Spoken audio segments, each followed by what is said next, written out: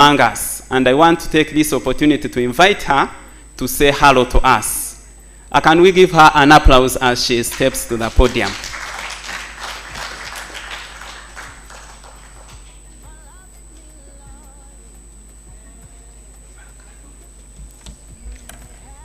Thank you so much, and good morning to everyone.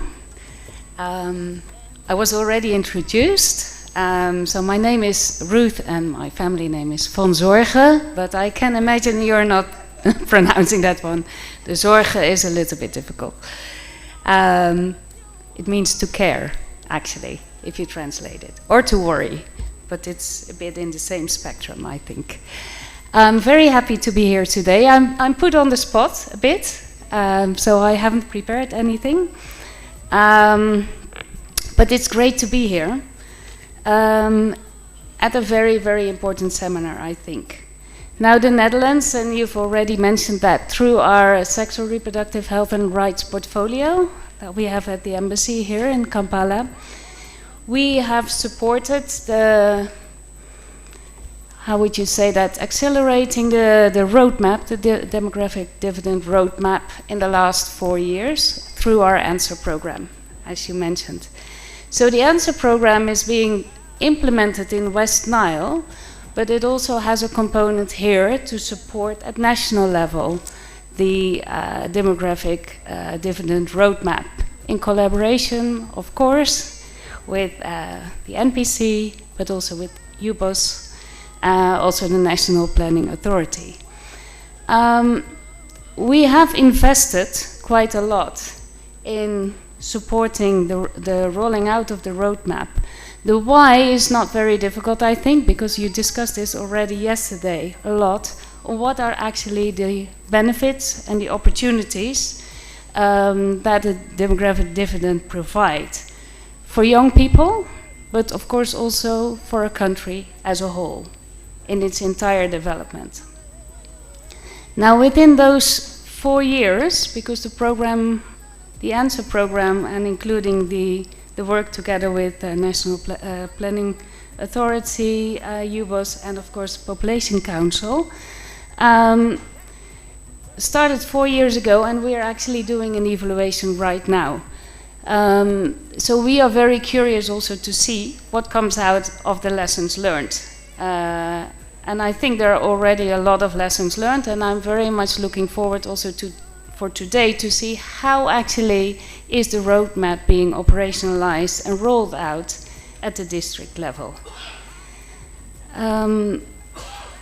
We have been, within the ANSWER program, been focusing a lot on strengthening at the district level all the different district departments to plan, to invest, to budget, to roll out, to allocate investments in the roadmap. But at the same time, of course, it requires that these investments and these budgets are there, which is, of course, always a challenge. And I'm very much looking forward also today to hear from the districts on how they have experienced that. Also looking forward to see what type of strategies they use to ensure that the plans that they have developed are also being supported from national level. Because even though I think we all know there's a great return of investment if you invest, in the demographic dividend, still there are issues in allocation budget to it. As the Netherlands, we don't only invest in supporting this demographic dividend by the work that we do in the ANSWER program, we also do it through our other programs that are actually contributing to the different elements that are needed to accelerate.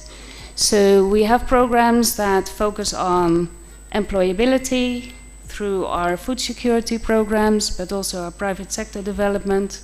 Of course, the programs that focus on health, particularly adolescent health, access to, as a radar, services, informations, commodities. And we have our programs also that work on justice, social development. And by that entire portfolio, I'm sure that we as the Netherlands also can make a contribution to the development here in Uganda. As said, today, very much looking forward to hear the experiences, particularly from the districts, on how you're actually developing your roadmap, operationalizing your roadmaps. What is happening? What can be accelerated? But what is also needed? What do you need as districts to ensure and to support you in really pushing this agenda forward? So very much looking forward to that. I will be listening carefully. I hope to learn a lot. I wish you also a very good second day of this conference. Thank you so much.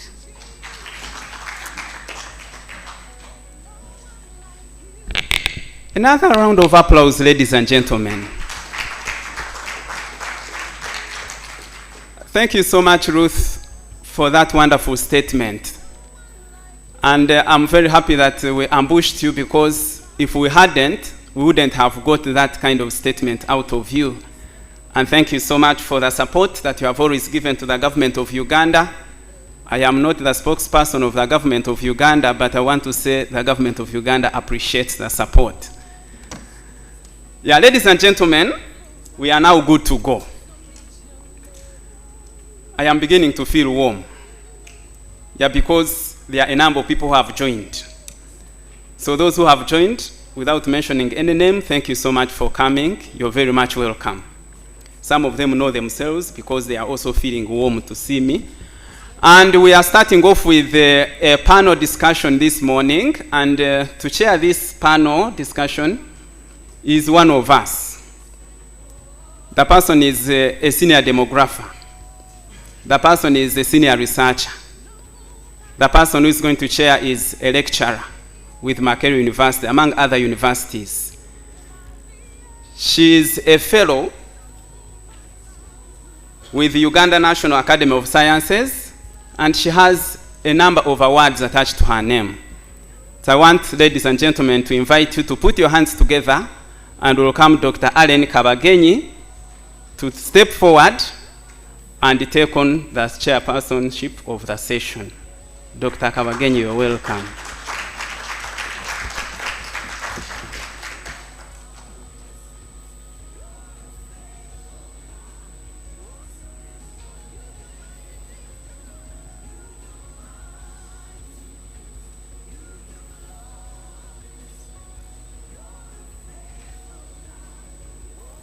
Wow, I am truly, truly humbled with that introduction. I will not say anything beyond what he has mentioned, but I am honored to be here to chair this session and excited to see each one of you and even the ones who are joining us this morning. I would like to say that we have a wonderful panel, great people who are going to be representing institutions, organizations, and picking on from the recap we have just heard from Hans, what we learned. Day one was about learning. Today we want to see what are we going to be doing, what has been done, how, and of course we'll be listening in later on with regard to what has been done in terms of integration with the NDP or the Uganda's development plans. But what is also very critical, what we are going to be looking at, is the different questions. How are the different sectors, the representatives that we are going to have, high people? And I'm excited to be moderating or chairing the session that we're going to have. And allow me to utilize this opportunity to invite the great people that we have around. It's not going to be in order of preference, but just to let you know the names that are behind and are going to be giving us insights of what is happening in terms of the performance for the DD and within the public policies that we have. So just to also point you to something very critical when you talk about the demographic dividend. I don't know, I could be abstracting, but we see harnessing the demographic dividend there. We have those different pillars. We're going to have conversations. What is happening in health? When you talk about accountability, governance, we are hearing insights. I want you to pick onto the conversations that we had yesterday, what the minister told us, and even the wonderful presentations that we had from, for instance, Dr. Betty Chadondo, and the different sessions that we had. So to begin with, I'm going to invite a representative from the Ministry of Health. And the profile is quite so long. And the person is Dr. Mutomba. Dr. Mutomba, I don't know if you're around. As a representative from Health. So the person that we have on the names is Dr. Richard Mugahi, but we'll have a representative coming in from Ministry of Health. I don't know if Dr. Mutomba is available. I would like to invite you to walk up to... He's not yet in here? He's not yet here. Okay.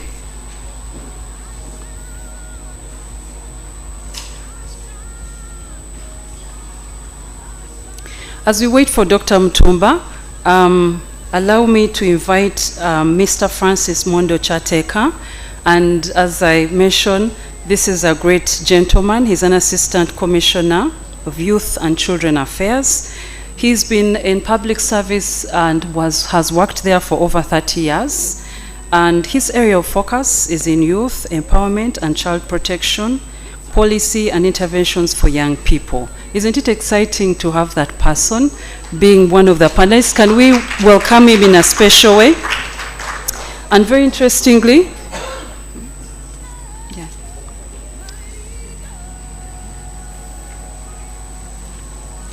as I talk about Mr. Francis Mondo Chateka, just one thing that you should know about him. He has a keen interest in demographic issues, and how and what has been done is what we're going to be listening from him to know that impact, especially with regard to development. So you know, Mr. Mondo is happily married to one wife and has children. Kindly let's welcome him in a special way.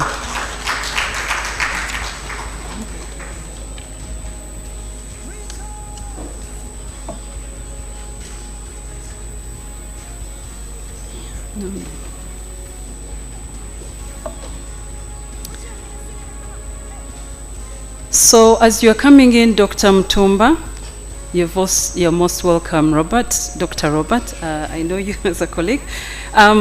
One thing about Dr. Mutomba, he's a public health specialist currently, and his background is in medicine. And what he's doing currently, he's the principal medical officer in the reproductive health and infant health division at the Ministry of Health.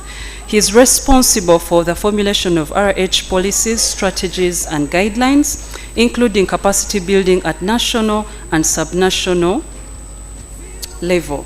Subnational teams in collaboration with other government ministries, departments, and agencies, what referred to as the MDAs, and specifically is with a target and focus on improving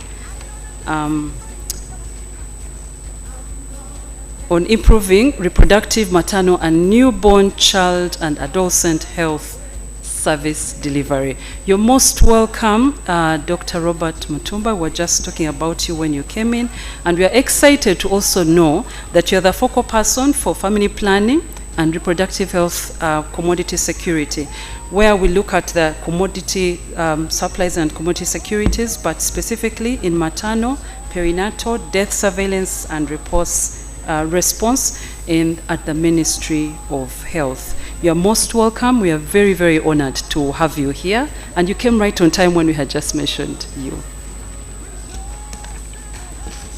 A big applause for him. Another panelist who I'm told is already here, and we are very excited to have you here. She is going to be presenting local government, and this is Miss Lydia Asimwe, who is a senior planner at Hoima District Local Government.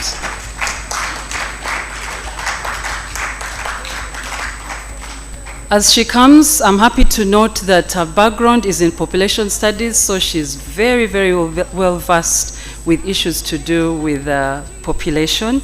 And also, very importantly, she also has her training at Uganda Management Institute in Public Planning and Management. Currently, she's also excited to pursue public health at Bugema University. You're most welcome, Miss Lydia. We are happy to have you among the panelists.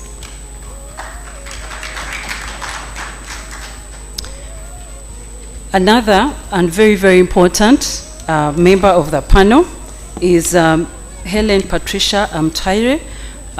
Helen is a current head of programs and strategy at Willow International, Uganda. Miss Helen is a journalist, a lawyer, a social worker, and human rights advocate. Please, an applause to her as she comes in. So, Madame Helen, you see there, has a great experience in adolescent, youth, and women programming. Especially, her focus has been in a lot of work in reproductive health. She's also into system strengthening, policy reforms, knowledge transfer, and communication. And currently, she's the Director of Programs and Strategy at Willow International, and she's going to give us that perspective with regard to the CSOs. So you're most welcome. I noticed that you have other people. We received some apologies from the PDM Secretariat, and we are still hopeful that as we get along, as we have the discussion, someone could walk in. But even when that person may not come in, we hope that in the discussions, we'll touch a little bit on that critical component when you talk about the policy, rather, parish development model. Mr. Jacob Iyeru, the chairperson, National Youth Council. Is he in the house? Not yet. Yes, but we'll also welcome him, and we hope that we can have him around. So this is our special panel. And I will be here. I want to create space for the others that will be joining in. But I would like to engage and also to listen in from you. Today, we want to hear from you, our experts. We want to learn from you. What is happening there? What is going on in the sectors, for instance, that you're representing? When you talk about the demographic dividend, and here we are as a country, what has been done, and what more can be done? If I pick onto the recap that we just had this morning, Prof. Hans mentioned that, it is up to us to decide whether we want to walk or we want to run fast. What do we want to do as a country? So to kickstart us off with this discussion, I would like to begin with Dr. Robert Mutumba, and the question that we have, again speaking from what we know currently.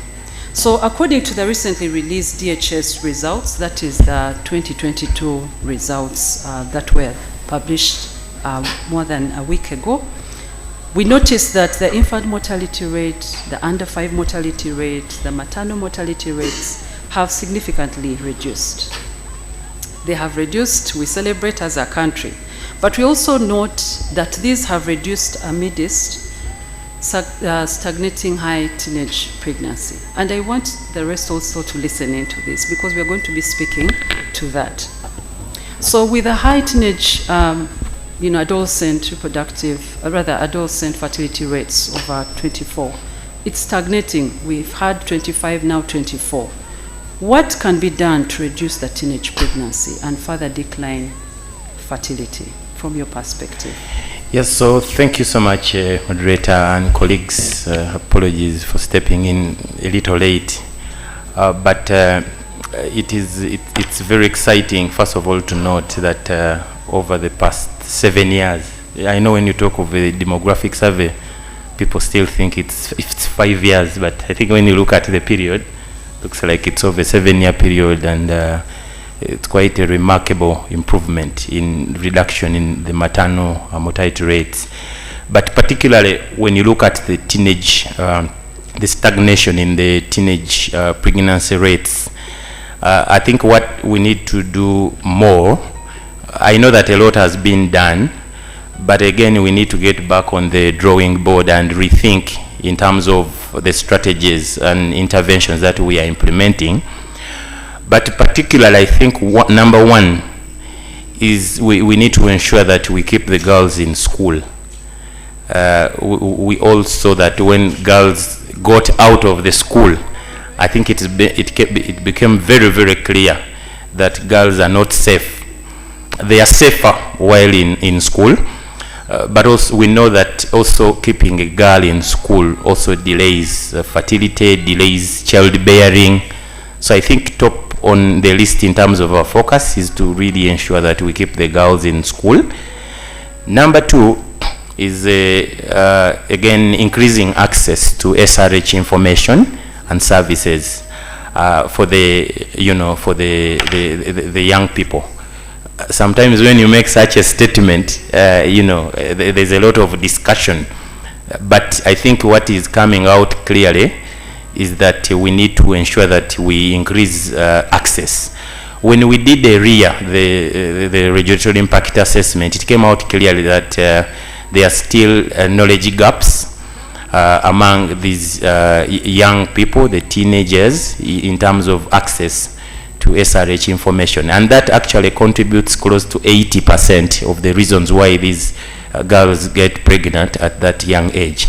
So we need to re-engage GIAs in ensuring that we increase this access, and not just to information, but also to the services, especially for this group of young people who come out and reach out to facilities to seek these services. I think also the other thing that we need to do is to work together. Sometimes the issue of teenage pregnancy is left to the health sector, and people will tell you, no, that's an issue of where is the permanent secretary, Minister of Health. But you realize that this requires concerted efforts of everyone. We need to see how to work. Sometimes I tell people, sometimes it becomes a bit difficult for ministries to work together.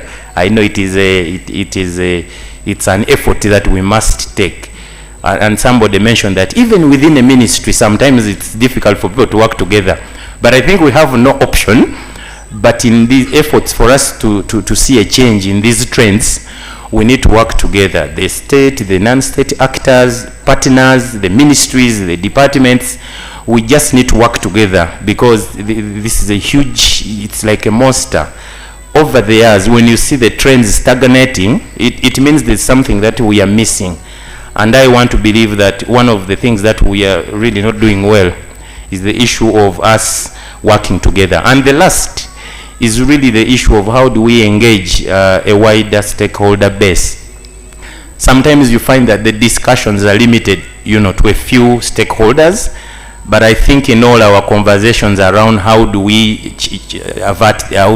change this curve of the teenage pregnancy, we need to ensure that we do a clear, wider stakeholder mapping. You cannot be in a room discussing issues of how do we reduce teenage pregnancies. For example, if we do not have the reverends in that room, it will be a kind of a wrong conversation, because the religious leaders, the cultural leaders, and also the political leaders. So sometimes we are in rooms discussing what else we need to do better to change this curve. But in the room, you find that certain people are missing. The young people are missing in the room. You find the cultural leaders are missing, the religious leaders, the political. Sometimes we take it as a technical conversation, and we miss out, other critical stakeholders in that conversation. Thank you. Awesome. What a great submission that you have given us, talking about keeping the girls in school, increasing access to all, but pitching on the fact that we should engage and have everyone here. And yesterday I liked when the people are doing introductions here, where we have representation from quite a number of places, but we can also have to take from here and go out there. Mr. Mondo, as you are aware, Uganda is predominantly a very young country and with very high youth unemployment. The question that we have that we would like to find out from you, what strategies are in place to balance the need to create employment opportunities for its growing population with other development priorities? What are your thoughts on that, and what has been done? Thank you, Dr. Allen, and thank you everybody for deciding to be here this morning to speak about very critical issues. Dr. Allen, before even we go into what government is doing, including what you are doing at Makerere University, through the people, so that they have the skills, the requisite skills to have the employment, I think we should also discuss the issue. Yesterday I was listening in, and I'm happy to see my old friend Dr. Growth here. Second time, thank you for being here. We were discussing, and people were saying, should we adopt a one-child policy? Then another said, can we say a two-child policy? And I was thinking internally, what about a zero-child policy? That if you can't afford to look after a child, don't produce at all. Must everybody produce? I like the Waganda saying. The Waganda have a saying, and Dr. Chadon has been teaching me Uganda. I don't come from Uganda, but I've learned, and she made sure I marry a Muganda wife. There's a saying that they say, Sirina chendya nga namuzembwa. If you cannot afford looking after yourself, why produce at all? And Reverend Mugabe will tell you, if he's going to be very sincere as a Christian, that Jesus lived on earth for about 30 years. He never sired a child. Well, that's the preamble to my discussion. Something scared me yesterday and the other day when we found out that youth under NEET, not in employment, not in education, and not in training, are 41%. And somebody made an error and said it's 1.3. It's 4.2 million. And it's projected to reach 5.8 by 2031 if no keen interventions are taken. And as long as we continue producing, like Dr. Growth pointed out, at 3% per annum, we shall have 5.8 million youth who are not in employment, not in education, and not in training. So we need to do something in that area. Now, going to what a government is doing and has done, I want to mention 3 or 4 critical areas, and you from National Planning Authority is here to bear witness. One of the things that has been done is liberalization of the economy. Again, it depends on how you look at it, from what school of thought you come from, but I think liberalization of the economy has done us a lot of positive changes. I remember when I was a kid, I knew, and the people from Citizen and Sweden will laugh at me, including Ruth, my old friend, will laugh at me. I felt that every country had to have one university, because we had one university then, and everything was in one words. TV station, one telecom, one bus company, one hotel something, one housing, whatever. With the liberalization of the economy came a plethora of so many investors, opening up the public sector to private investment. And this existence of so many private schools, so many private universities, so many private housing industries, so many transportation companies, so many, you know, we used to talk about UTV and talk about whatever. Everything was Uganda, Uganda, Uganda, Uganda. Now, the likes of the Chadondo came into the economy, the likes of John came into the economy, and they invested. And in every investment, we are seeing employment of the younger people. And to me, Dr. Allen, this makes me happy, regardless of what school of thought you have, that the opening up of the economy has created more jobs, albeit that as long as we continue mopping, but the tap is open, we seem not to be seeing the level of absorption of these so many young people. But every year, young people are getting employment and others are remaining unemployed. The second is about attracting foreign direct investment. Some of you who drive along the road that I drive going home, now you'll guess where I'm coming from, the Ginger Road. When you reach around Namamve, you see a lot of business going on as a result of attracting foreign direct investment, but also encouraging the local people to invest in areas that can create jobs. Of course, there's been a discussion about jobless economic growth. For the last many years, we have posted 5 to 7% economic growth, but some of the investments have not really generated the employment that we need to have in the country, which remains a challenge, but I think it's better than not having investment at all. The other, about investment again in the education sector, where we are seeing a lot of young people getting skilled. The challenge, Dr. Allen, we remain with is the issue of the quality of the skilling, the quality of the education that young people are getting. Is it quality education that will generate competitiveness of the population that we have, or is it still lacking? Are Ugandans able to compete favorably on the international market? We are talking about regional economic integration. We are talking about global trends. We would be happy to have so many Winnies, I'm talking about Winnie Byanyima, at that level. Are we deliberately training our young people to look at the global market, to bring themselves for that? I know in West Africa, they do it deliberately. They train people not only for the local job market, but they are training them also for the global job market.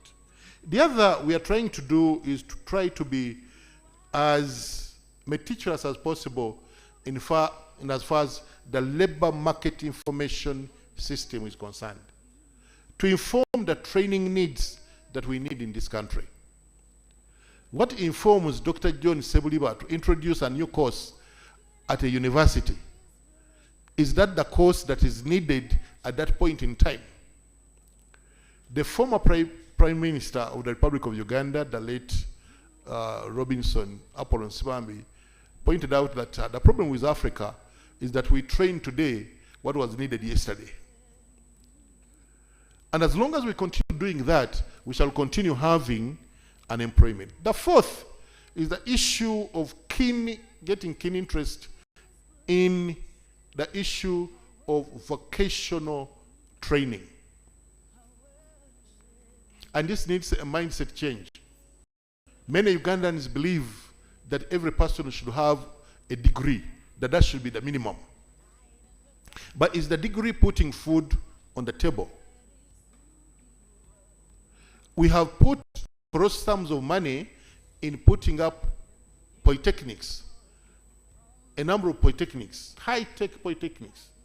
we are not getting the students we need to go into those polytechnics. Because Dr. Allen and the others believe that if I'm a doctor, PhD doctor, how can my child have a certificate? How can my child have, a diploma? The minimum must be a degree. And so, before putting the money where we put it in those institutions, we should have invested in mindset deconstruction, which we didn't do. So the institutions that were built at 5 billion minimum and supposed to take on 600 children, capacity 600, we have 200. Because you and me are not taking our children to do those technical vocational education. And the truth is not in us, because there's the high rate of the housing sector growth. Housing sector is growing very fast. And no modern building will not require a plumber, electrician, and all these people we are talking about. The fifth is the issue of investment in ICT. ICT is an enabler. So having ICT hubs will also facilitate business process outsourcing. I don't have to struggle with Dr. Growth to go that I want to go to Switzerland, I want to go to Sweden, I need a visa to go to Germany, I need a visa to go this and where. I can do my job here, business process outsourcing, without traveling. So if we have robust investment in the IC sector, then we should be getting there. And I'm happy that the current budget in this financial year provided a lot of, meaningful funds, not adequate perhaps, to grow the sector, to transform us from monologue, to digitalization. The final one, if you could bear with me, is that we are finalizing a national employment strategy in Uganda. And inshallah, before Christmas, you'll have a national employment strategy for Uganda, which does not only talk about the usual skill sets, but it's going far to look at some of the things on which we have not put a lot of emphasis. I'm talking about the creative sector. The creative sector has been pronounced by UNESCO to be the fastest growing sector in the world. And with multitudes of young people, we can have a lot of things done in music, dance, drama, games, and sports. And these are people who earn, somebody, the former Prime Minister of Britain said, they earn obscene money. The people in the music industry, the people in sports and games. And so if employment is about getting money, then that's where we need to go. Can I end by talking about the issue of agro-industrialization? Agro-industrialization is one of the strategies within NDP3. Many people say young people hate agriculture. That's not true. Young people are saying that as long as agriculture is not dirty, as long as agriculture is sexy, that's what they say, they will get attracted there. So I'm talking about agro-industrialization in the fact of the employment along the value chain. They prefer being in processing, they prefer being in marketing, and so we are getting there. We are not where we want to be, but we are not where we were yesterday. I thank you.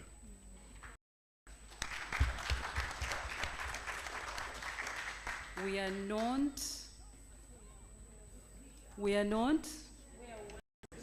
not where we were yesterday, and we are I want you to think about we are not where we were yesterday. Good. But we are not where we want to be. Exactly. So please take note of that, and you've really, really kick-started us into the thought and discussion. And the audience, I want you to have those questions. We are going to have a very wonderful session where you are going to ask these questions. Think about these submissions that have come through. Very exciting to know and what has been done. And thank you for breaking it down for us in terms of what needs to be done and what has been done, what the country has done, talking about liberalization of the economy, the investments in education. It's very exciting when I remember some years back when we talk about we need to invest in vocational training. I'm thrilled to know that we have these institutions there, although it's also heartbreaking to hear that, you know, the capacity, we have these buildings, these vocational training institutions, but people are not willing to go there. Maybe I'll pose a question as you think about it. How many of us, which he has asked, are willing or have even taken our children beyond thinking of just a degree from a career, a master's, but they have to be skilled, and that's what we are talking about, the skilling. The institutions are there, the people are willing to train, but have we done that? And of course, very, very importantly, talking about the quality education where people can be able to compete favorably beyond Uganda. Beyond Uganda, we can have representatives, we can have people, and the experts tell us that those who are out there will bring the monies back at home as well, which is very critical. You know, the other day I was talking to one of some visiting Ethiopians, and I was telling them, your population is really, really, really growing so fast. How do people manage the employment and having almost everyone? And quickly, one of the professors mentioned that, no, our country is so liberal. Our doors, our boundaries are open. Our government allows people to go and work anywhere. So in other words, it is so porous that please, we've trained you, feel free to go wherever you want to go. And the other submission, very important. How do we make agriculture sexy? How do we make it? It's very important. Remember, it's in, sorry? Yes, that's why I had to pause a little bit. In the same vein, as we're talking about ICT, as we talk about the liberalization, I want to ask someone, you know, a young person here, to tell us, to share with us the thoughts of the issues that could be affecting the productivity of young people, Uganda's youthful population. Thank you, Doctor. I'm very happy to be here. Again, my name is Helen. And the issues I'm going to talk about are not new, which is, I don't know if it's a good thing or if it's a sad thing, but they're not new. It's what everyone else has said. It is in research books. It's written, so it's not for the lack of awareness, it's not for the lack of knowledge of the issues that youth face. It's for the lack of something, I don't know what, but it's not for the lack of awareness. So I want to kick this off by encouraging everyone in this room that these issues that I'm going to talk about, but the two speakers have talked about, are not inevitable. Recently, if you're on the news, you watched the natural disasters that are happening in Morocco, the landslides. Now that is inevitable. In its sense, it's not, because again, we're going to talk about climate change, but you find that you might not be able to control it. Thank you. Now, when it comes to these ones, the youth issues that stop us from harnessing the demographic dividend, we can change them. They are not something that we cannot change. So sometimes the issue looks big, the issues look like we cannot handle them. Every seminar, every conference, we're tackling them in a sense that, can they be worked on? Are they issues we're going to see? Yes, now we are, 43 million? but the population is increasing and increasing. Can we handle it? So everyone in this room, I just want to re-echo that they're not inevitable. We can change them. We have seen worse things changed. We don't want to talk about it. At the risk of being dramatic, let's talk about something that is very sad, like slave trade. It looked bad, it looked ugly, like it cannot be solved. But I'm always very, encouraged at the gentleman who said, sugar is not so sweet. We can leave it. The men in England, if you read the story, that sugar is not so sweet. We can leave it so that we don't have Africans in the Caribbean going through the scourge of slave trade. And they stopped it. So if such issues can be stopped, even the issues that lead to us not harnessing the demographic dividend can be stopped. So all of us in here, I see people here who work and you understand the burden of the taxes. Every time you look at your gross and then your net. So we can do something, all of us together. That's where I want to start from. Now, what are these issues that are affecting our productivity? I'll re-echo one of the issues that he talked about, the first speaker talked about, on high fertility rates. Decades of high fertility rates. It's funny that the African population is that you do not talk about sex and you do not talk about children bearing, like those are taboos. But that is the issue, like that's the magic bullet. Decades of high fertility rates have led us here. I don't know if you've heard of a youth bulge. That we know it does not translate that you have a bigger youth population and therefore, your issues are solved. Oh, we are so lucky that we have a young population. It's the ratio of dependency, the ratio of consumers and those that depend on the consumers and the ones that make the work happen, the ones that are investing in this population that we can harness from. So ours is a young population, but it's a young population with high fertility rates where you find that the previous cohort of birth and the subsequent cohorts, they keep getting bigger. Where we want to reach is that the previous cohort of birth, large as it is, the subsequent cohorts reduce, so that the other people grow, the other people that are produced in the previous cohort grow into a working age. The normal working age in Uganda is 15 to 64, to give us time for that population to grow. But we do not have time. Again, decades of high fertility growth, high fertility rates. Every population subsequent, it is bigger, and we don't have space for these people to grow. And this speaks to the push factors, the child marriages, the cultural beliefs, the fact that we are not discussing things, the fact that we have the knowledge but we are not using the knowledge. It is very disturbing. It gets me very angry. That where is the problem? We know it. Why are we not working on it? Why are we discussing it on panels and leaving it on panels? How do we push and push radically? There's been a push. He said, we're not where we want to be, but we're not where we were yesterday. I also know that we need to, quote for quote, be radical on the things that we need to change because they're not inevitable. We can change them. So the dependence ratio. The second issue is limited human capital development. The biggest investment is in the human capital development. But the human capital development today, specifically the youth, the low levels of education, skilling that I will not belabor to talk about because Dr. Mondo talked about it. Skills are low, the commitment are low. There is mental health as a big issue. Zain is in the room and at the back always championing for mental health and young people. We cannot look at these issues in black and white. We cannot say that we want employment, we want to see that the system is porous and we can send our people out there, our youth are able to compete on a global, there is a new term, a global citizen. It's not a new term, but now it has become very predominant that we have global citizens. You're no longer thinking of your child to compete at a Uganda basis. You want them to compete at a global basis. But then, what other things we should take caution of. Otherwise, we are going to bring water in a basket. We have trafficking in persons. Today, we have so many young people.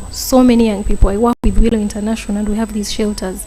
The saddest stories that you can ever hear are in labor externalization, radicalization of the young people that we have, human sacrifice. Saddest things. So even though we think of putting global citizens, as a country we also have to think of issues like trafficking in persons. We take them, but they're not going to earn us money. They're going there, but they're being trafficked, they're being exploited.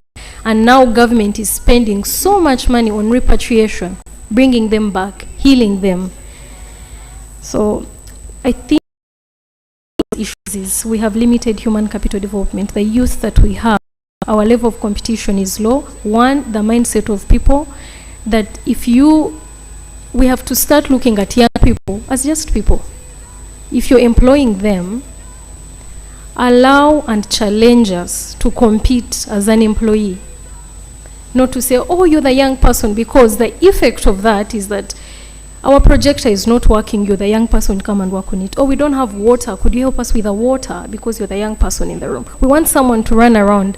You then you oversimplify the role of the youth to just the small things, because we are in a patriarchal nature which has the mentality that, there is an old person that you should respect. And don't get me wrong, that's also one of our biggest qualities. But it is also a challenge that we have. So do not oversimplify a youth. If you have a young person on the panel, challenge them as just another person on the panel. And let them compete on those trends, because the biggest population is young people. You cannot keep saying, oh, we have just one young person. What do you mean? They are the whole nation. Why is it so shocking still that it's just that one young person? This room should be full of only young people, not only them. I mean, they're the biggest population. So it shouldn't be shocking. Let's invest in the human capital that is young people. Lack of decent jobs. The jobs for the young people. If you move everywhere in Kampala, there is a small kapande who is looking for house help, is looking for this. So the quality of jobs, of course, this speaks to a sequence of the skilling that we have, of the attitude and the mindset, the growth mindset that we have in where we're going to place these young people. But to harness them, to be able to harness this great opportunity of a big population that is youthful, is to also create jobs that are decent. To challenge ourselves radically and say, okay, we have the Employment Act, but does the Employment Act resonate with the kind of employment that is here today? You have people who have a job like influencers. If you told my parent that you're an influencer, God forbid, she would not understand you. What does that mean? You're a social media influencer? But there is so much money from being a social media influencer. And yet, those are not the kinds of jobs that the policies that we have are coined around. So even when you look at protection that is provided by the OSHA, occupational safety, that is provided by the Employment Act, and all these policies, they do not, in many ways, begin to even cater for the employment that is here. Very different, extremely different. They do not provide the protection for the kind of employment that is here today. And Dr. Mondo talked about it, that there is money, obscene money in the creatives. But to change the job market, for us to start to interact with it, the new one, be very progressive, even in our policies. I'm very happy to hear about the National Employment Strategy.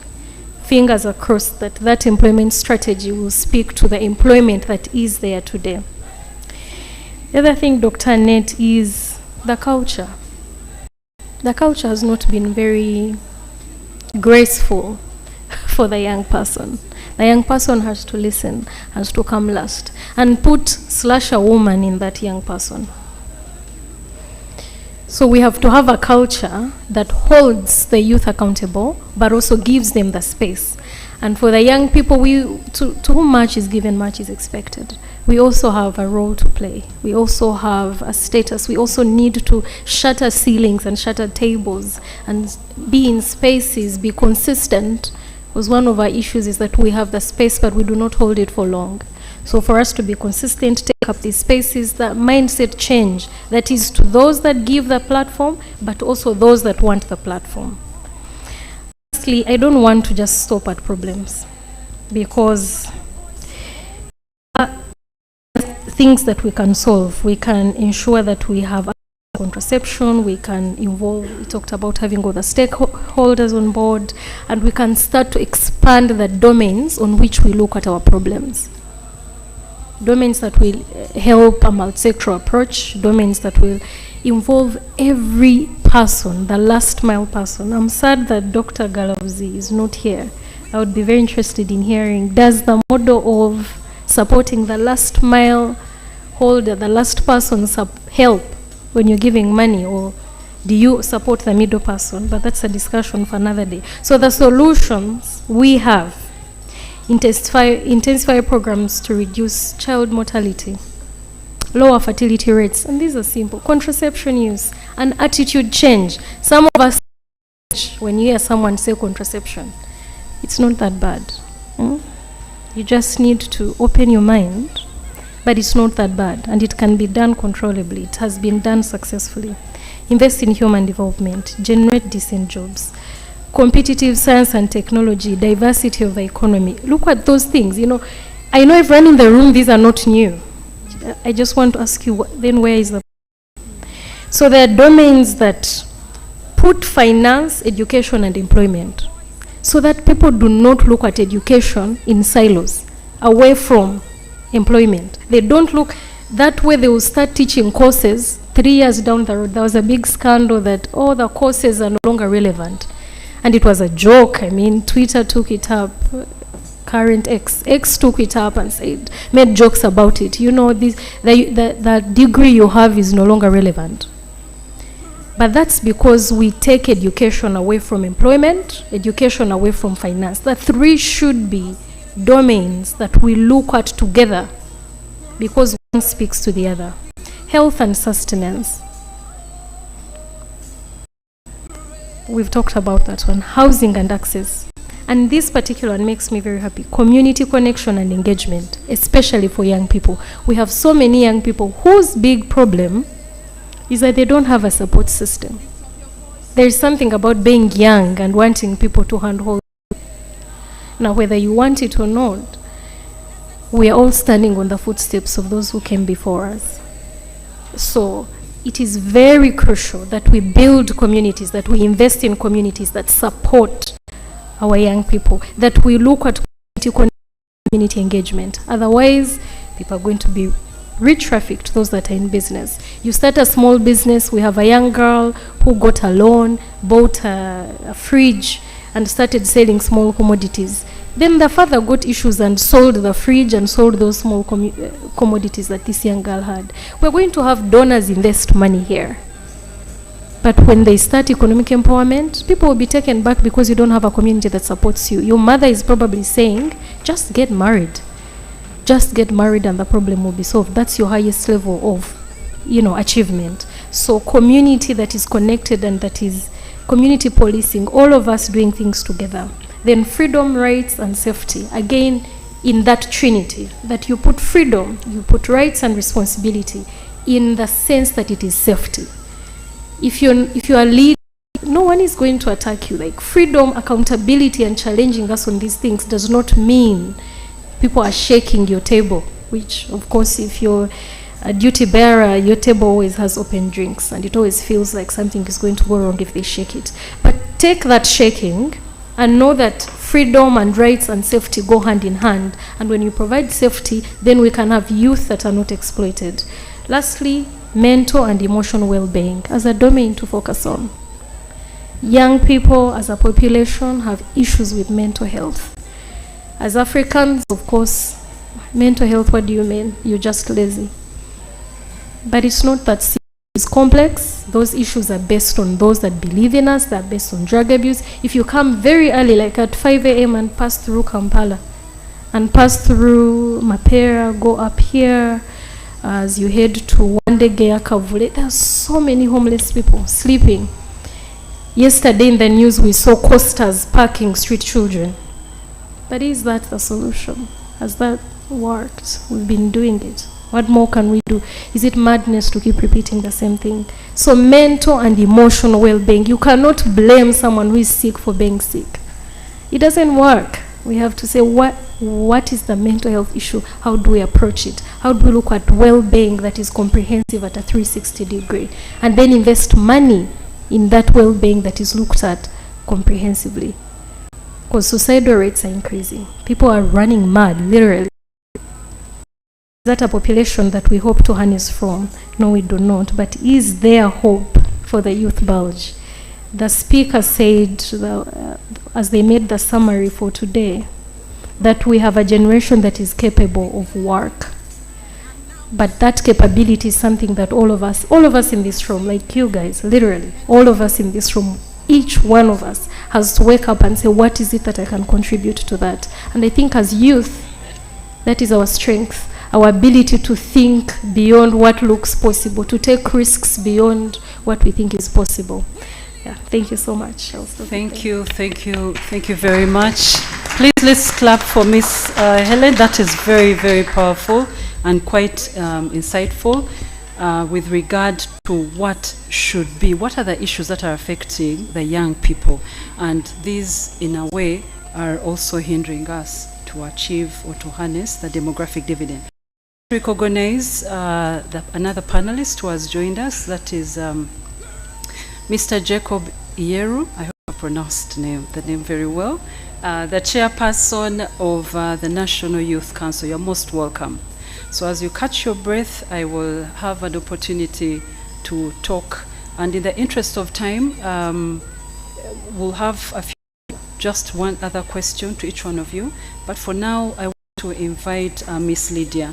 And picking on to what we have just been listening in to our young person representative, the female at that, telling us issues to do with access, issues of education, the culture space for young people to be able to work.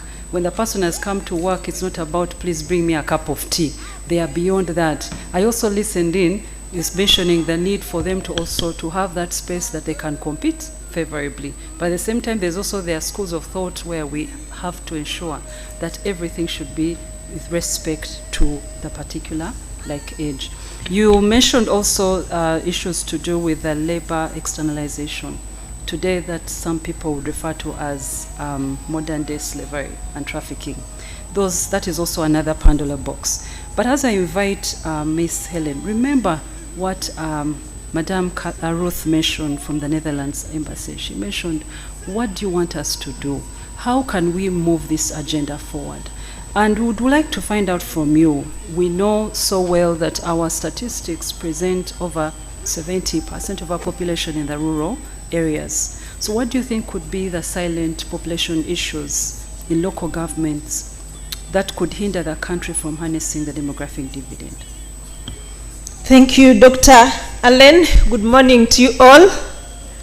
Good morning. This is a discussion which cannot leave us just cold like this, because we are discussing issues which affect us seriously. And I'm glad to be here to give you the local content view. We are experts in local issues. I hope my counterparts are there. Just rave for me. The planners from the local governments. Yes, thank you for being there. So it is so challenging to talk about issues which most of us know, because all of us are coming from a village, a local village somewhere. And I want you to imagine what is happening in terms of DD, harnessing DD, in terms of population issues. We know, not so much as we try to keep in Kampala, dressed smartly, but we know where we come from, and this is what I'm presenting this morning.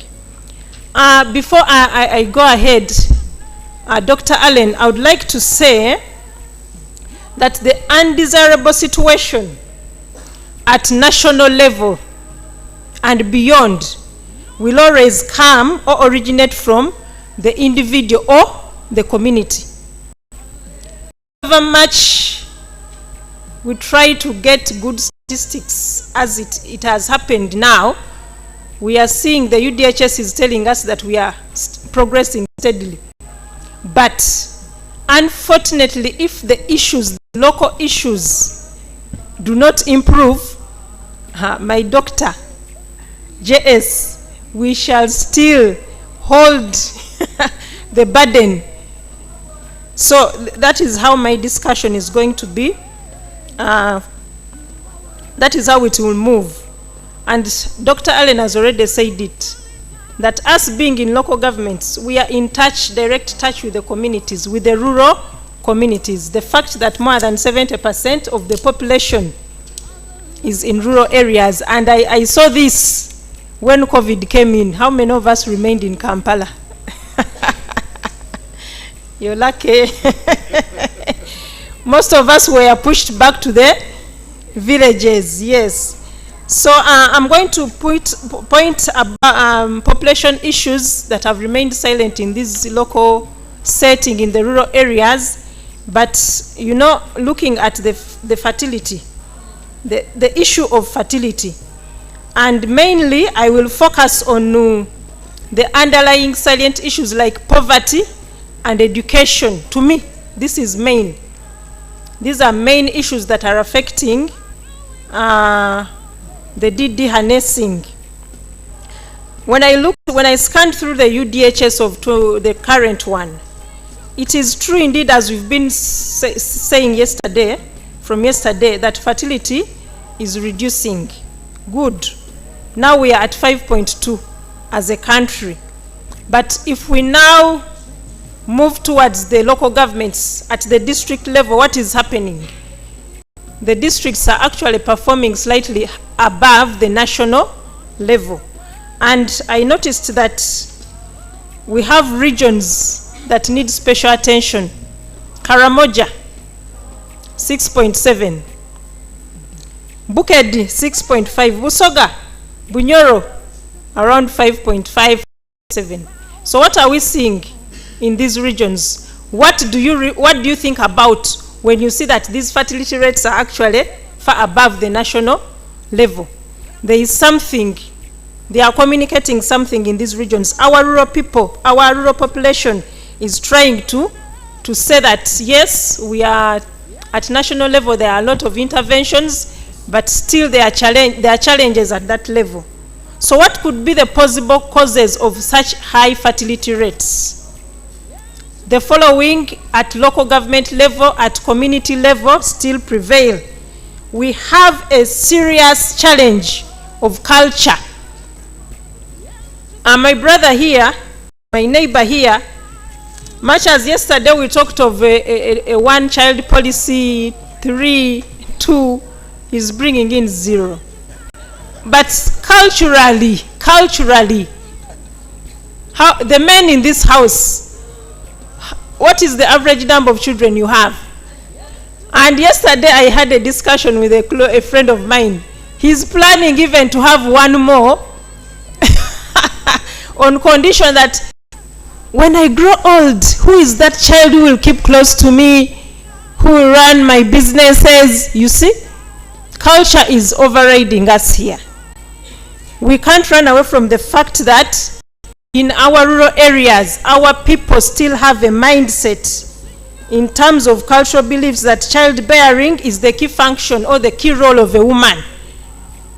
If I am married, ladies and gentlemen, I'm sorry, but the fact is, even the men in this house, the men in this room, if your wife in the house like me, I'm pursuing my education, dreams, and I have less time for childbearing, we know that you will be pushed to go and see some other woman who can do that function. So if in this room we still have that mindset,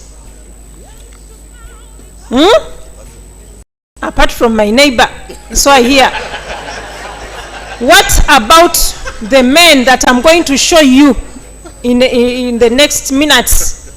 The men out there in our villages who even do not have an opportunity to spend 2 or 3 days deliberating about national issues, but all the time they have is to keep around their women. So what happens? So you see that culture in that perspective is giving us a challenge in terms of harnessing this DD we are talking about. And of course, she has mentioned it. Everyone is mentioning the mindset. But I will talk about the mindset as far as contraceptive use is concerned. Is that okay? Even as women, we are saying some of these things. I don't know, we still believe in the myths about some of these methods. But contraceptive use is still, there is a problem there in terms of culture and some religious beliefs. It is affecting us seriously at that local level. Children increase. The more number of children a man has down there in our local communities, what happens? You feel prestigious. You feel the ego. Yes, eh? So these are some of the cultural struggles we are having. And in some areas, because there has been a lot of land conflicts, particularly in the region where I come from, Bunyoro, now it is even worse with the oil industry. So we think the more we give birth, the more security we have to our land.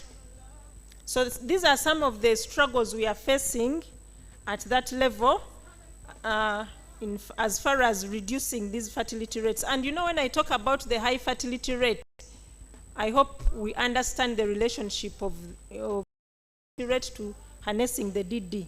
We shall continue seeing a high increase in the young population because of that fertility. So we need to check it. Again, this fertility is affected in our local communities by the high teenage pregnancies and early marriages. We are seeing that the 15 to 19-year-old women, they are the mothers and pregnant with first child. As per our UDHS recent report, they are the percentage is high in rural areas, almost 25%, compared to urban areas, 21%. So what am I trying to say? Still, the issue of young mothers, teenage pregnancies, early marriages is more at that local level.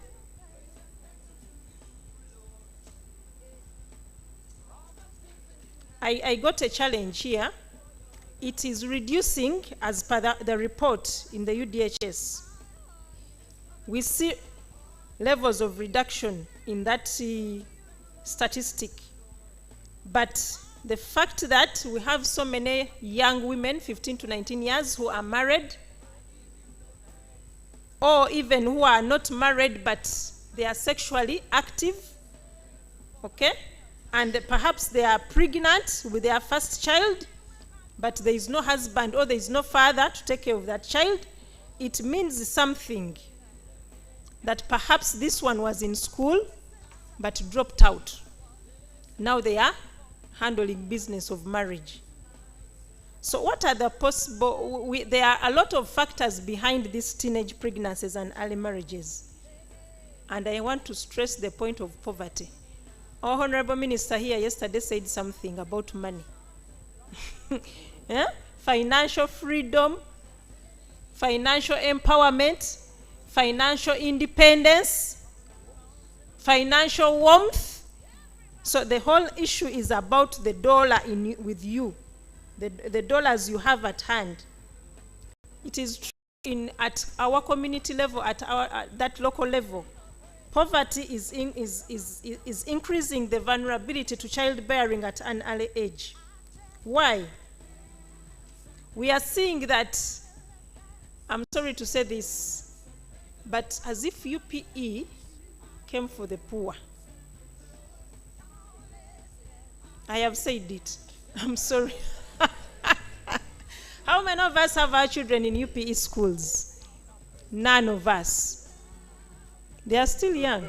No, they are not. Myself, my child will never go to a UPE school. I have to be sincere. But we see that we are sending these children to these schools because we think that population cannot afford the schools we call schools which are giving quality education, right? It's worse when we are doing some monitorings in these schools. This is where you find a child doesn't even afford a uniform. And the uniform I'm talking about, the material 1 meter is around 4,000 to get a uniform. You find this is a child on bare feet. They don't have shoes.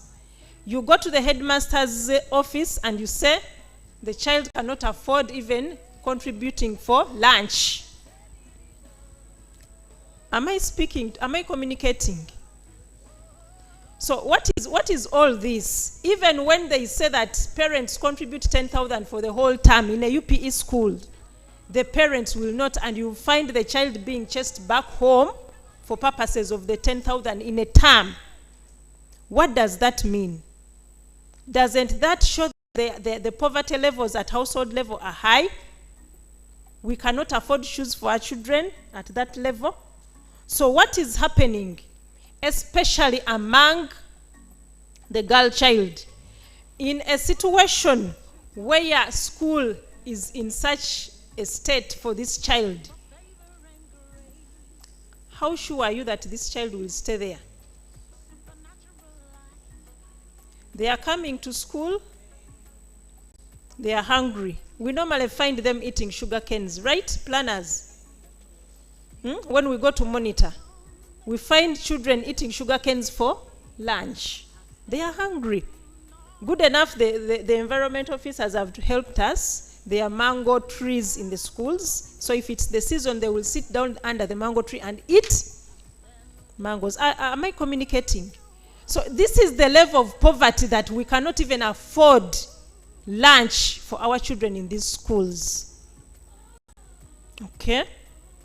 So now what happens? Of course, there will be dropout.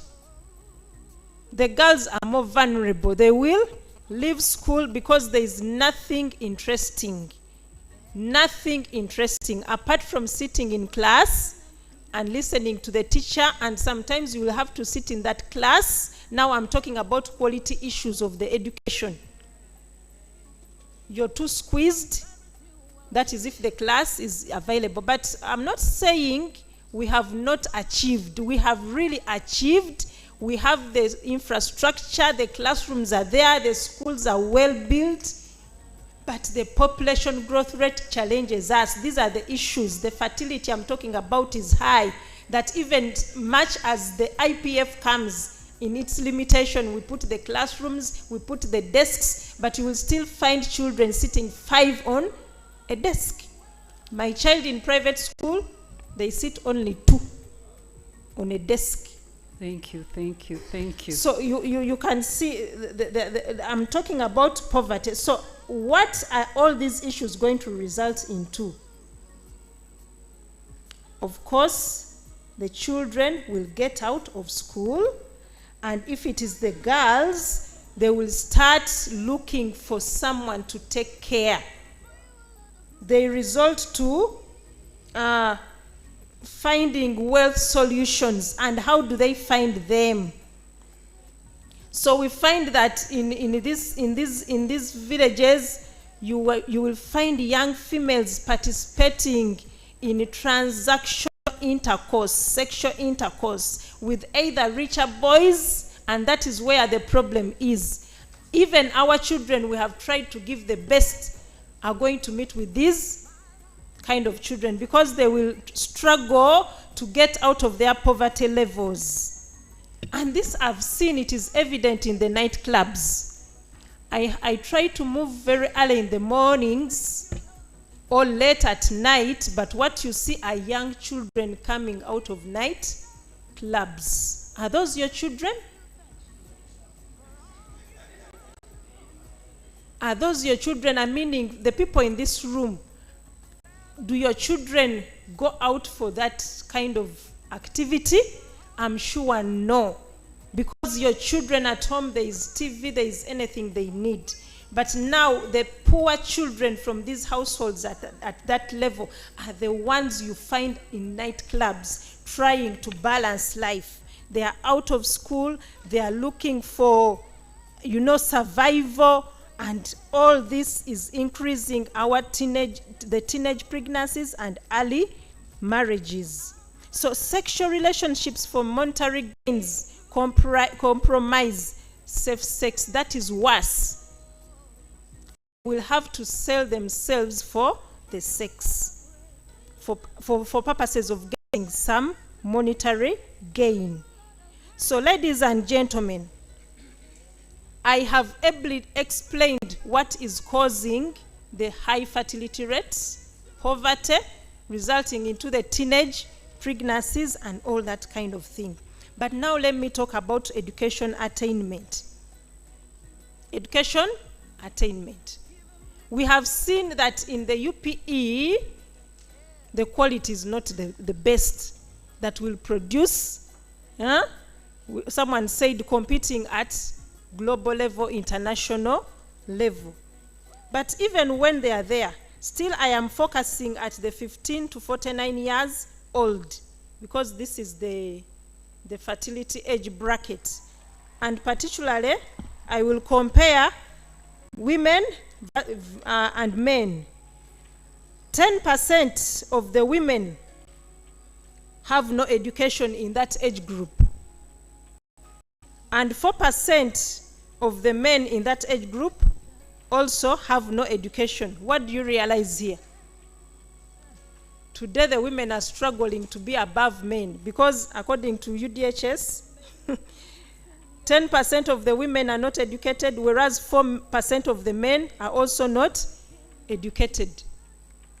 But when you move along to the primary level, primary education level, we find that still more women have attained primary education, whereas 55% of the men have attained primary education. Only 57% of the women also attained primary education.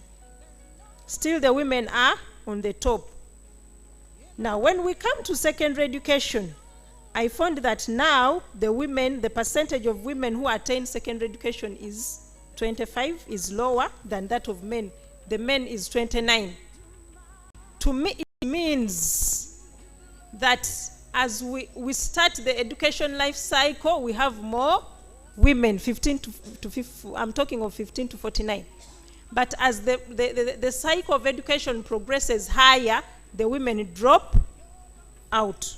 So we are seeing a dropout of women from the education cycle at primary level.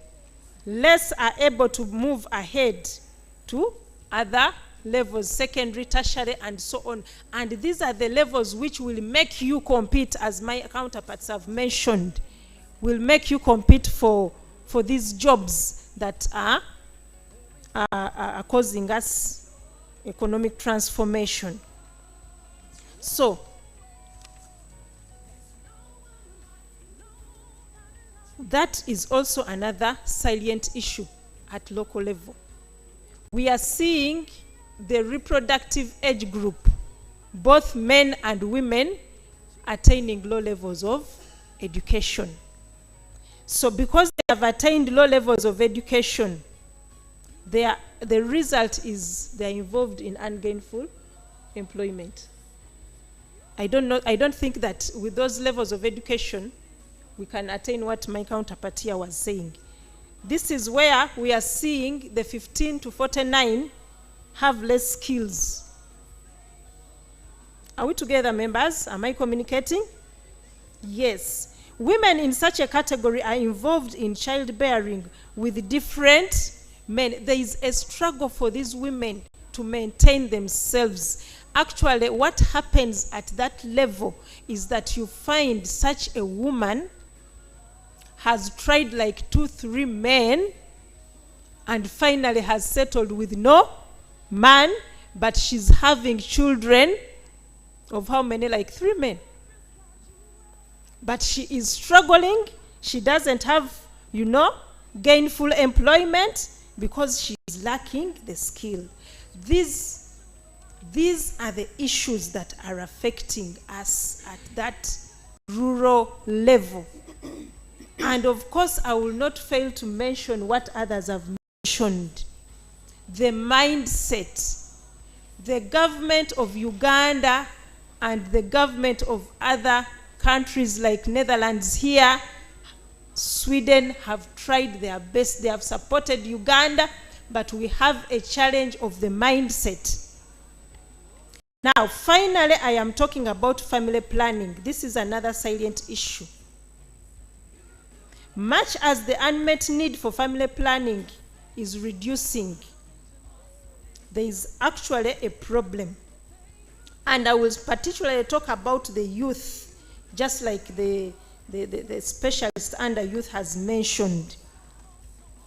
Our youth are limited to accessing family planning because of long distances to access these facilities.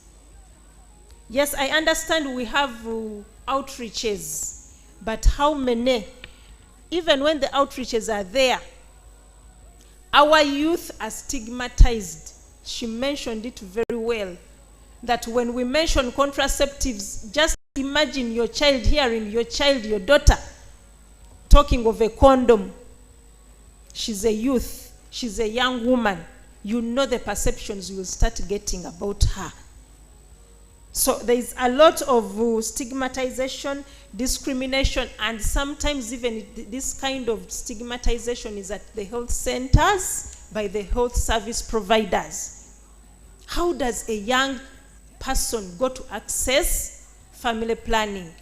Ask for a contraceptive. So these are attitude limitations that limit our young people from getting access to family planning.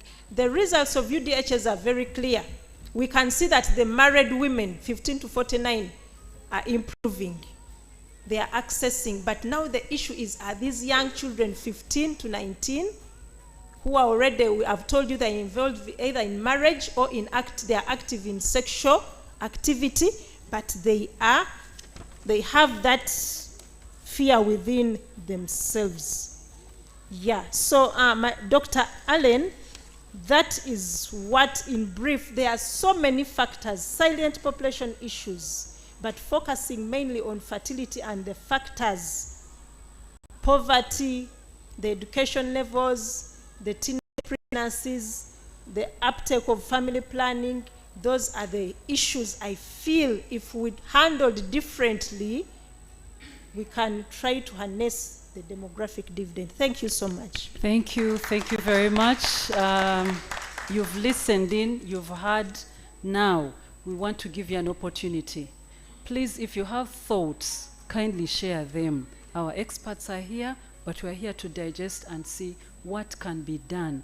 What has been done from your perspective, and what else can we do to ensure that we get to where we want to be, where we have a youthful population that is employed, that is not in the other percentage where we don't know, they are not educated, they are not anywhere, we can't even trace them, but they are there. And of course, at the end of the day, we know that when we have these young people who are employed in all the different sectors, even when you talk about vocational training, they are contributing. We're talking about issues of our economy. Now, there are a number of questions. I'm sure from all the presentations that you've listened in, there's quite a lot that has been coming through. I want to give 1 or 2 minutes only. Please, Mr. Ieru, kindly adhere to the 2 minutes. And I would like to request you, before we open up for questions and for discussions, and of course, I also want to note that the chair for the entire day, the moderator, Mr. John, has given us extra few minutes. And please, let's also be mindful of that.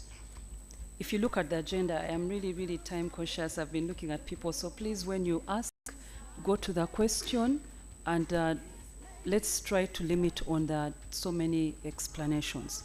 But that said, I would like to invite Mr. Jacob, and would like to find out from you what is the role of the National Youth Council in preparing the country to harness the demographic dividend.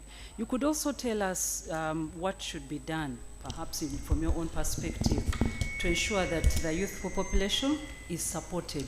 What are you doing, very briefly, but also let us know what can we do, what should be done to the Uganda's youthful population that can be supported directly to contribute to harnessing the demographic dividend. Kindly, please keep it to maximum 3 minutes. Thank you. Thank you. Excuse me. Very good morning, everyone. My apologies, I couldn't come earlier. We had problems. Then I had to leave the caretaker border to be here. My apologies. I think I've not listened to much of the conversation before, but I've seen that the commissioner is here for youth and children. He's always more informed on the matters of the youth than many of the people in the country. So I'm very certain that he's given a good stand. But the question that is before me perhaps is more of the one for the person who must bear the blame, the chairperson of the Council of the Youth. What is the council doing? I think that's a better way to look at it. Now, I want us to first agree to this. One, we are now in a country where at the moment you 20 years of age, you are in the minority population. 20 years, you are in the minority population. And yet in real terms, the first time we consider someone economically viable in the country is after their education, that they are beginning to become productive or they are looking for productive work, and that's usually 25 years. So that is 5 years later of joining a minority group. By the time you hit 30 years, you are in such a minority in this country that's about 22 to 23% of the population. As the chairperson of the National Youth Council, I have been grappling with the idea of what do you do when the numbers are absolutely against you.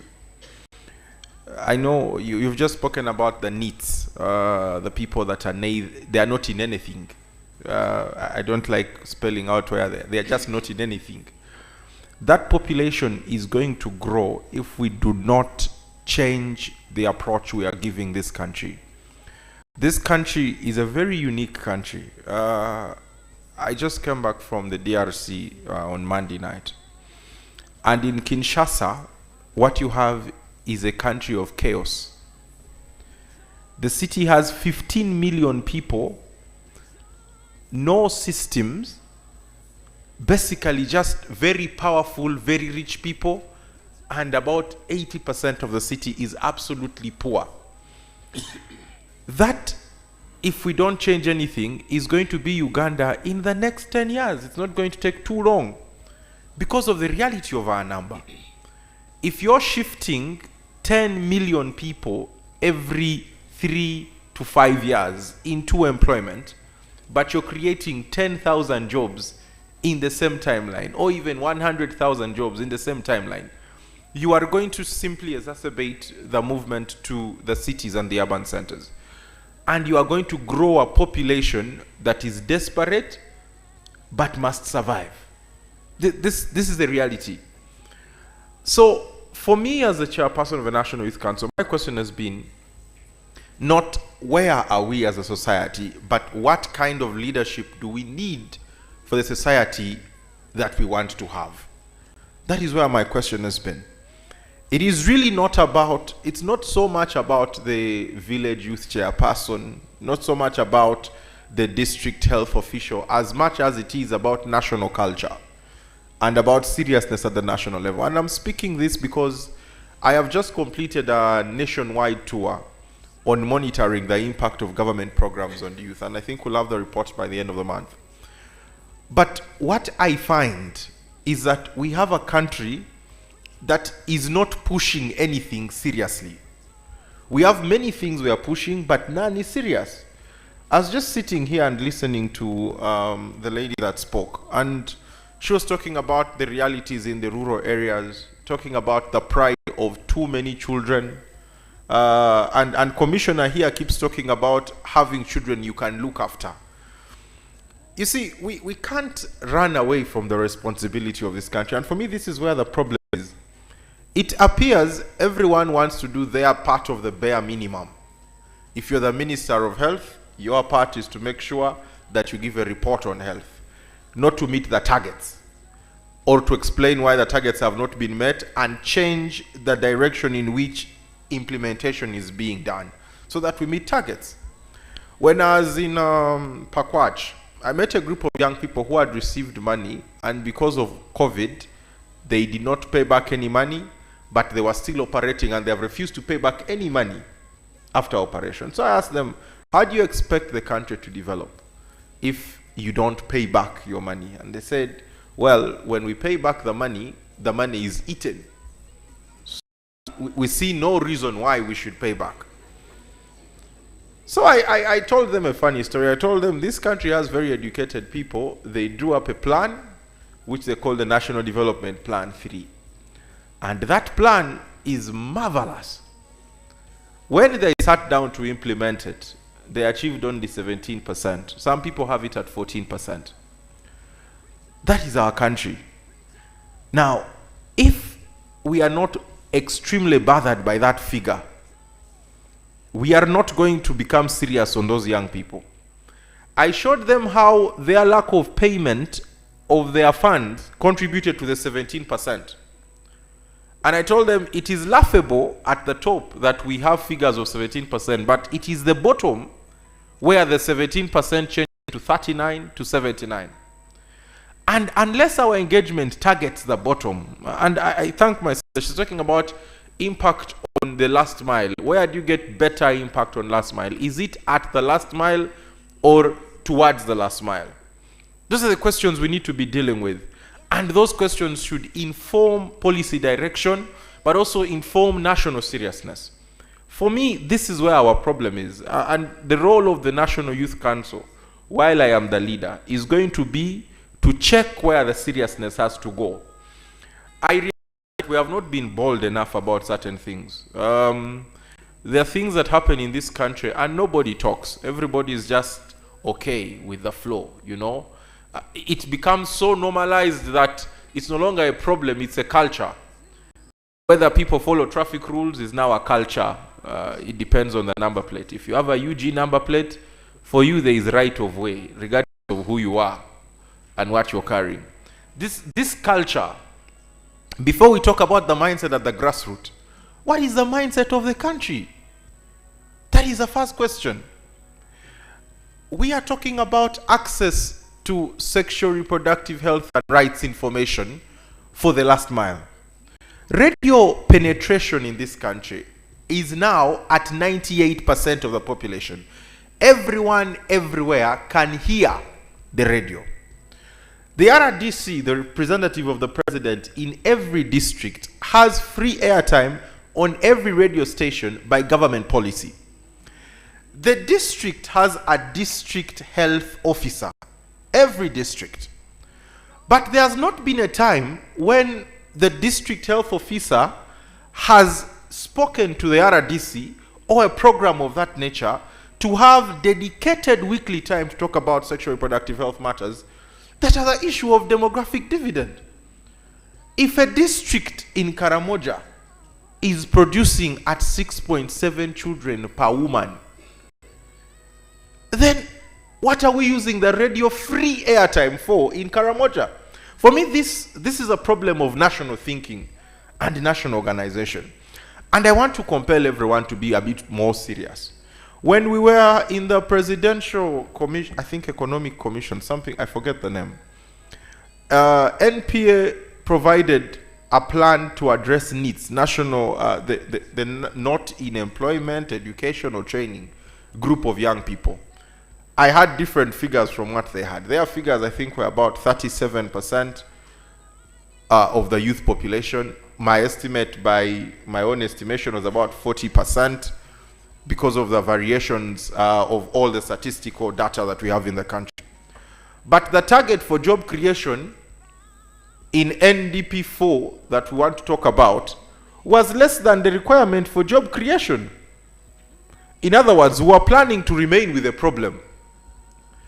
The target, I think, was to create at least 600,000 jobs a year. And I told them the first problem we have is a you are not planning to solve the problems. You are planning to keep up. There is no challenge, I want to say this very clearly, in me as the National Youth Chairperson deciding that the National Youth Council must have these targets because these are the problems and failing to meet the targets, than when we say the National Youth Council should have these targets, but those targets only show leadership that addresses 30% of the problem. For me, that's where we need to become serious. And the National Planning Authority in this country, I'm very grateful. It seems our president is very honest on two things. He does not play with statistics. He does not play with planning. The reality of UBOS data is real. The poverty is given as it is. He does not sugarcoat, and I think as a country we have agreed not to sugarcoat reality. Where we are having a problem is in addressing that reality. And this is where we need to hold hands together, because I am in a political position with mandate. Most of you are in technical positions who deal with data and depend on political decisions. The politicians need to become a part of the people that feel the pain of these numbers. And for me, that's where I see the problem. Because these numbers do not seem to stir enough anger in Parliament. They don't seem to stir enough anger in cabinet. There's so much lackluster behavior in this country that you would think, we are very fine because we are better than DRC, we are better than South Sudan, we are better than Somalia. Have you visited those people? That kind of language, when our population structure is a much bigger problem in the next decade and two than for those countries. So I want to thank you. Unfortunately, I came in late, so I understand my time limitation. I've used more than the time you allocated me. I think the last question is what we can do to support the young people. I am beginning to change. From my movement, I've realized that young people are a very, the word is not dynamic. They are a very impromptu group. Today you wake up and you have agreed with young people to hold a meeting about sexual reproductive health and rights, and you find them interested in football. I think young people are a group that must be inspired in a certain direction, not supported with whatever idea they have. They must be inspired in a certain direction, and that direction must be clear, and I can almost add it must be military. If you look at the countries that have transformed, the programming of the thinking of young people was central to that transformation. The Republic of Korea, you cannot do anything, whether you want to be a footballer or you want to be an engineer, you must do a national service that orients you in the manner in which you must perform as a member of this country. In our country, you give someone a job to be a planner in National Planning Authority, or to handle the finances and direct where they should go, or to be a member of parliament, without ever interacting them and the direction of the country and where it must go. So people come in with personal persuasion and personal challenges as the hope of what they are going to harvest from and the direction of the path they are taking. This can be, and I must use, this can be something that you do in Europe because they have arrived on so many things. It must not be something you do in Uganda if you want to change the course of this country. I thank you all.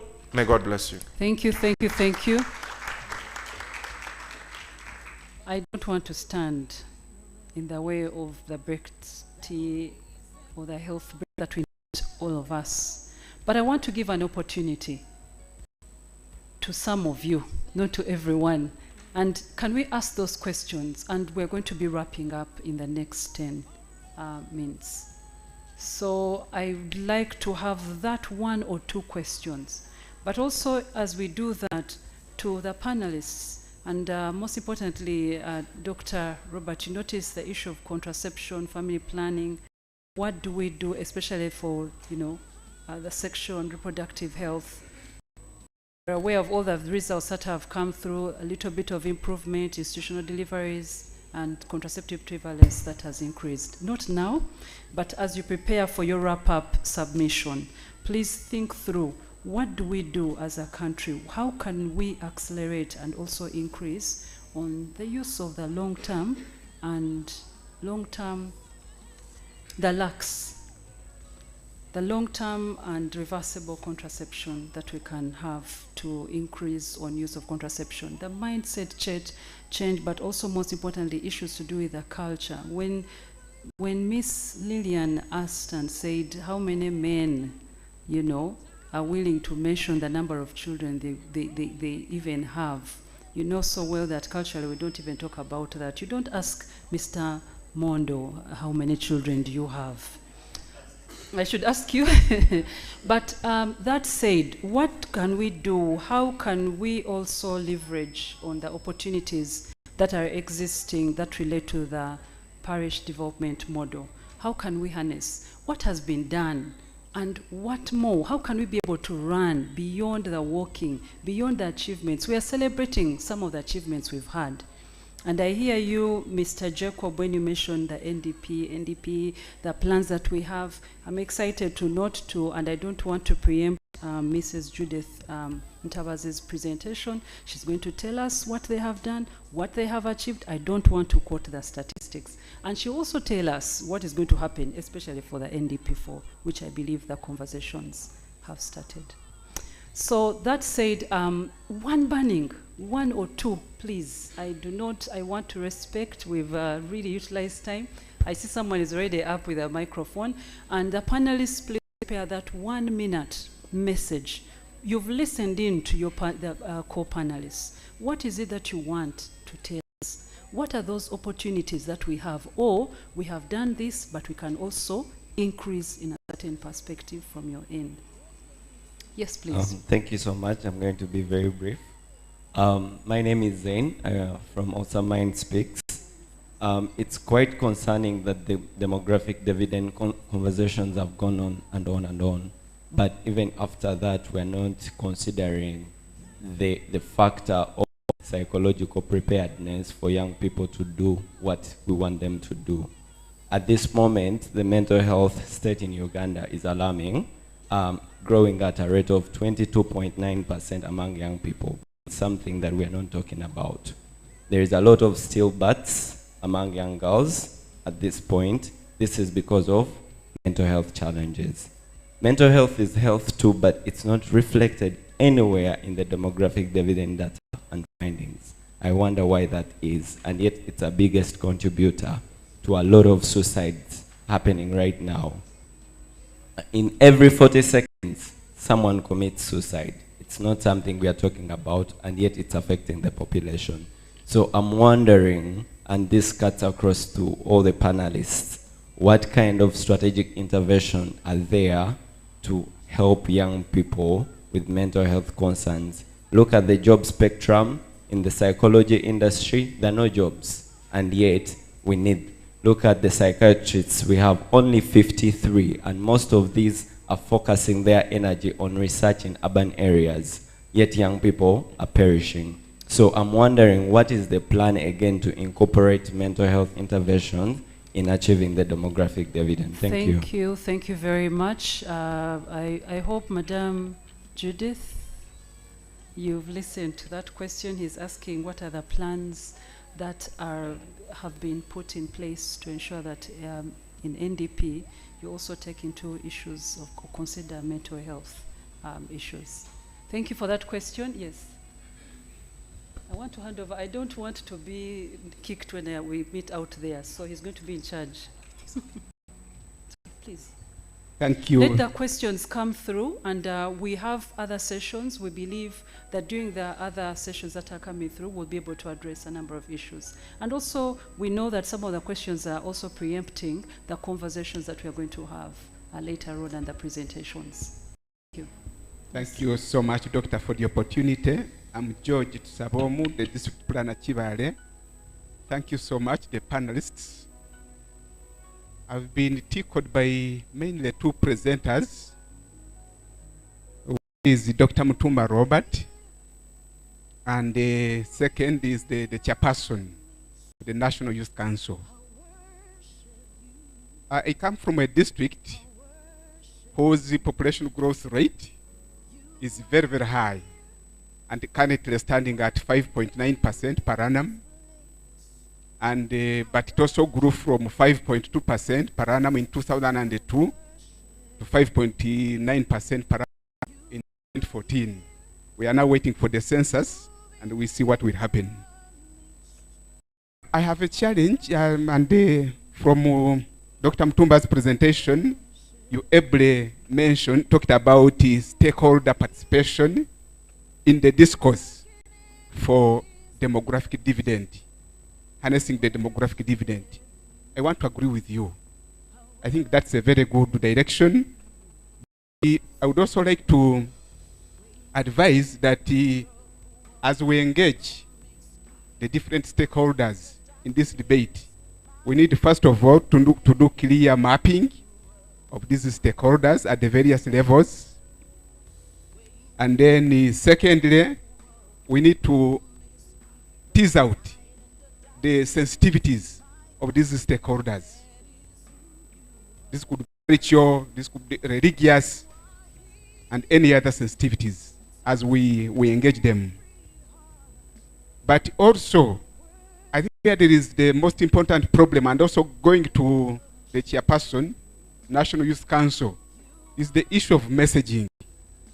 How do we develop as a country?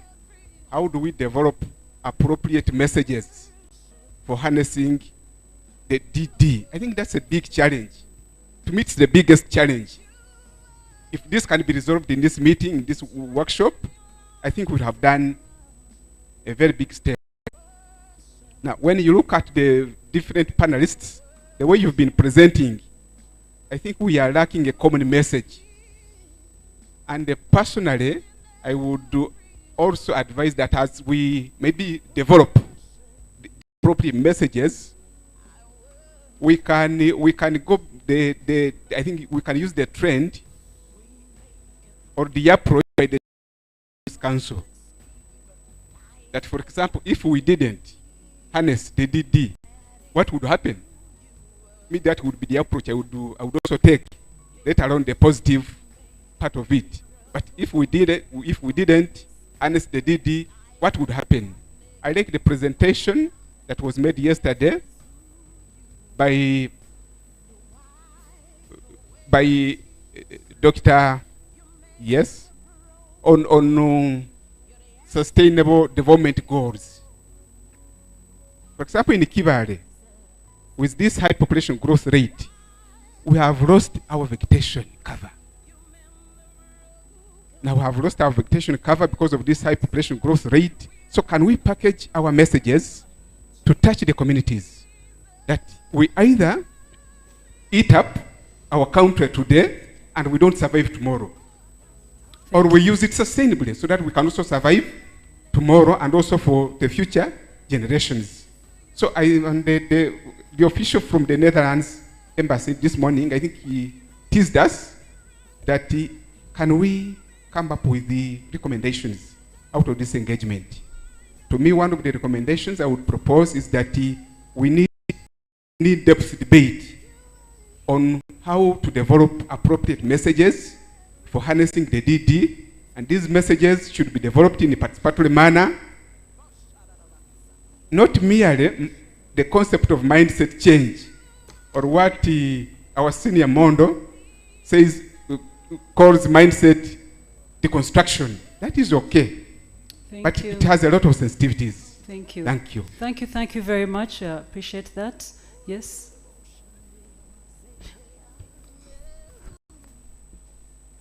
Please keep it to less than a minute if you can. Thank you, Doctor. My name is Godfrey Tumwizere. I'm a technical specialist, sexual reproductive health and rights with Active Health Uganda. I want to agree with Mr. Mondo and the Commissioner. Yes, liberalization of economy has had a number of benefits, but we also have to note that it has caused some effects. For example, the cost of education in Uganda has kept on increasing. We all understand a role of education in achievement of the key health indicators, but today we are seeing that education, the cost of basic education is becoming too expensive that only families with substantial financial resources can afford great education. I don't know whether I have representatives from Minister of Health, but I would like to know what is the government's plan. Okay, so what is the question? What is the government's plan in addressing the high cost of education? The high cost of education. Yes, thank you. Thank you very much. We appreciate that question. Maybe it will be directed to Mr. Yes, but I know, Robert, I know when you say it's not you to answer that, but I also want to remember what you mentioned, that we are all working together. So when education is not there, what do you think, or what have we seen that has been done? But also we have to be mindful of what Madame Lillian represented to us, the local issues, where we're talking about UPE, is it quality education? She raised that. So, Miss Ruth, you have an opportunity to ask. And Dr. Patricia, you still have a question? Okay. I will only allow only the two, and Yeah, thank you very much. I'm Ruth from the Netherlands Embassy, still. Thank you to the panelists for a really very nice discussion, I think, so far, and a lot of insights. It's very important, I think, to celebrate success. For example, the decrease in maternal mortality. It's great. Celebrate it because it also demonstrates that when we really sufficiently invest in certain issues, we can see the change. I think the discussion should really be very much on those issues where we don't see the change as well. So take the teenage pregnancy. We know the issues, and I think they've been elaborately discussed. We also know actually what works. We know what works. There's a lot of evidence in strategies. So why is it working? Is it because there are not enough investments, not sufficiently enough? Are they not well implemented? Can be the reason, which we need to unpack. Or another one, are maybe some of the interventions being watered down by other processes or even by other policies? Like, for example, the Anti-Homosexuality Act, of which we know this has an impact on key populations. But not only that one, also other policies. On the Act, actually, the impact is there on the key populations, but we do see a risk that it will impact sexual reproductive health indicators for other populations as well, thus impacting also the DD. But also other policies, for example, I take one, the back-to-school policy. If we look at the back-to-school policy, the girls that are pregnant are required to leave the school not when they're not able to be at school anymore, but they are required to leave the school when the pregnancy starts showing, right, after 3 months. That has a huge impact. It's not needed. So that decision, is that value-based or is it rational? At the same time, the boys who have impregnated the girls also need to leave the school for a while. So why is this policy? Because those boys that are responsible for a pregnancy and responsible for actually supporting that girl when the child is there are taken out of school for a certain period, whereas they need the education to be able to progress in life, have a job, and support their children. I'm telling this because I think certain policies in certain ministries do actually affect a lot of other issues the multi-component, the multi-sectoral issues that all have to do with the demographic dividend. So the question is really on how can we ensure that when policies are being made, that we have a critical eye on what are the effects of those policies overall, more general, towards the demographic dividend. Another one, sorry, I'll take a bit longer, but I'll be quick.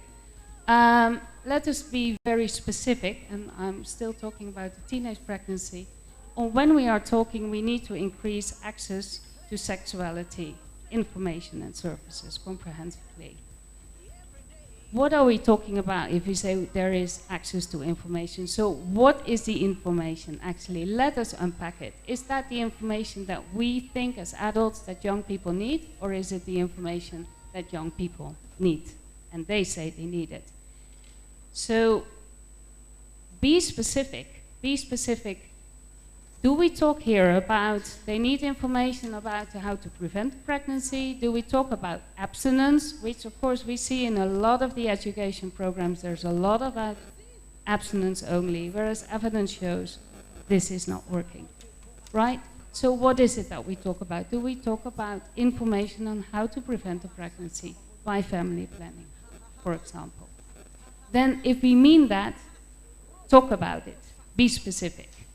Because otherwise it will, it will be hanging around, it will be the elephant in the room.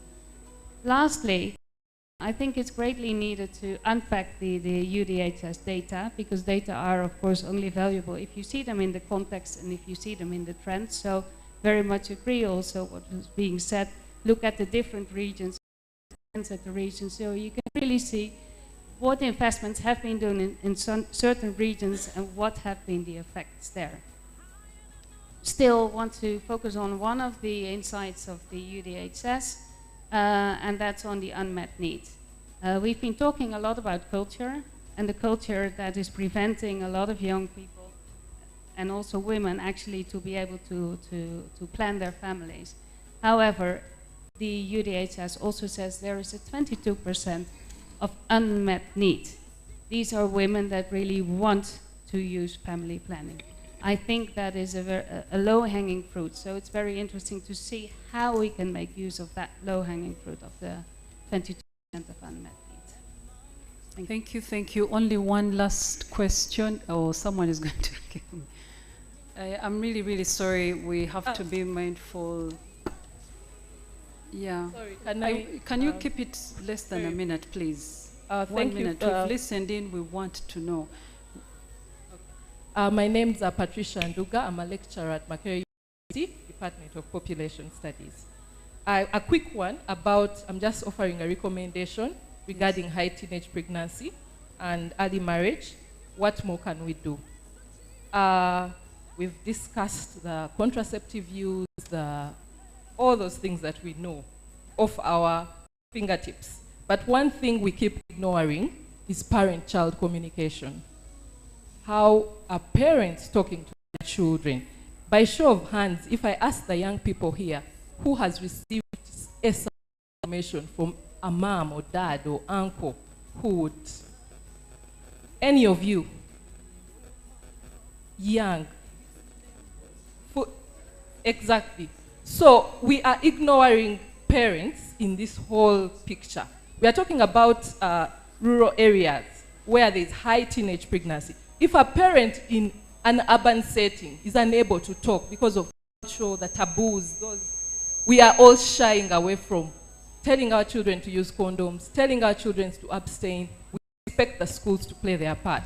But what part are we playing? So if urban parents are not doing that, how do you think rural parents will approach the subject? So they need to empower the parents. They need to teach them how to talk to their children in a culturally acceptable way, but age-appropriate information. Thank you.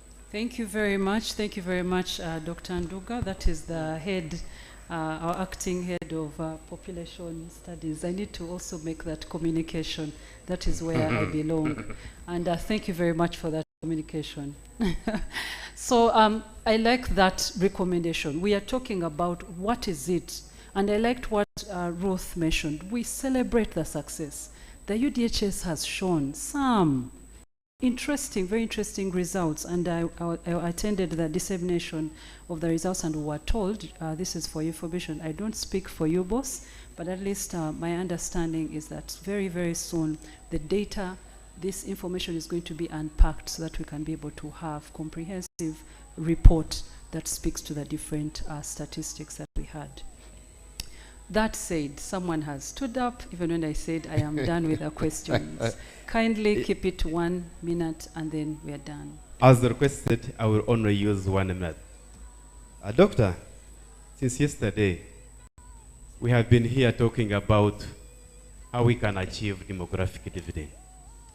A lot has been said. My name, first of all, is Dixon Bamusime, and I'm the district planner, Bushe. We came to realize, or we have come to realize, that in order for us to achieve demographic dividends, the number of elements that we need to do. Even if we talk and talk and talk, already we have the information. We need to act. My colleague has said that we are lacking common messages to give our local people. Ruth has mentioned it. Let's hit the point. We have said that we must now embark on human capital development. Yes, we have been saying it. Whoever gets a microphone mentions the same. I was requesting, we are now in a budget consultative meetings. Planners who are here. At the same time, we have been requested to make presentation in the same workshops. Let us take this message. Let us not keep talking here. Let us now take, when Christine was talking, she mentioned a number of critical areas that we must tackle in order for us to achieve what we want. Let us present this information that we have gained from here in our budget consultative meetings, rather than mentioning it here, and here.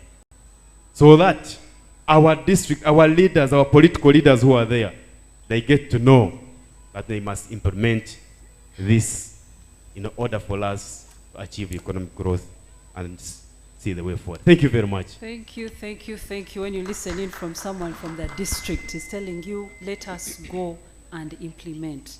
We have implemented, we can do it even much better. So as we celebrate, can we be specific? What are those specifics? What are those policies? What can we do to ensure that we are doing it even much, much better? 1 minute to each one of you. Meanwhile, as you speak, remember, as you're talking to these people, you're standing in the way of their breakthrough. So I need to make you guilty so that you have to be mindful. All right? Be as guilty as you can, but give us that one takeaway message. And for those of you who can, please speak to the fact or not to the fact. Tell us what can be done, especially for our young people as we talk about working with also the policies and also the PDM that has come through. Can we tap into that? Are there possibilities? What is the potential of the young people being able to tap into the PDM to harness the DD? Over to you. Maybe Robert, you want to come in first because you began at first, and then there are so many issues to do with health and SRH. Yeah, so thank you so much. And number one, I want to mention that issues of family planning, uptake are largely a leadership issue. Yes, and I once worked in a district where the district chairperson had about 58 children. And you can only imagine now the conversations that happen in a district council, and you're talking about family planning, and the person chairing the meeting has 58 children. You can see how difficult it can be for you. So, your boss. So we are doing a lot of talking. We are doing a lot of talking. We have been in different regions disseminating PMA results. And when you hear in what the leaders are saying, you actually realize that it's largely a leadership issue. That's why creating resources at all levels, right from parliament to the district councils, So it's until when the leaders appreciate that the issue is actually the population growth rate, the rate at which we grow. Some of you have been traveled and been to some of these countries that have harnessed the DD. You really appreciate that. Largely, in the interest of time, I will not add more. But it is until the leaders get to appreciate. And number two is actually it's about the women. We'll talk about the men not getting involved. But sometimes I get down to the woman in terms of the empowerment. And I would like to ask somebody in this room, is there any one of you who has ever heard of a word or a terminology, paternal mortality? Paternal. It is always maternal. So the women, I normally call upon women to actually wake up. When I was an intern doctor, I operated on a woman who had 11 children living. But when we engaged with the man, he said, no, you cannot tie the tubes because I want 12. The man wants 12. The woman acted labor with a 4.5 kilogram baby. We actually ended up losing the baby because they had even rejected the cesarean section. It is actually the man who rejected the cesarean section. And the woman also was getting, like, we lost a lot of time, and she lost the baby. I'm sorry for deviating. But until the woman gets to appreciate that the terminology is only and always maternal mortality and not paternal mortality, the woman will actually never accept to deliver. The women who deliver under traditional birth attendants, the men have a lot of decision. And so it is until when the woman actually gets empowered to that level of appreciating that it is actually me who will end up in the grave. And the man will actually quickly pick on another woman to top up the 11 with another one. So allow me to stop here in the interest. But me, I believe the women have to be empowered. A woman who is empowered in this room, who of you can be delivered by somebody who never studied, you know?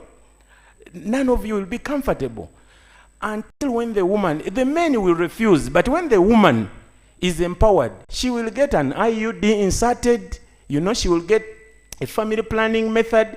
It will become another story. We count maternal deaths every Thursday, but it is only the women who conceived that will ever be counted, will ever become a statistic of the maternal mortality. And we don't count any men who die. So the women, allow me stop here, but the women, I think have to get to that level of understanding that it is a maternal death, not a paternal death. Thank you. Thank you very much. Miss Helen, please keep it very short. Thank you so much. We will try to keep it short. Yes. I do agree with the speakers that there's been enough talking, and I hope that the next time we have such an engagement, we are not preaching to the converted. Maybe we should take it out of Kampala and speak to more people that are not privy to the information that we're talking about here. I also want to continuously challenge us to meaningful youth participation, put them in a space where they're making meaningful contributions, because they can. Then thinking about precautionary measures. When you say there is no paternal mortality, then we also have to think of the domestic violence that comes with a woman who chooses to use a BTL or a LAC without the husband being involved. We also don't want to lose them in that perspective. So to think of precautionary measures, this then what leads to the other, because those are fundamental. I'm very excited about the district person that has talked about how just the planners can change the game. It's in your hands. And then lastly, to have communication that speaks to each stakeholder relevantly, because some of the people do not understand the data and the way we are putting these phenomena. So putting them in a space that they can understand them, promoting sustainable environment and climate. I think this is very key in the discussion of DD, and enhancing women and girl empowerment. Lastly, strengthen good governance, efficiency and accountability. Otherwise, we can plan, we can put the money, but if there is corruption, we are fetching water in a basket. So to strengthen our good governance, our efficiency and accountability. Thank you. Thank you, thank you, thank you. Miss Lillian, what is your take?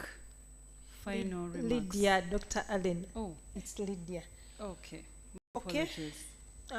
Just reflecting Miss on the Lydia. theme for this seminar, linking demography to wealth creation. I would like to say that the power to create wealth lies within the people. So let us take it on ourselves, as stakeholders, to improve their mindsets, knowledge, and attitude towards these issues. The NDP3 has a program, community mobilization and mindset change.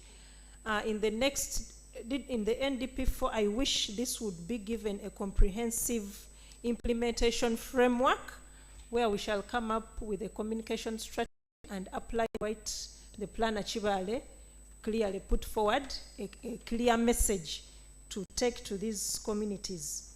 I'm thinking of strengthening community systems in terms of considering the demand side. Whenever we are to address issues, what is the input of the demand side? That is the communities.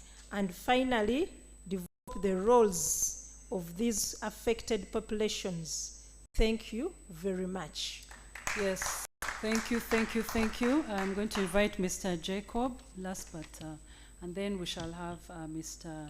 Mondo, and your thoughts, and if you can, please also, you can speak to some of the questions that were raised. Thank you. I think I just want to add my voice to say that those that are on the ground should be the ones we talk to a lot. And that starts in the form of LC5 chairpersons. Now that I think about it, I don't remember the last meeting I saw of LC5 chairpersons at a regional level or at a country level on these issues. But they are the most in touch people with the local person. And so maybe that's a model. I was just looking in here, would only lack about 23 seats for them to be inside here. So if we can, let's find such resources, bring them here 3 or 4 times a year to talk about these issues. Or we go to regions and we make them meet 3 or 4 times a year at regional level, but all districts having the same messaging. And you hear their sentiments around these issues. Secondly, the issue the doctor here said. The good doctor says it's very hard to speak to someone who has 58 children and is your boss. For me, I totally disagree. My approach is tell it as it is so that you can walk away conscience free. You know, you don't have a problem going home with what you came to speak about and then you take it back home. Then you've not done any part. So just 2 quick comments. Number one, Ruth from the Netherlands Embassy. I think I agree with you that the Anti-Homosexuality Act has an impact in terms on who can access what, especially if they are people that identify with that thought pattern. And yes, I am one of those people that thought the Anti-Homosexuality Act was not necessary in the country, but we need to be able to move beyond our personal persuasions into the reality of Uganda. In Uganda's reality, the majority of people, even if it's brought back to parliament, will support the Anti-Homosexuality Act 15 times over every time it comes back. So the question that I would want now is, should we insist that it should go away before we address the needs of the people, or we should find a way of working around it? It's more like the Paralympics. There are people who have talent, but they can no longer run with people who have 2 feet. Do you then say they should never have their own sport so that they also have some glorification on the world stage? That really, for me, is a dynamic in Uganda. And I want to encourage you as a diplomatic corps to see how to fit within what the majority of Ugandans will choose. We walk along that path, because even by the numbers, the number of people that are affected because of that, even though they are a key population, they're a very small percentage of the number that would be inaccessible to those because we are holding back because of a law. For me, that is a quid pro quo that we would be able to. We can continue the conversation, but the debate for me is, when you withdraw because of something that you do not believe in, do you solve the problem? Does the problem go away? For me, it doesn't look like it goes away. And that's why I think that progressively it would be good to say, okay, let's find a way around it, but not to stop what would help everyone. Finally, on education, and I think for me this is a conversation I've had. I attended UPE, and I think now that I look back, it is after I reached university that I realized how much we did not have in my school that other schools had. But it's also true that it would not have been possible for me to be here had that school not been there. I think there is nothing wrong with a policy that says let everyone attend school. There's absolutely nothing wrong with that. But there is everything wrong with abandoning those schools to be run in a manner that that community can see fit. Very many of the schools that perform extremely well today are actually not schools of government policy. They are schools of private initiation and private determination. They are not of government policy. If you look at I attended my A-level from a school called Bishop Cipriano in Luzira. And it was entirely from an Italian's initiative and funding to insist on a quality of education. If you go to Seta High School, it's about the Honorable Minister and his persuasions on education. It's these individuals who in community stand up and say this should be the path. When I come from Soroti, one of the biggest issues I grapple with now is the formerly dominant schools and competitive in the country no longer compete as I wind up. And when I visited Teso College, I asked them, why do you fail to compete with King's College Budo? What do you lack here? You have a library, you have food, you have teachers. What do you lack here? And all that they lacked was an internal consensus on the discipline needed for an education institution. That must be a community-based approach, and we must build a community-based approach to education. Where a school is hosted, the community must know what a school should work like, and the community must own the performance of that school. Otherwise, we would then require privatization of all schools in Uganda to have seriousness. And for me, that is not how you organize a country. Organize the community to own the school. If you decide to take King's College Budo students to a debate competition in, let's say, a school like Naguru High or even Kololo SS, they are both, Kololo SS and King's College are both government aided. But if the parents of King's College Budo students hear that they were in Kololo SS, they will hold a meeting in the PTA and ask why are their students being taken to Kololo SS to have debates with them. Why not Namiliango College alone or St. Mary's College Kisubi alone? And this is the reality. Yes. Because they believe that Kololo SS is not at the standard to speak to King's College, but these are both government aided schools. So then that becomes a problem of how you organize your education system. They would never say the same for a private school like St. Mary's Chitende or Seta High School. If you're a country that's not thinking about that wholesomely, as education being one unit, then you're having a problem. And that problem will not run away. It will keep coming up. The dropouts will be in those rural schools, and those dropouts will come to the urban centers, and the King's College Budo guy and that guy from that school in Ngora will still be in the same community. I don't want us to fail that generation. Thank you. Can we clap for him?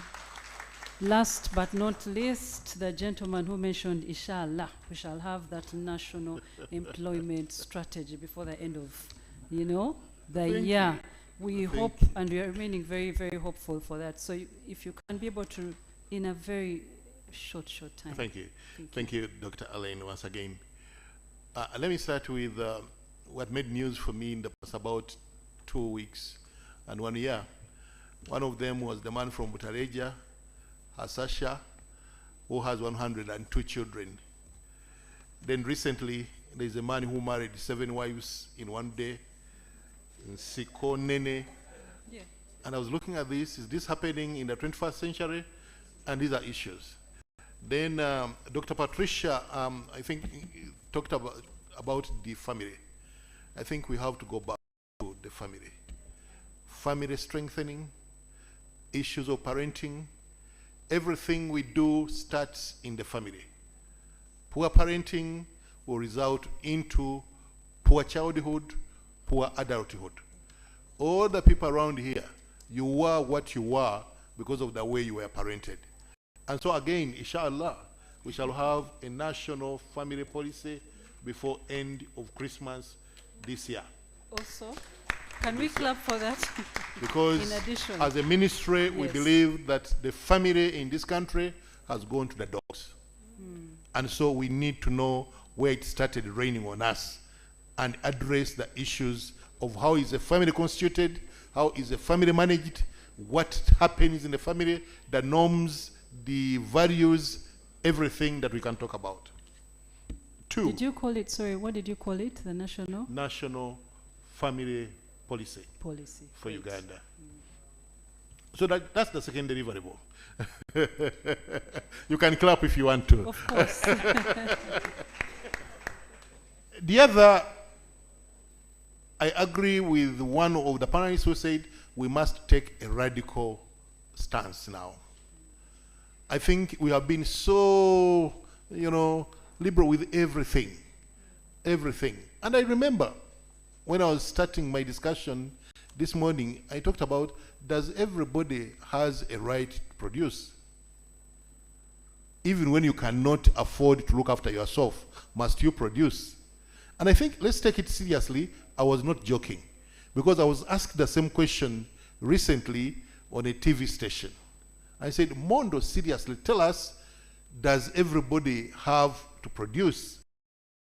I suffer with children every other day on the streets of Uganda.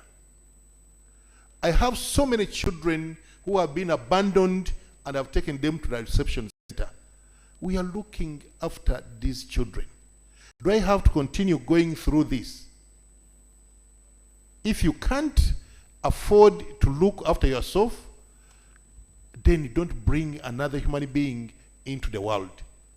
Because it is your cardinal responsibility to look after the people you bring into the world. Nobody else.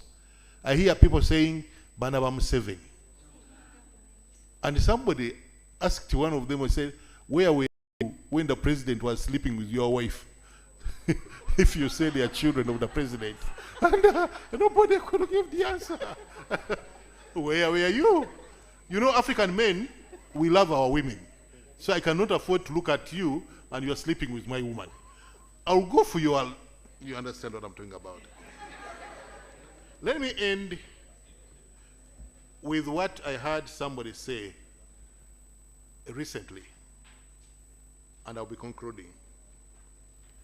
He said, but before that, every person, every Ugandan should know that nobody gave you a contract to produce to fill the world. Nobody. You don't have a contract to fulfill. Produce for yourself, but also look after the children you are producing.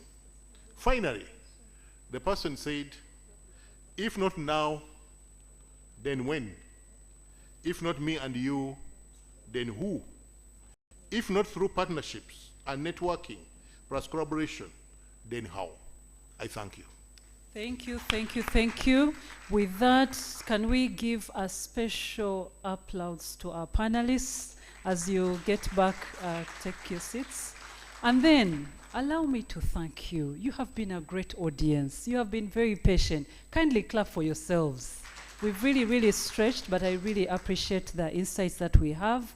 I don't want to take on any other minutes, but just to point you to that, the demographic dividend, the conversations we've been having. What have we done? What celebrations? What successes do we have? And what more can we be able to do to achieve and harness the demographic dividend? Thank you very much.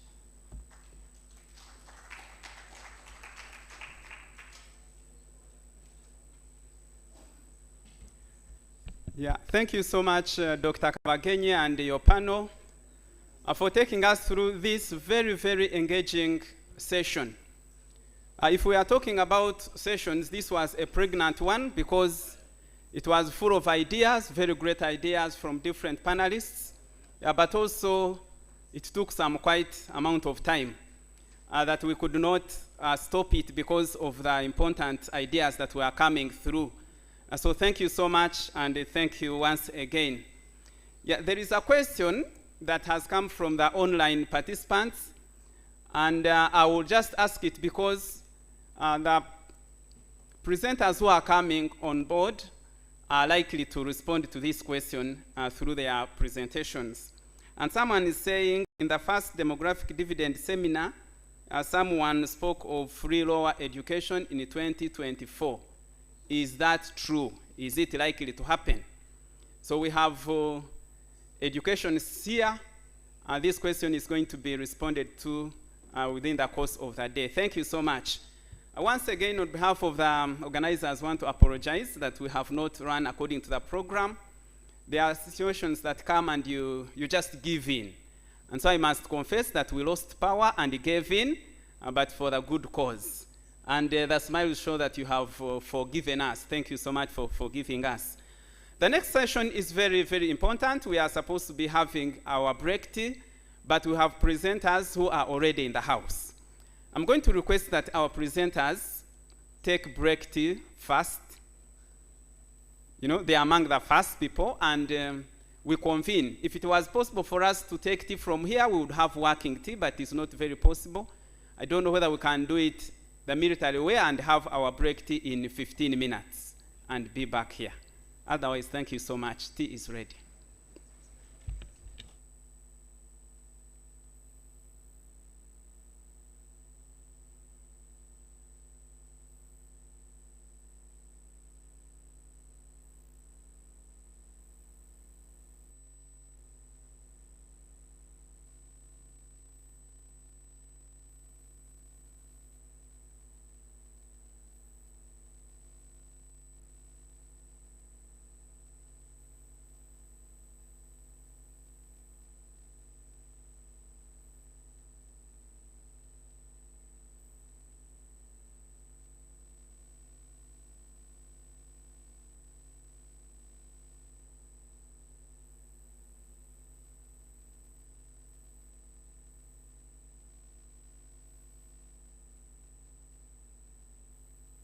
Generation, we've been called for to show His excellence. Great are you, great are you. I'll sing it again, just lift up your hands to Him. Great are you, Lord. Great are you, Lord. I praise you. Great are you, Lord. Great are you, Lord. Lift up your voice to Him. Lift up your hands, say, great, great are you, Lord. Let's exalt Him in this place. Come on.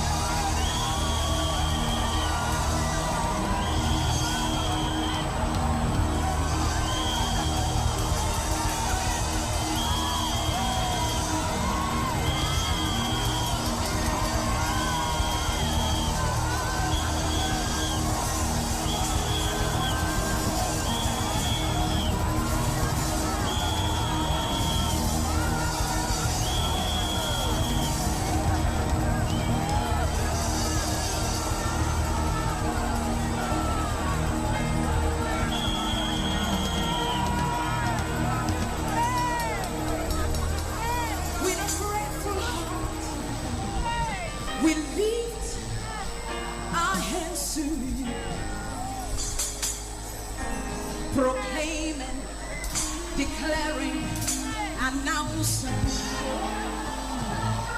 singing and shouting, Lord, you reign.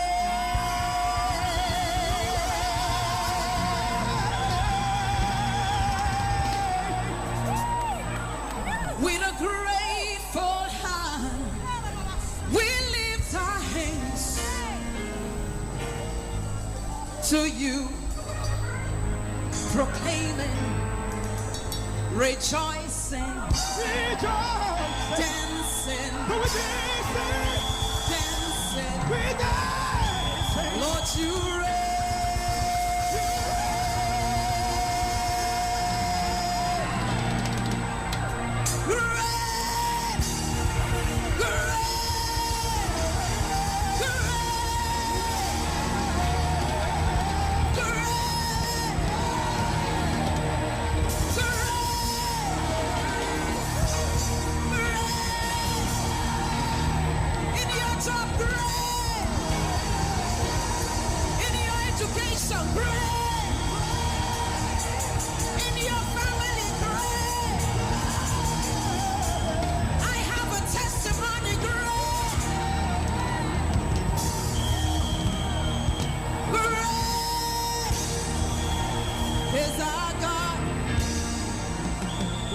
To be praised, I'll praise you greatly in all the earth, Father. You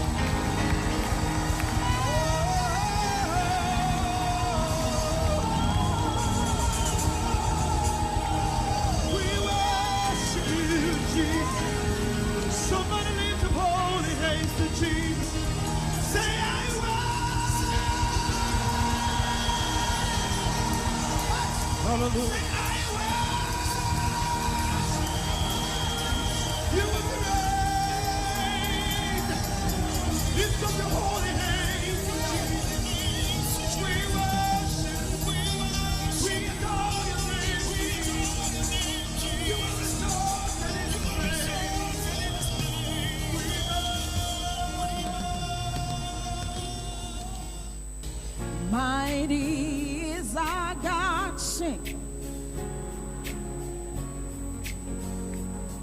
Hallelujah. Hallelujah. Good afternoon, ladies and gentlemen.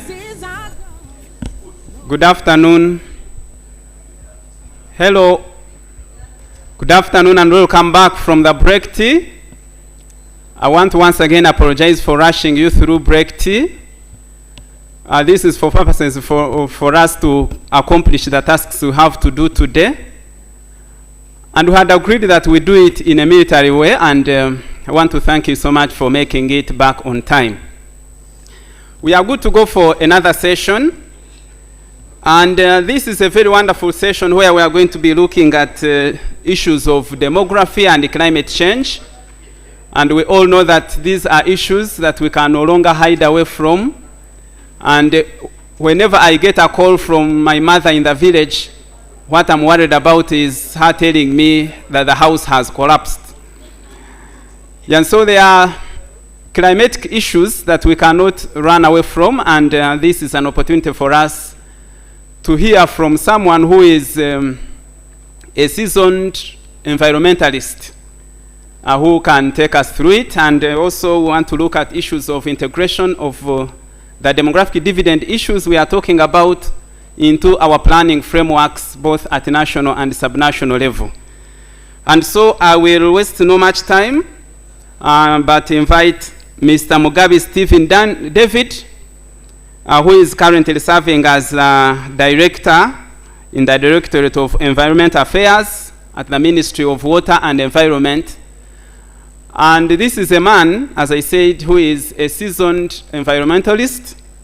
Having started his career some years ago, he has about 30 years experience in work and work related to environment. He has worked with UNDP, has worked with the Ministry of Water and Environment, right from the officer level up to the director level as we speak. He is a man who is passionate about climate change and environmental issues. That actually, he has taken certain tough decisions to protect the wetlands, as he may or may decide not to tell us. And he has served in different capacities, and he's here to tell us about the issues of environment. Next, before I give him an opportunity to start his presentation, is going to be Judith. Ms. Judith Mutabazi works with the National Planning Authority. She's a social development specialist with vast development planning experience. She's very passionate about demographic dividend issues and has worked closely with a number of partners to ensure that the implementation of Vision 2040 and the national development plans are as planned. She has worked hard to ensure that demographic dividend integration in different NDP 3 programs is thorough, and particularly with the Human Capital Development Program and the Community Mobilization and Mindset Change Program of the National Development Plan 3. She coordinates population issues in the national and district development plans, and particularly looking at alignment with the planning and budgeting frameworks. And as we speak, she heads the population and social development sector at the National Planning Authority. I will invite Judith to come and take a seat. David is already on the podium. He will make his presentation. Afterwards, he can come and join us at the high table. Ladies and gentlemen, let us put our hands together and welcome Mr. David Stephen Mugabe to make a presentation. David, you're welcome. Thank you. Good afternoon to everybody. I have been introduced. For those who missed my names, I'm Mugabe Stephen David. And as he put it, I work with the Ministry of Water and Environment. I'm currently the acting director for Directorate of Environment Affairs, but I'm also a commissioner for environment sector support services in the same ministry. With all protocols observed, I want to welcome you to listen in to the presentation. And I want to begin by saying, I bring greetings from Luzira, Minister of Water and Environment. And very often when we talk about Luzira, there is a dominant factor there. You call it standard deviation. So whenever we say Luzira, people directly go to prisons, but there are other institutions in Luzira apart from the prisons. So greetings from the Permanent Secretary, and here I am, I'm talking on behalf of the Ministry of Water and Environment, not Mugabe talking. Take a note of that. These people invited the Ministry of Water and Environment to participate. So here is the Ministry of Water and Environment. And basically, we are talking about demography and climate change. That is the statement given to me or to the ministry. They did not tell me which direction it should go, but the statement was as dry as that. So when you look at that red part of the statement, I just decided to add it there. I want to begin by saying, after attaining the DD, if you don't plan for mitigation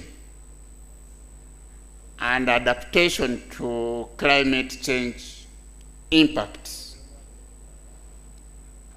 everything you have attained, including the people, will be lost.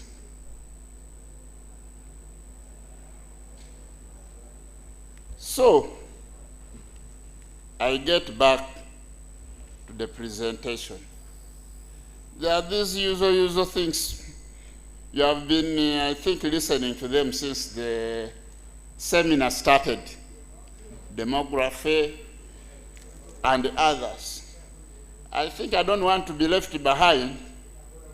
Let's also talk about, simply to remind you, just these are reminders, that for us we look at demography in terms of determining size, age structure, economics, and movement of different populations over space and time.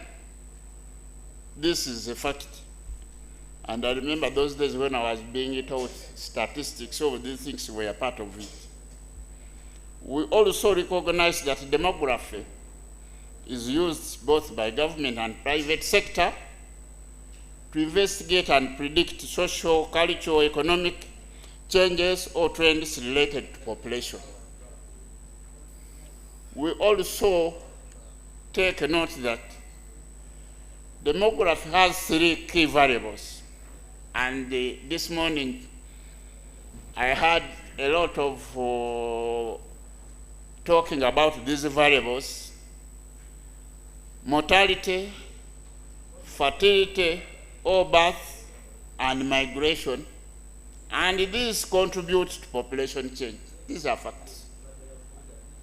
However, there are other variables which we call the social, cultural, and economic variables, which provide value addition to the other variables. These are value addition variables, such as level of education, employment, land ownership.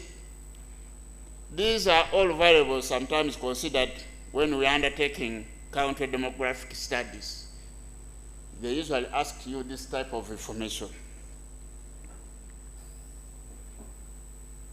When we look at the population of Uganda, and these are facts which I got from the writings of Wubos, don't ask me the source. Where we are, they should tell us. So, I think they stated all this. But they are saying our projected growth is 47 million today. And this is likely to shift to 73 million by 2040.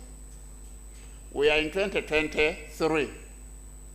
Now, how many years are remaining to make that population of 73? And then we will be 132 come at the end of the century. Those are projections. However, we need to note, inside that, the population of Uganda is dynamic and changing. Take a note that our annual population growth rate is 3.3%, with fertility rates that are still far above replacement levels. You stated this, and this morning the previous speakers were talking over the same, that we need to revisit these figures. We need to pull them down if we are to benefit from the DD. We have a huge younger force, and if I'm to quote, by year 2020, the estimates were 47% of Uganda's population were under 15. And we have an aging population on the other side. So any development strategy which does not position demography as a starting point will hardly be sustainable.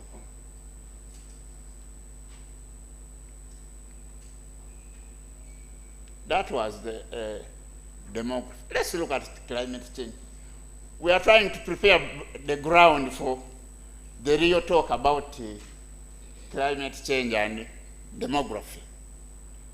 So, simply climate change refers to any change in climate over time.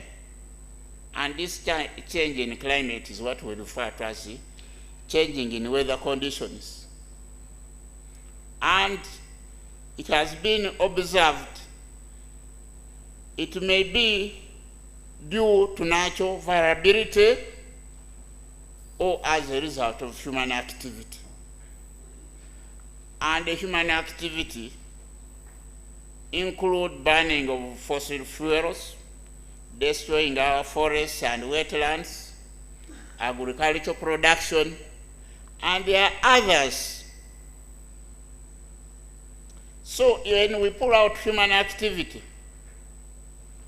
we take note that human activity contributes huge quantities of greenhouse gases to those naturally present in the atmosphere. So our action is, there is those natural process of existence of these greenhouse gases. But our actions have added more, helped to add more. And it is this addition which helps to increase the greenhouse effect and global warming. So in this case we are saying climate change equals to variation in weather conditions such as temperatures, rainfall, wind, all those elements over a long period of time. The period can be a decade, can be a millennium, they can be many, many years. So you can take note of that. We take note that the effects of climate change have been longer, more intense. For example, the droughts and heat waves that threaten our crops, they threaten the wildlife, they threaten the freshwater supply, they threaten the food security. We also have prolonged and severe storms which cause flooding, landslides, mudslides, and displacements threatening lives and livelihoods, including infrastructure and poverty. So, why is climate change important? Is it on the positive side or on the negative side? They are all importances. But what are the key facts? Why do we need to bring climate change in the dimension of planning and whatever? We are saying climate change is not just an environmental issue, a local environmental issue. No way. Climate change comes with a whole list of social issues, including displacement of communities, food security, water shortage, health-related issues. So we don't have to ignore climate change in whatever we are doing. Two, we are saying climate change affects the social and environmental determinants of health. And yet, when you look at, when you are trying to harness the demographic dividends, I think health is one of what? One of the indicators we need to look at. You can look at that stuff. So, climate change affects the clean air, it affects safe drinking water, it affects provision of sufficient food, and also affects secure shelter. This is expected to cause additional death per year from malnutrition, malaria, diarrhea, heat waves. You can take and name them. We are further saying that the extent of future climate change, leave alone today where you are, but look into the future. We are saying the extent of future climate change will depend on what we do to reduce greenhouse gas emissions today. So we need to invest in renewable energy, switch to sustainable transport. We need to protect our forests and wetlands. We need to restore nature to absorb all this carbon, because we need to move towards a low carbon emission economy. So, after the background, is the demography and the climate change, are they relatives? What are they? How are they connected? Let's look at this. We are saying human populations are at the center of climate change research. True. Yet, on the other hand, human activities contribute to climate change. Then why are we doing a lot of research on climate change when we are fully aware that our actions contribute to climate change? So we need to look into that direction. We also go further to note that changes in climate systems affect human well-being and livelihood. But both the contribution to, not the contribution to, and the impact of climate change is not distributed equally across the planet where the populations are. We contribute, but when it comes to suffering, the vulnerability will be coming to that. We will find that we are affected differently. And there are reasons why we are affected differently. Different people in different places contribute and suffer to different degrees of climate change. We might be in the same area, but because of the different subcategories in our population, we might be affected differently. That's what we are saying. So, this happens because it depends on the characteristics and the level of affluence or prosperity of that population. In our populations, you have the poor, you have the rich. When there is drought or when there are floods, how we are affected different. Look at your settlements. Get to Kampala. Floods very often happen in this city. The city gets disconnected. Where does all the water run to? Yeah? Where does it go to? Where is it? Does it climb Kololo? But the flood happened, yes.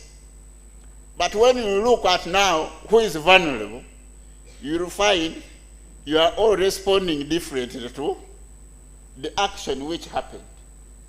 So, depending on the characteristic of the population and how your affluent you are, the poor communities set on lowlands where these floods or the rains or the waters run to. The rich people, like the chairman, the chairperson there, they stay in high-raised grounds. So for them, they will be there looking, saying, oh, it happened. Sorry. So those characteristics are very important. We are saying climate risks are the outcome of differential exposure and vulnerability to hazards brought by climate change. But understanding there is a reciprocal relationship between human populations and climate change and how they will evolve in the future is crucial for policy design and planning, both in the area of mitigation and adaptation. And that is the statement I started with. That if we happen to attain the DD, then we need also, as we do that, we need to mainstream interventions on the side of mitigation and adaptation if we are to keep our wealth. If we don't do that, then all the effort will be wasted.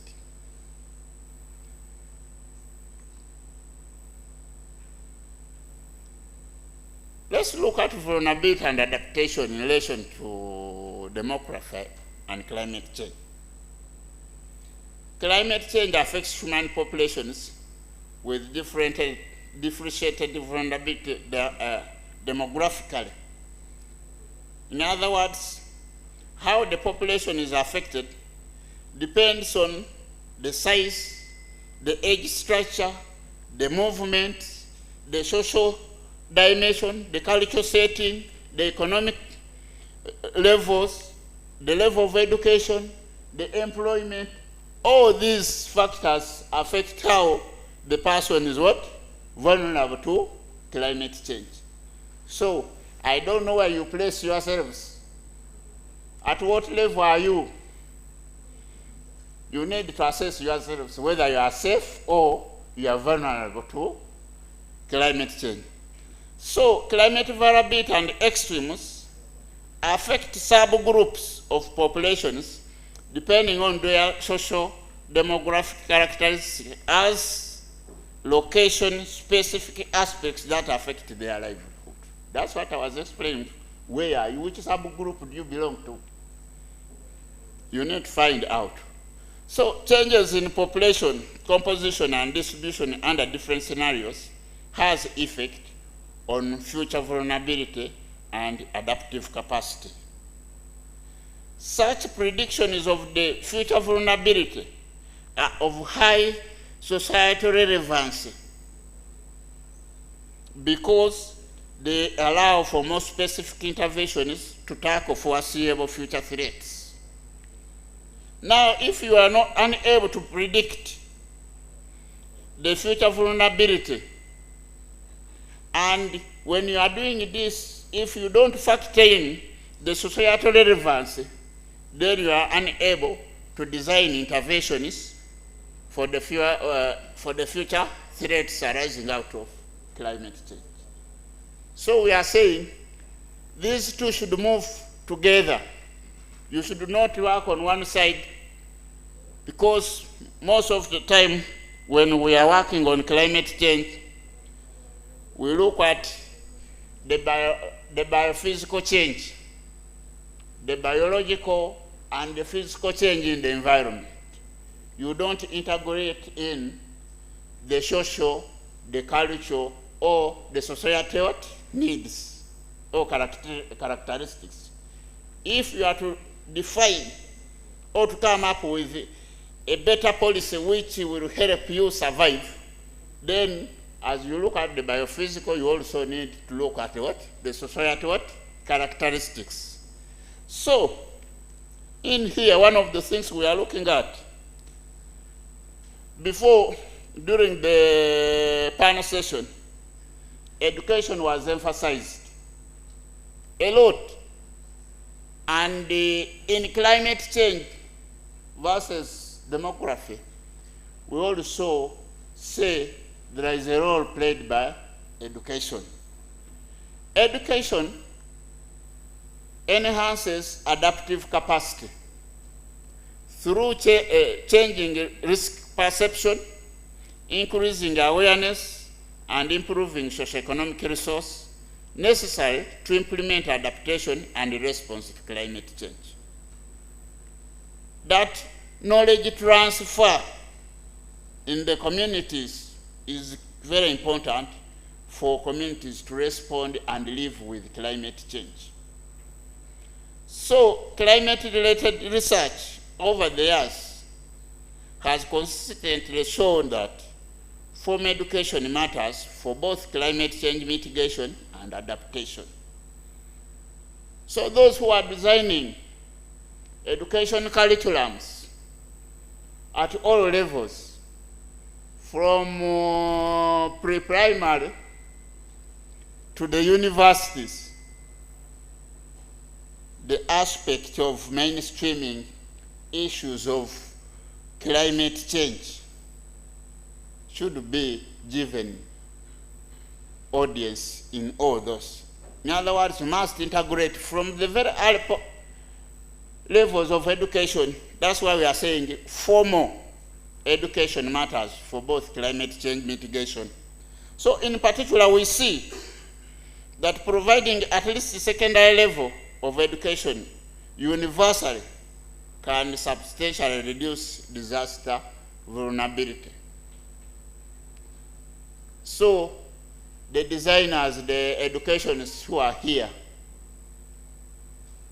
and you who are here, I think you are at a better level of understanding climate change and a better level of knowing how to mitigate and how to adapt than those people in the communities there who have not been subjected or taken through any knowledge related to climate change. So we are saying investments into both climate mitigation and adaptation are needed. In particular, a focus should be placed on those population groups that are characterized by high vulnerability, making them more susceptible to the consequences of climate change. So, together with the demographic factors, social equity can provide effective support by strengthening adaptive capacities. So that is the role of education in climate change and demography. Under moderate levels of warming, we have observed the effects on human health, well-being, and livelihoods. For example, there is evidence that mitigation increases in response to adverse climate conditions. I said mitigation, migrations. True, when there are climatic changes, migration is happening. And this is common. Those who are living, who are familiar with the Karamoja landscape,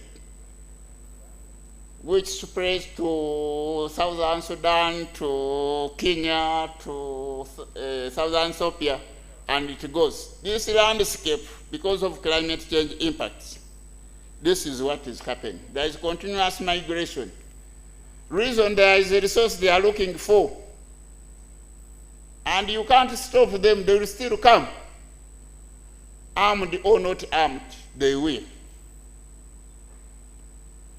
So we need to take note of that. We also saying again, with policymakers, we need to look at the uncertain future if we are to respond to climate change and demography in terms of attaining wealth creation.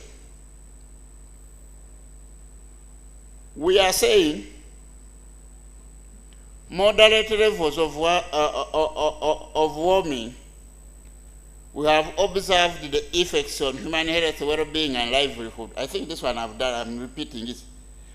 However, we are saying migration can happen, but these effects are relative. And in some places, migration has also been shown to decline.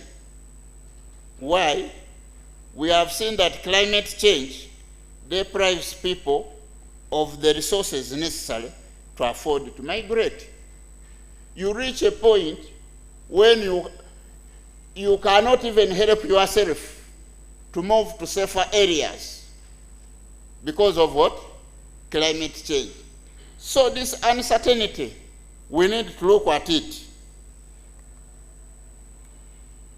So future climate impact typically considers only biological changes, biophysical changes, I talked about this, but neglect future society changes.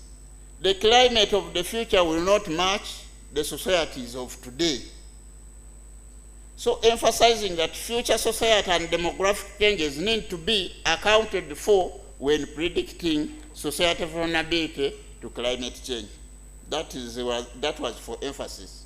So the above projections provide critical information for policymakers to improve decision making relating to tackling the impacts of future socioeconomic and demographic trajectories, including identifying specific population subgroups. You don't just provide general interventions, because these subgroups, they are area specific, so they need specific interventions as we respond to climate change. So as well as geographical vulnerability hotspots, where interventions are most urgent given existing resource constraints. Now we have come from that far. We are about to get there. Now we're on this other part, the DD. The other side of water and environment, we look at DD as being the growth in the economy as a result of the change in the age structure of a country's population. And this morning, people were emphasizing this. We need to reduce the population. And how?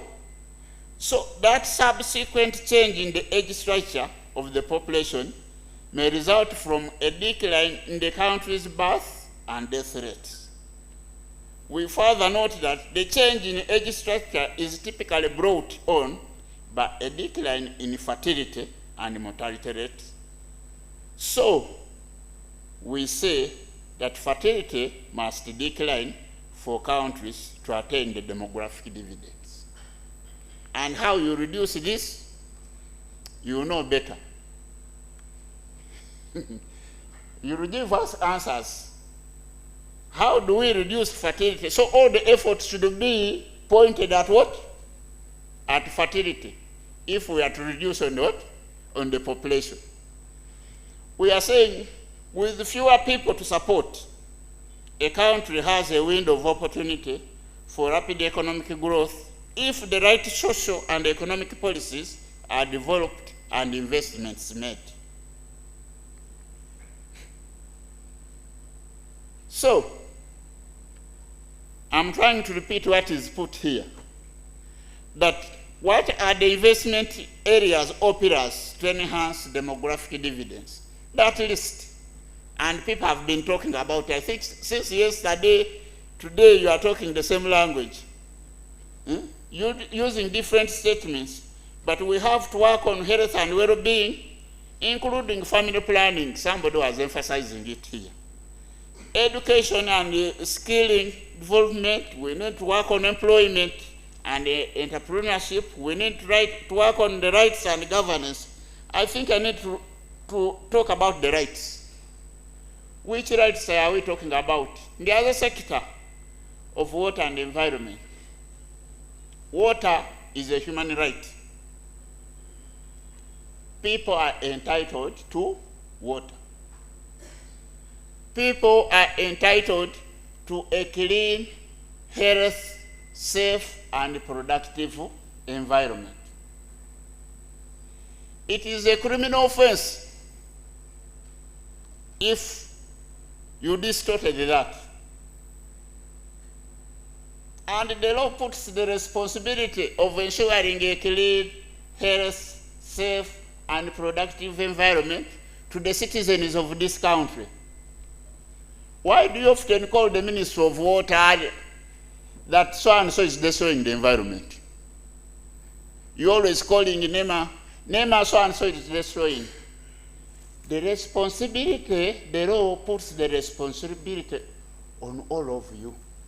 Wherever you are, and there is any mischarge on the environment, you are supposed to take action.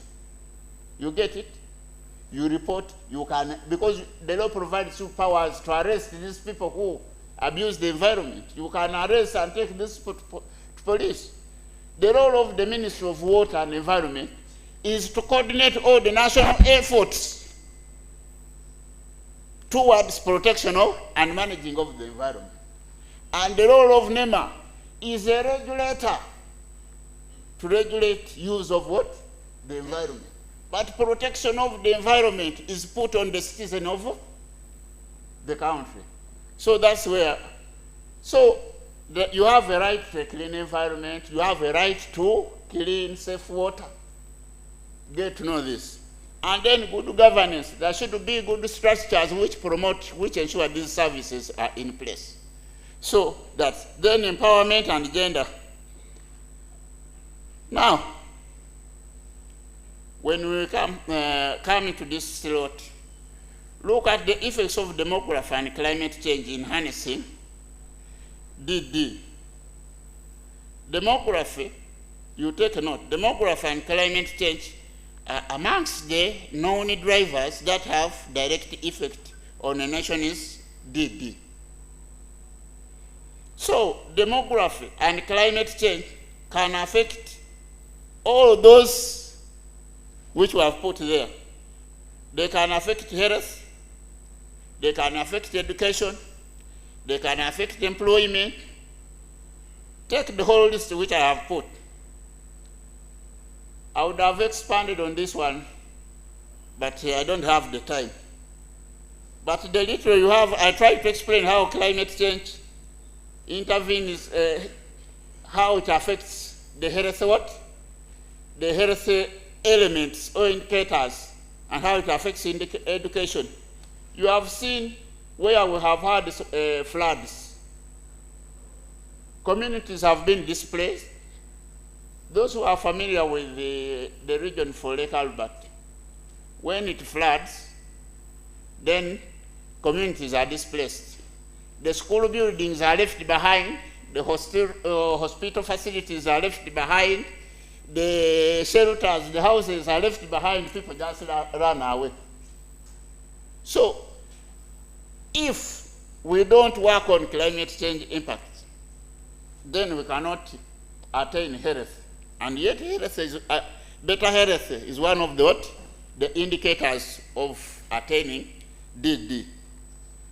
So, Uganda population is vulnerable to the extreme weather events associated with climate change, such as droughts and flooding, that have much faster impact, affecting education, health, employment, consequently undermining the nation's DD.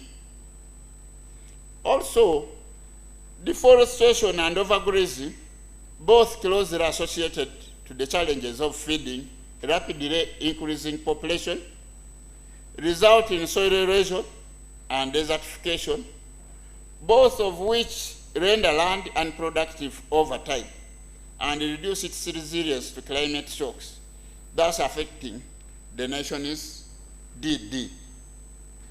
Climate change affects the key determinants of the population. That one I talked about it.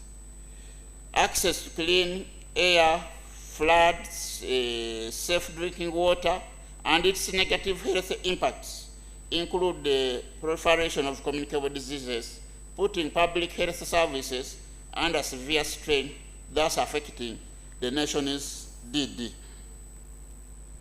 So, as we go to conclusion, we are saying adapting to climate change, scalable social protection programs that promote resilience to climate change, allowing populations or individuals not only to respond quickly to climate-related shocks, but also to diversify their livelihood and climate-proof their land and homes in preparation for such a shock, will enhance attainment of a nation's demographic dividend.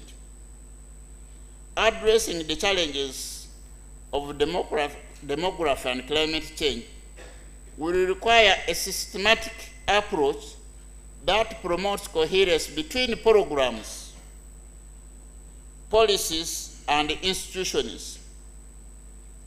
That marked word coherence, we have a tendency of working in isolation, but the programs which we should develop should be integrated, bringing or taking a multi-sector approach. So going this way will help integrate social protection with other sector strategies, and this one can help in attainment of the nation's DD. So the challenge, that is demography and climate change, will also require greater capacity to design, to deliver, and to monitor social protection programs, as well as a clear communication strategy between government and the social partners. So, finally, I want to say, although these are long-term challenges, the policy response should start today. We should not wait for tomorrow when we should act or in the future. But now, the policymakers, we needed to look into this immediately. We should not give it time when we should take action. With those few slides, I want to say thank you for listening in, and that is the end of my presentation. Thank you so much, Mr. Mugabe, for, yes, indeed, very few slides. Yeah, because, yes, because they are actually few. We have picked a lot, yes. I am very sure that there are a number of questions about your presentation that will be coming forth.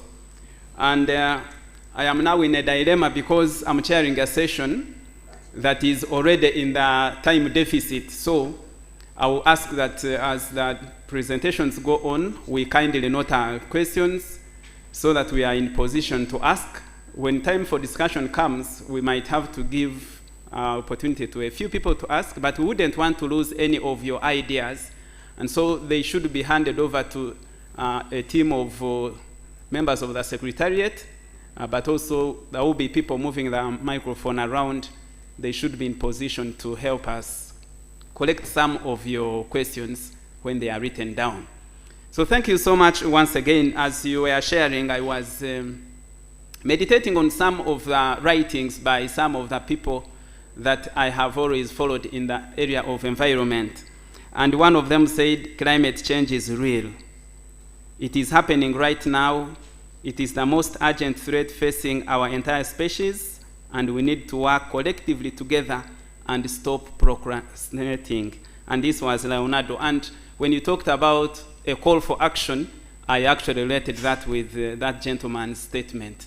Thank you so much, Mr. Mugabe, once again. I would want to request that we put our hands together and invite Judith Mutabas from National Planning Authority to make a presentation on integration of demographic dividend in our planning frameworks, both at national and subnational level. Judith, you're welcome.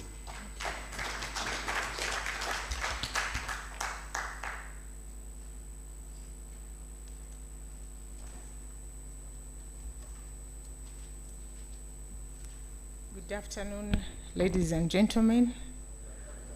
I know it's not easy talking in the middle of people's lunch, but I'll try to be brief and relate how DD is a key development strategy in what National Planning Authority is doing, and how we've come this long journey in trying to prioritize DD.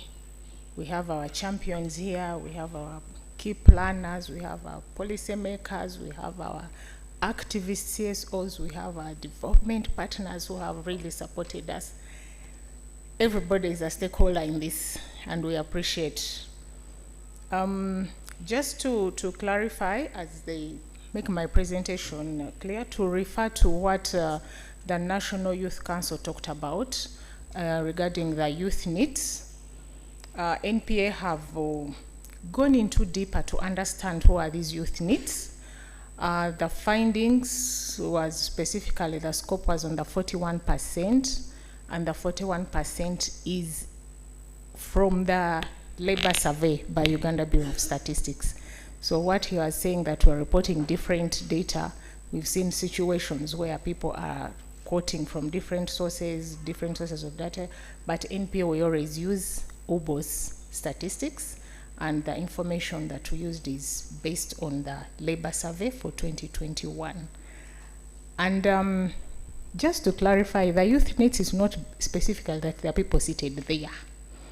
It's people who are actually not engaged in activities, but activities that really don't contribute to their income or savings, and they are only producing for consumption. So they are not in employment, but they're actually doing some activities, but they're not economic activities.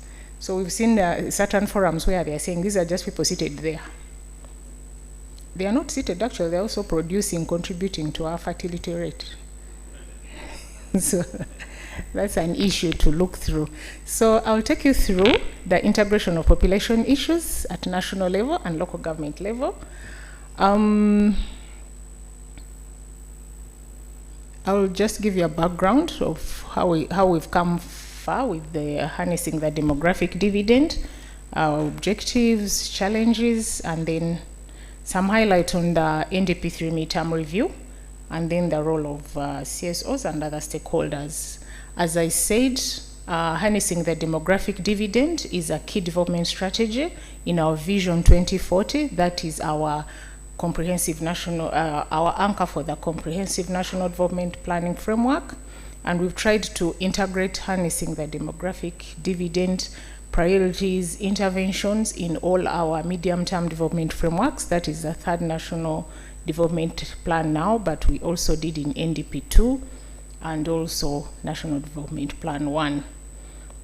We do this also, we try to align with the other regional and East African regional and African agenda and international goals. So as you've heard from the previous speakers, DD is not standalone.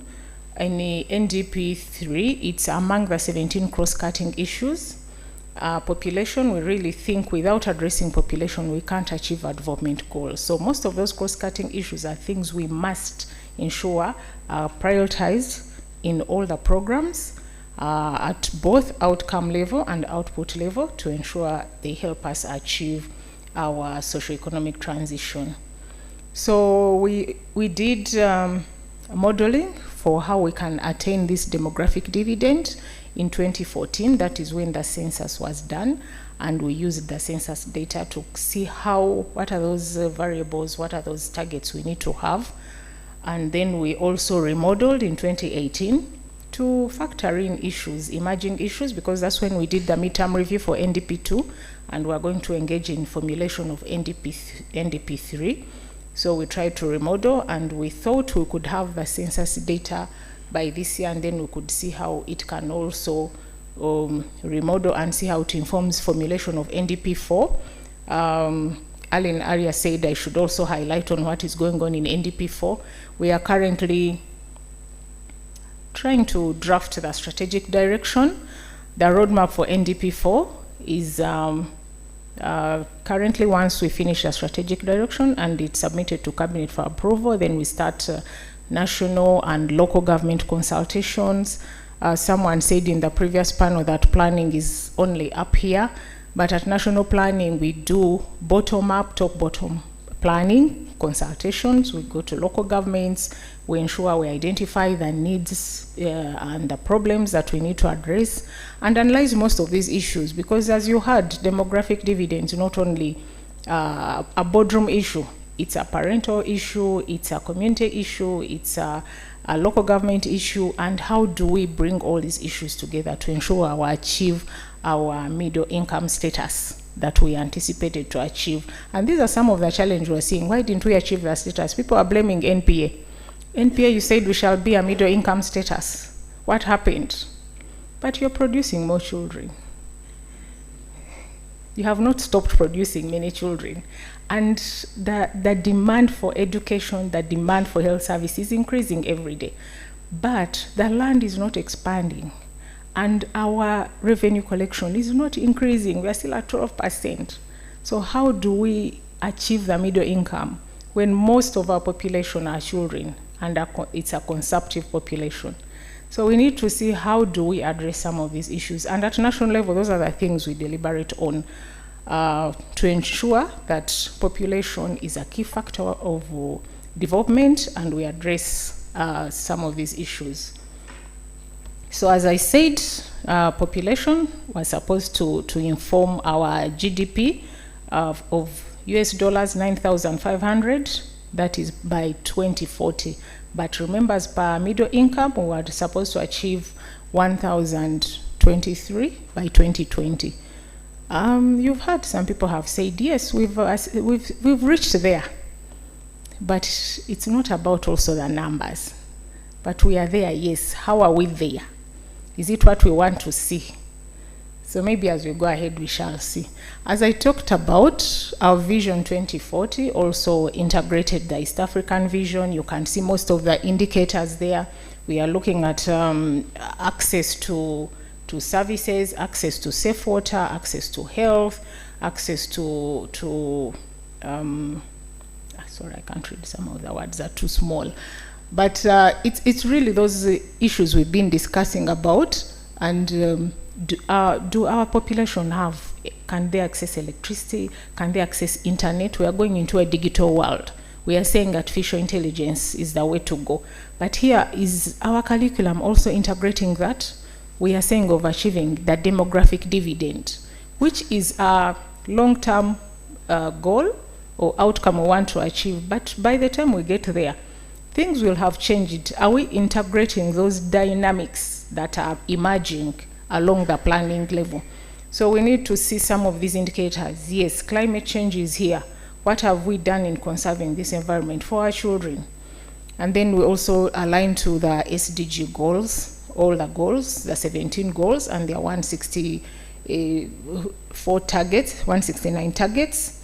And they really touch on harnessing the demographic dividend priorities as they are integrated in the plan. So regarding the programmatic approach, as you know, we moved away from the sectoral programming planning to program approach, and that is kind of the framework we operate in. As I said, the first one up, does this thing work?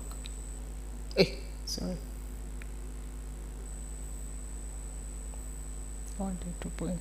Yeah, this is our national vision. This side, this is the framework we're operating in before we migrated into the program approach. So you can see it doesn't differ from this, but it's still a 30-year vision, or 10-year strategic plan, national development plans, 5-year national development plans. Then we do midterm reviews. That's every 2.5 years of the 5-year plan. And then if you look at this, we had sector development plans. And here we have moved to NDP program implementation plans. And those are the PIAPs. And then in there, the ministries, the local governments also produce 5-year strategic plans. And that's what informs their annual work plans and budgets. The local governments and ministries, departments, and agencies. And in this annual action plan, that's where we identify priorities and activities for each year in line with the PIAPs. So briefly, that is what the programmatic approach is. And all throughout in there, as I said, if we have our DD as our key development strategy at national level, we have to ensure it's integrated in the 5-year plans, in the ministries' strategic plans, in the local government plans, and then it informs the annual budgeting and planning. So that is what we do at NPA. That's why we've consistently tried to integrate DD as a key development priority in plans and budgets at all levels, annually in the budgets, but also in the medium-term development framework. So some of the indicators, as I said, in line with what we achieved so far now since we started this journey, we have seen CPR has increased. That is based on the recent UDHS survey data that was done. Fertility rate, it is declining, and we can see, yes, we've been at 5.4. The study says we've reduced slightly to 5.2, and I hope we can do better because our target in the NDP3 was 5. Health situation, yes, this has declined from 336. If you see our target in NDP3, our baseline data, and infant mortality has declined. Life expectancy, we're still at 63. Population, of course, continued to grow rapidly, and then we still have a high youthful population, with the majority of the population being 15 years and below. And then school enrollment, we still see, like, the dropout rate has improved, and we hope we shall continue.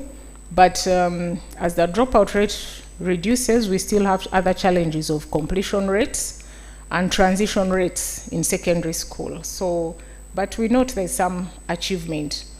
Then continuing on the achievement, we also see there's increased access to electricity from 2010 when we started NDP1 to 23%, increased use of ICT, percentage of ICT to GDP. Our target was, our baseline was 2.89, and we've increased to 9%, which was a little bit above the target in NDP3. Increased paved roads, we see it has improved from 8% to 33%. Electricity generation from 150, we're at 183 megawatts, but we still have a lot of demand for electricity. Yes, we are generating this, but is this what we want? And then GDP per capita, as I said, this is the key indicator for attaining our socioeconomic transformation. Yes, we've achieved this, but remember our target of 4,500 of the Vision 2040. So at this pace, we are in the 3rd National Development Plan. We have 6 5-year development plans. How fast shall we get there? We take note also there were still issues that we need to address. We still have high fertility rate. The labor force participation is decreasing, and yet we are talking of increasing labor productivity to achieve our human capital development program. We see subsistence, people are still stuck in subsistence agriculture, and some of them, that's where we find the 41% of the youth needs, and the majority of women still in this subsector.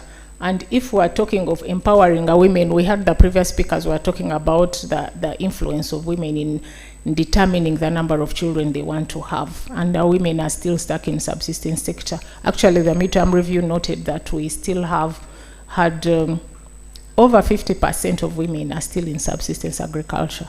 So how are we going to empower the woman to be able to make informed choices? Poverty, yes, poverty, depending on our indicator, it has reduced slightly from 21.4%, and we saw the last UNHS survey was saying 20.3%. But if you look at the nominal figures, we have not achieved much given the population growth rate and fertility rate. GDP has grown steadily, but of course this was also affected by COVID. We see it has gone below our target of 5%. Initially we had planned 7%. After COVID, we reprioritized to 5%, but we are at 4%. So we still have challenges there. Sectoral contribution has stagnated. Of course, there's been a lot of issues regarding the impact since we finished the NDP3. First year and second year was not really implemented a lot because of, you had someone was saying we are talking of 17%, 14%, but the official performance of NDP3 is 17%. I don't know where the 14% is coming from. but it's 17%. That is the overall performance of NDP3. We took note that the first year and second year of the plan was greatly affected by COVID. And when we came back out of lockdown, we reprioritized the plan. But after replies, we still have limited resources to support implementation. So the implementation has faced challenges, but hopefully these are findings from the midterm review report. Hopefully we shall get better in the remaining years of the plan. So I think I talked about this already. So this is what, after our modeling, this is what we anticipated to achieve, given that we need to achieve the 4,500, that is the target for our vision in NDP3. And this is what we anticipate. With high fertility, our pyramid is still broad-based. And as I said earlier, 49% of our population is still children. And that is the first pyramid, what we are seeing here. But with the modeling we did and looking at the different pillars, which are here on this actually banner, the 5 pillars of harnessing the DD, we need to achieve this with fewer children and more people in the working age group. I've heard people say that we've achieved the youth bulge. The numbers actually is not the bulge. The bulge will be achieved if we attain low fertility and have such a pyramid. But once we are still here, we have not achieved the youth bulge. We just have big numbers, but the bulge hasn't appeared. So how do we achieve that with these emerging issues and challenges? Here I wanted just to briefly bring you on board with the NDP3, but I'm sure most of you have read this document. But when you look at, that's what I was trying to say, we've tried to integrate population issues at all levels. So you can see the theme of NDP3, we are looking at inclusive growth, employment, and sustainable wealth creation. All these have to lead to our goal. Household income touches the population, the quality of life of the population, things to do with poverty, inequality, human development. The population, people are at the center of planning, because we have to ensure we have the quality population, they have the right income, they have the right knowledge, and they are healthy to be able to support the transition or the development process. Specifically, NDP3 had 5 objectives, but specifically objective 4 contributes to more of harnessing the demographic dividend. Even others do, because if you're strengthening the private sector, it's going to create the jobs we want to, in line with the population transiting into employment. Supporting the key growth opportunities, it's also to ensure it provides the right jobs and also generate the revenue we want to see to support other sectors for development. Infrastructure is somehow indirectly linked, but specific objective 4, increasing productivity, inclusive and well-being of the population. As I said, population is a cross-cutting issues. All the 5 will directly or indirectly link to addressing DD issues, but some are directly linked, especially objective 5.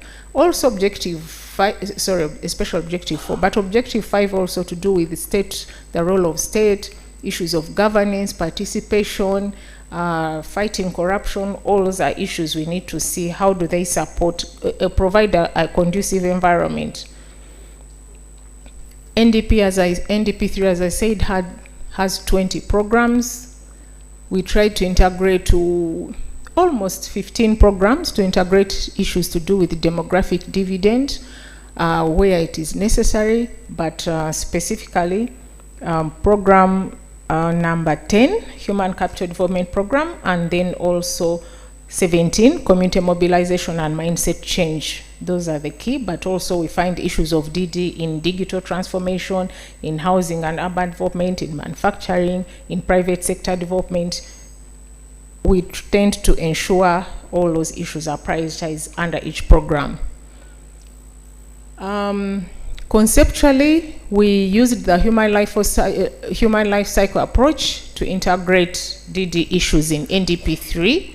And here we're looking at, starting with this, the unborn child, looking at the mother, the baby when he's born, issues of infant mortality, issues of nutrition, immunization, and have children. What are those issues we need, interventions, priorities we need to put in place under the Human Capital Development Program to address, ensure children have proper early childhood development, ensure they are in school, psychosocial support, then teenagers, issues of to do sexual education, what we're talking about, challenges they have, are they in education, young adults, still, what are those priorities or interventions we need to put in the plan? And then the working adults, that is issues to do with labor, job creation, social protection, what is it that we need to provide to the different age groups. So that was the conceptualization, and that's how we come up with the priorities at different age, for different age groups, and the interventions, and then we come up with resource allocation for them in the plan. Briefly, that is also looking at the different age segments. This is how kind of our program implementation action plans are structured. Here we have the different age groups, and then we have the result we want to achieve. Then we have the indicator that will measure that result we want to achieve, and then the baseline.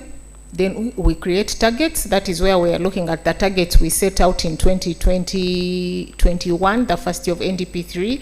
And then the gap defines the proposed intervention issue we want to address. We come up with the intervention, and then we map the actors. But if you continue also, we have resource allocation, which is annualized for the 5 years of the plan. So that helps us monitor, identify the different interventions, the problem we want to address, and the different age group you're targeting it for. So here I will just, I try to flash at goal level, performance level, based on the 17% we scored in the midterm review. So if you can see, this is the key rating, where it is red, meaning we didn't achieve this as per midterm review. And then the green is what was achieved. You can see income per capita, we achieved, our target was 991, at least this is the actual as per midterm review. But if you see other indicators, people below the poverty line, we had wanted to reduce it. I think this is a typo error, should have been 15. Yes, sorry about that. Then this income inequality also was achieved, 0.43, the actual that was found. But if you look at the gender inequality, it has not changed. A share of working population, we still have a problem there. Wanted to increase it to 82, we still have 78. And of course, the labor force, less in subsistence, but we still see many people in subsistence economy, 52%. Okay, it has, sorry, I think it has increased. Then population growth rate, yes, it's still 3. That one was achieved. But then when you go to the next slide, these are indicators at goal level. These are at outcome level.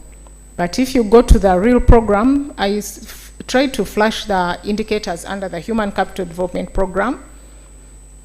That is where most of the DD indicators are.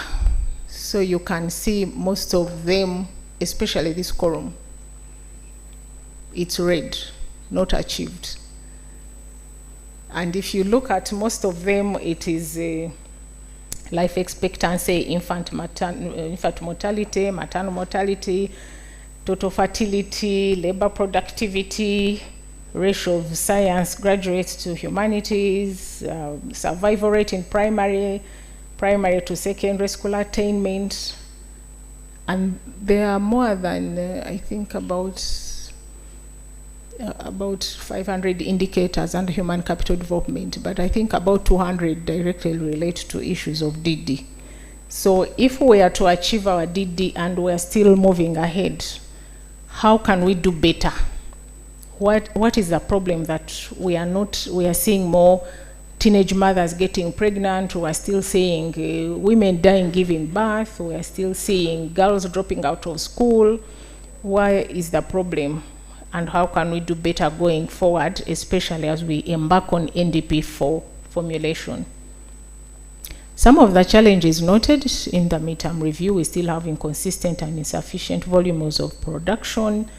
Though our people are in agriculture and we still say it's the backbone of our economy, I think we need to also see how do we support those people in the agricultural sector to increase their income in line with our goal of NDP3. Limited growth in labor productivity, that one you saw it was still below the target. Inadequate numbers of appropriately skilled labor force to drive industrialization.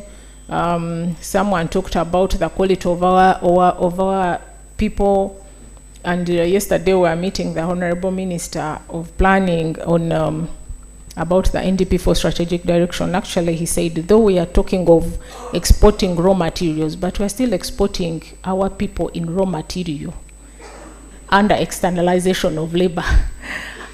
So as we also look at adding value to agricultural produce, how do we add value to our people so that we don't export maids or security guards, but we export skilled labor force? So those are things we are trying to think through. How can we do better going forward in NDP4? Unemployment is still a problem. I think our sectors that we thought would create jobs have not created enough jobs in line with the people transiting into employment. We still have other challenges: underemployment, youth unemployment, minimum wages, underemployment, all those issues. We still have mixed poverty reduction efforts. Yes, poverty has reduced, but we see inequality is widening. What is the problem? Where can we touch and make a difference going forward? Negative balance of trade, but of course we are seeing we're not exporting. Our imports are still higher than exports, and how do we ensure we address that? Recently you saw how our World Bank was saying is pulling out of supporting most, especially the social sectors and infrastructure sectors will be affected. But how do we also diversify and look at how do we increase our revenue collections to support some of those sectors that are going to spark growth, create job opportunities for our population? Because the population will continue growing. It's not going to stop here. But how can we do better than the lessons we've learned and the existing challenges? Then continued reduction on forest cover. My previous speaker, my colleague, has talked heavily about climate change and environment. And as the population grows, there's demand for a lot of human activity, whether it's in agriculture, whether it's in housing, whether it's urban development, whether it is areas in mining looking for an income. Everywhere they're impacting on population, and the consequences of climate change are already here with us. We see a lot of displacements, a lot of floods, a lot of landslides. So it's not something we see on CNN happening in Morocco, Libya, but it's happening in Uganda. What can we do better going forward? So as we move forward, we still think this plan is implemented not by NPA, but all stakeholders have a role in this. And then how can we define the role of CSOs in implementing this plan and achieving issues to do with the population and attaining that dividend as we had planned? CSOs have been our partners in advocacy, in awareness, in ensuring they fight for the people's rights, and then also track issues of equality, gender equality, climate change inclusiveness, and support some of these like interventions that lead to harnessing the demographic dividend. We've seen most of them engaging, especially after the COVID, and a lot of girls dropped out of school due to teenage pregnancies. We've seen them support heavily on this, even after government announced itself on the re-entry strategy, allowing girls to go back to school, and the campaign that was launched by the First Lady on ending child marriage and teenage pregnancy. But the implementation is more done by local governments and CSOs and development partners. So we really need to see how do we come together, coordinate each other, and implement most of these interventions to achieve a common desire. And I think the program approach has been addressing this, that multi-sectoral collaboration is very key, and hopefully going forward, as we embark on NDP4 formulation, we need to see the lessons, the challenges, and how do we move better going forward. So in there, after the plan, we shall be working with the ministries, departments, and agencies to also produce their 5-year, 4th-year national development plan and district development plans, but how do they also integrate those issues at national level, and how effective are they in allocating resources to them. And of course, the faith-based institutions, they are very key. The language we use, you've had some of the challenges we have where we need to include all stakeholders, the language we use. We've had a setback on the sexuality education policy. And of course, parents are saying our children are still young at 8 years to tell them about issues to do with sex. But we are having teenage mothers as early as 10 years, as early as even 11, 12. So should we take this message? Should we leave it? But then what are the consequences we are living with? So those are some of the issues we need to see. As we move forward, how do we address this problem? The previous speaker talked about it. Should we only deal with the girls, or we also deal with the men? Because yes, the girls are getting pregnant, dropping out of school, but the men continue in school. So our target and interventions have to be clear. Then also addressing the issues of social needs, as I said. I think as we empower these girls, we need to, of course, the longer they stay in education, evidence has shown it. Even in our modeling, we are also targeting increasing years of schooling. Even in NDP3, we are saying 11 years. At least every Ugandan child should complete 11 years of school. That is the 7 years of primary and the 4 years of secondary. At least there we shall know that we shall be able to achieve our human capital development, and our DD will get in there, because once people are empowered, they make the right decision, the right choices, they increase on income, and they will not be probably, if they're engaged in an economic activity, they will not be engaged in producing 6, 7 children, hopefully. So we also do certificate of compliance in line with the DD roadmap, and looking at those DD priorities in the plans. Have they been prioritized in the annual budgets? Have resources been allocated to them? And also that keeps informing prioritization and implementation of DD issues at national level and at local government level. So, and this is done for all the cross-cutting issues, especially the key ones: population, gender, human rights, HIV/AIDS, nutrition. They assess, and NPA submits this report to Parliament every year to inform approval of budgets and work plans in line with the Public Finance Management Act. So it's a process that we've tried to ensure to support implementation of the plan. So we also need more leadership, especially community owners, the role of other stakeholders, members of parliament. What are they doing here? Community owners, you heard people asking, what is the role of parents? Community leaders, to ensure these girls are in school, our children get in school, the right messages are passed on to them going forward, and we are able to achieve, because without addressing these issues, we shall not achieve our development goal.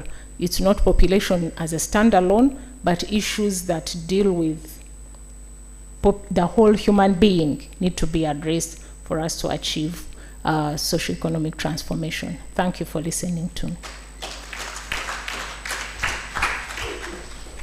Thank you so much, Judith, for that presentation, but also for keeping in time. I was a bit worried that we are going to take much longer time, but thank you so much for managing the time very well. Ladies and gentlemen, the two presentations that have been made are actually a call to action. There is a lot that has been done in terms of policies. The work is cut out for us to do something to ensure that we achieve the change that is desired. When Judith presented and gave us a 17% performance, overall performance in NDP 3 as per the midterm review of the plan, I was worried. What are we going to do differently to ensure that we achieve our targets within the remaining 2 years of the plan?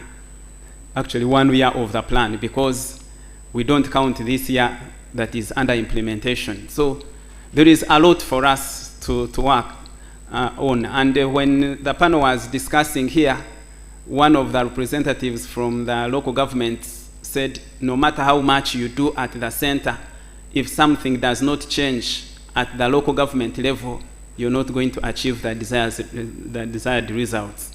And so I want to invite us into this discussion, particularly looking at what can we do differently to ensure that we achieve our targets, what is not going on well. Integration has been done, as Judith has presented, but we don't see much change when it comes to results.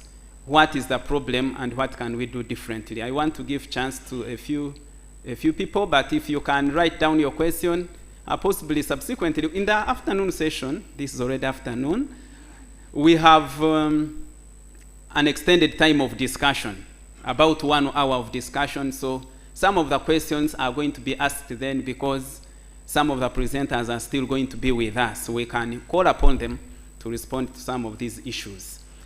So I want to give the first opportunity to Planner Maracha, then Planner Chivale.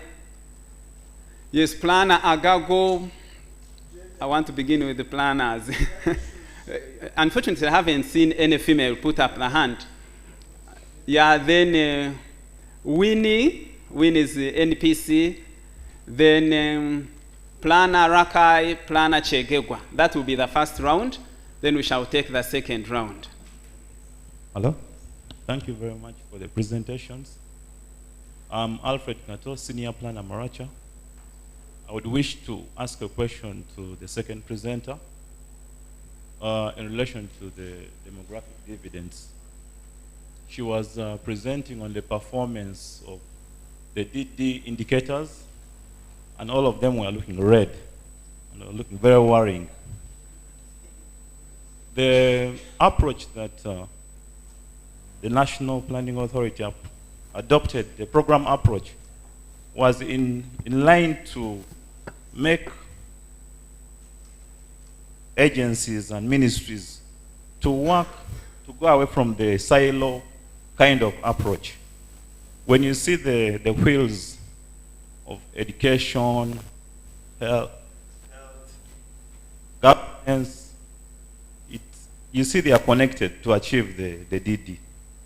But over time, we have realized that even when they brought the program approach, the human capital development issues, the governance and security, the public sector transformation, the program approach, we still continue to see that Ministry of Finance is still working in the silo approach, conditioning funding to sectors, not to programs. So how are we going to achieve these indicators we beautifully put in the plans?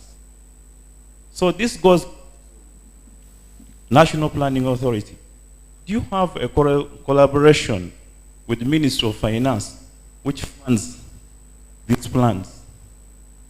Because we still see them. For PHC, this amount. For education, this. They lie us, they put on top there, human capital development. But they are still ring-fencing funding. That's why you're seeing those red indicators. Okay, thank you so so what much. is your collaboration? Yeah, thank you so much. That is a very pertinent question. Yes, Planner Chivale. Thank you so much, John and the chair. I want to thank the panelists, but specifically David, for the very humble but spot-on presentation. It actually touches quite a number of issues on sustainability. It captures the issues of cause and effect relationships between the demography and climate change, I think which I was waiting for. And I wish this presentation could be translated into our local languages across the country so that we share this message to our farmers when we are mobilizing for the PDM, because this is the missing link. I think missed one package of your presentation. I wish you had also captured the economic implication of climate change to the sources of livelihoods and other activities. For example, personally, I'm a coffee farmer. During my evening hours, I do coffee farming. But in coffee farming, climate change is real.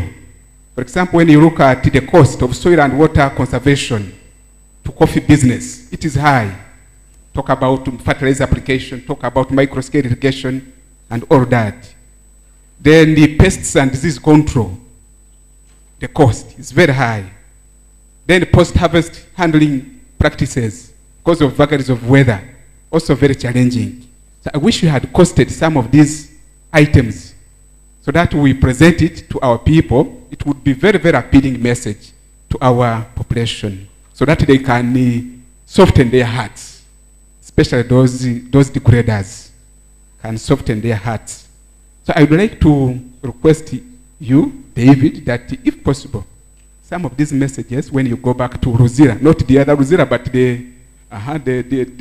that other Ruzira, try to translate this message into our local languages so that you can share. But if you don't, for me, when I go back to Kibale, I will sit with my natural resources department, our natural resources department, and then we translate this presentation and share it with our farmers at parish level as we mobilize the farmers about PDM, because this is already affecting us in Kibale, and this is what I was waiting for. Thank you so much.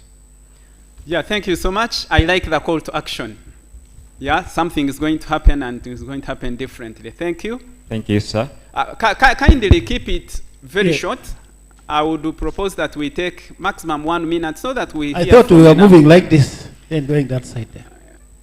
It is coming that side. Okay, yes. Mr. Bongomin, yes. Mr. Yeah, thank Bongomin, you. Thank you, Chair. I really want to thank the two presenters. They really made my day this afternoon. A lady and a gentleman there. I would want to go with your presentation, especially this gentleman from Luzira there. I will track you and get that presentation, and I move back with it at home. Otherwise, my issues are with the National Planning Authority. Your presentation was good, but I'm so worried, madam. Because as a planner, and I know the objective of the National Development Plan 3, and how we have to work hard to achieve the income status, the middle income. If you may tell me that the performance mid-term is as poor as I have seen in the year presentation, then I'm very worried, madam. Are we really going to achieve what we have already planned? In terms of, we are left with only 1 year. We are very worried, especially in education and health, human capital development program. What could be the problem? You did not bring the problem very well. What could be the problem? Is it economy? What is it? 2, I saw the statistic that you've given us that the balance of trade of this country is negative. That means the imports is greater than the exports. And that is very dangerous. Is it because of that situation that's why we are going to achieve what we have planned on the National Development Plan? The same situation is worse at district level, local government. We are not getting money for implementing our plans. What is the problem for the country? The grants are dwindling every year and then, even operational fund. So that means there's a problem that National Planning Authority should come clearly and we resolve on those problems of the country. Then the issue about the poverty. In your statistics, the poverty is increasing. The statistics you are prevented there, poverty is increasing. Still problems. Eh? Then the next one is, another serious problem is actually with local government. Let me be specific in terms of the local government issues. Mainstreaming DD indicators in our work plans and budget is still a problem, madam. Even tracking these dividends indicators, there are some few districts that can do it ably well. This one, the district we are here in this house, in this hall. But these other districts that are not part of this program, I am worried these other districts are not doing anything in terms of mainstreaming dividends in the budgets and the work plans of the district. So it is, you have a role to play in terms of mainstreaming and integrating the dividend in our budget and work plan. We can have a beautiful plan, but if they are not simplified in the budget and work plan, that plan will not actually help people. So you have a role as National Planning Authority, not National Population Council. You have a role to play to ensure that all of us are at equal level in implementation of or identifying and implementing dividends. Which you are not doing enough. To me, you are not doing enough. You are not doing enough, and you need to pull off your shocks on that. Then the last one, the last one is about the donor. The government of Uganda budget is heavily supported by the donor. But of recently, very many donors are running away. The balance rate is in negatives. Many things are getting worse and worse and then and there. So what do you say about it? Can we put our head, can you think beyond what we are thinking and change the directions where we are moving? Thank you so much. Yeah, thank you so much, Mr. Bongmin. The remaining two people, that's actually three. Plana Rakai, Plana Chegegwa, and Winnie for my first session. Please keep it short. We have one of us here going for a different assignment where he's supposed to make a presentation. So kindly keep it short so that he responds to some of the questions, and we shall continue because Judith is still here with us. Thank you. Thank you. Segawa Henry, Senior Planner Rakai. Really, this is the great engagement. First of all, we need to understand that if at all we are to have demographic dividend harnessed, we need to fully participate in family planning. That's the core.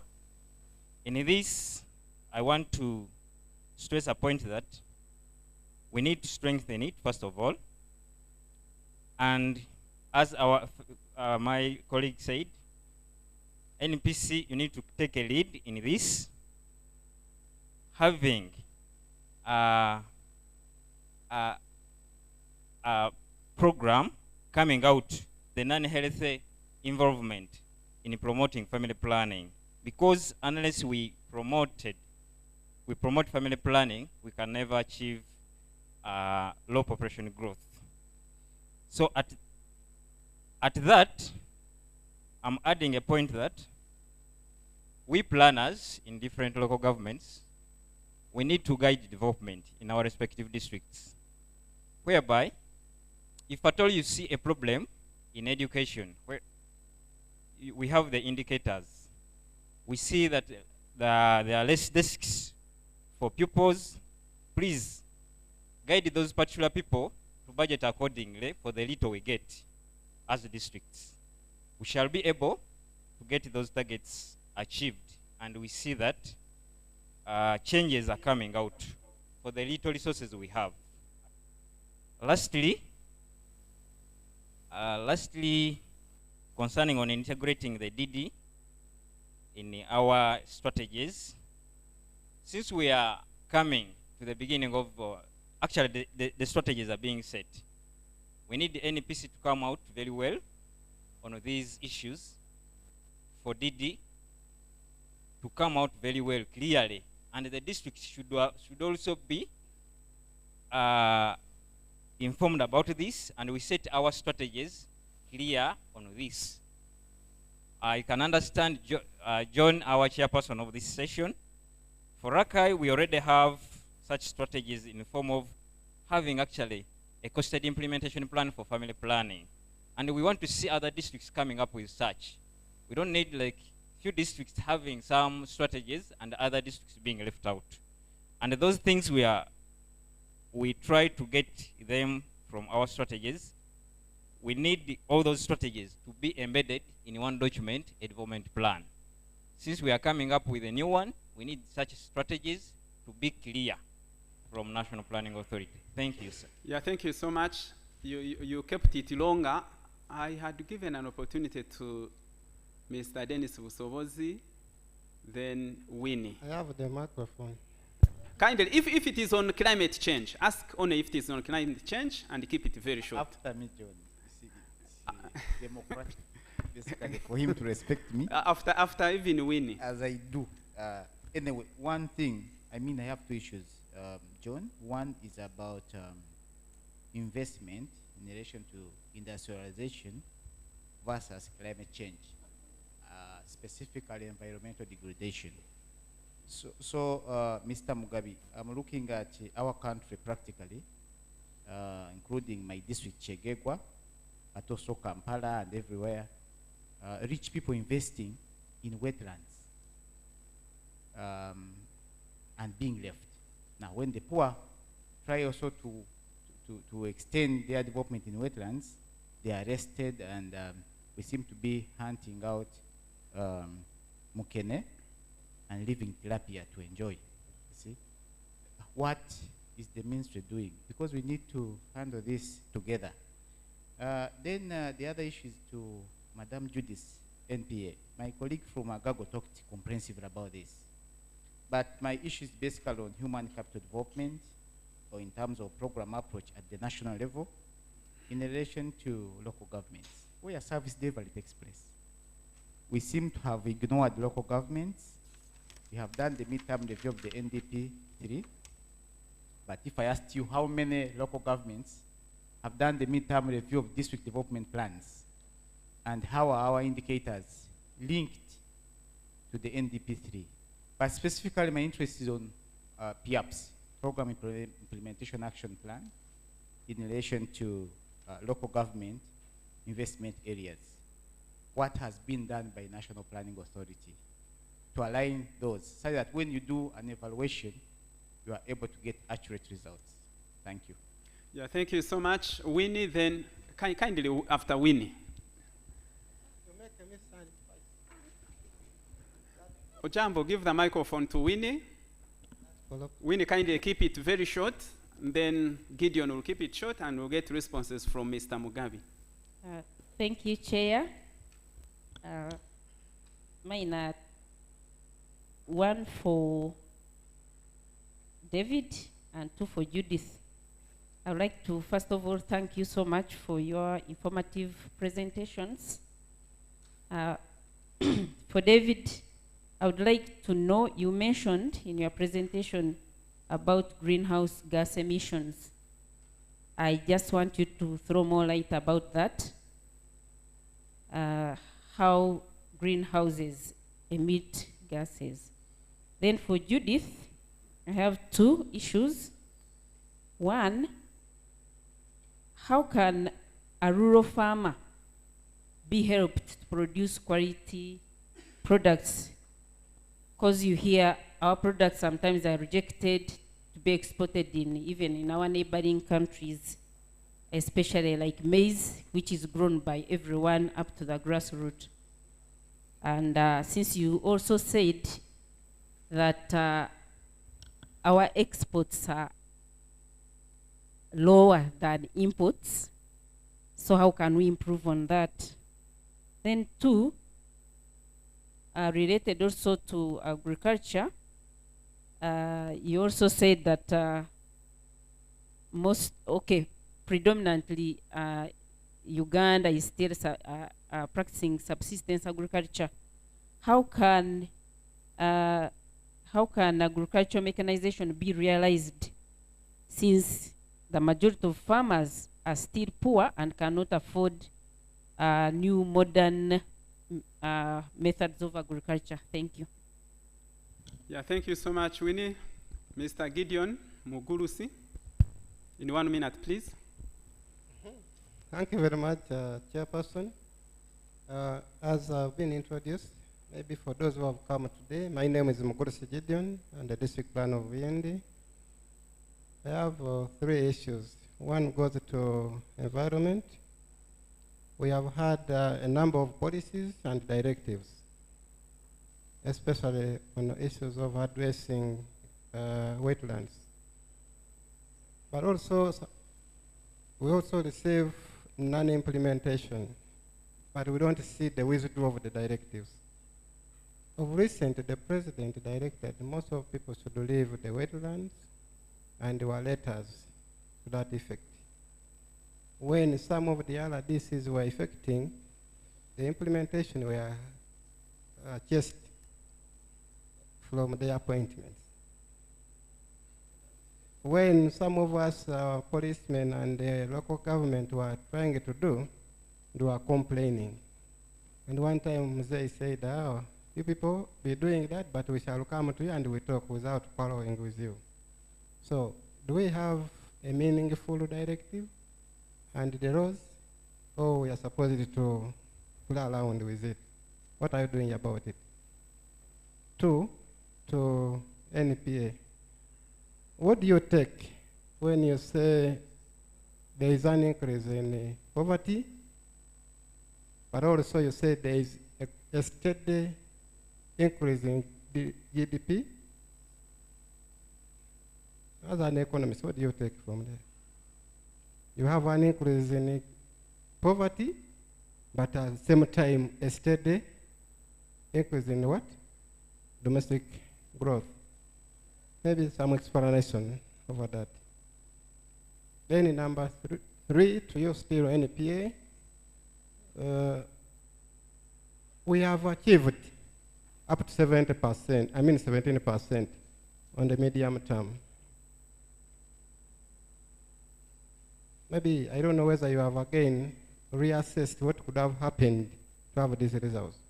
But I want to support my planner of Chegegwa. Do you think we have the link between the development plan and the system we are using to report, especially the PBS? Do you think so? To me, I'm saying, do you think we have the link between the development plan and the PBS tool we are using to budget and report? If there is some, it means we are ending at a certain level. And I recall there are 2 tiers. Tier 1 handles national and agencies. Then tier 2 handles local government. I'm sure your link ends at handling central and agencies. Are aware that much of the service deliveries are handled at local government. But you are not bothering to have the indicators, the PIAPs, which are applicable to local government, captured in the PBS. So at what time you have that, and now you have your results, increase it. If you don't do that, you will have your 17, 16. If you have the other one, you'll have the result improved. Thank you so much, Gideon. The 3 points are noted, and I want to believe that the team here will ably respond. I want to invite director here to respond to the questions that are related to his presentation. Thank you, Chair. I want to begin by thanking the participants for being effective. You listened in to the presentation and you really picked the issues of your concern. True, I have about 7 of them. First one is translating presentation to local language messages. For now, I cannot promise that I can do the translation. but this presentation will be shared with all of you. It is no longer into my hands. It is now with the organizers. So please ensure that they share the presentation. If it is not shared, those who can catch up with me somewhere in Luzira, I can still provide that. But that aside, I want to say that we should not only wait for these platforms or for us to happen. You need to visit the Ministry of Water and Environment. We have a full-fledged department for climate change, which can help you answer some of the questions you have within your district. So you can get the Ministry of Water and Environment, and I can link you to the Department for Climate Change to help you respond to specific issues arising from each of the districts. So that one I combine translating and then sharing the presentation. But I don't know whether the Secretariat has the capacity to translate this. Let's also, we shall hear from them.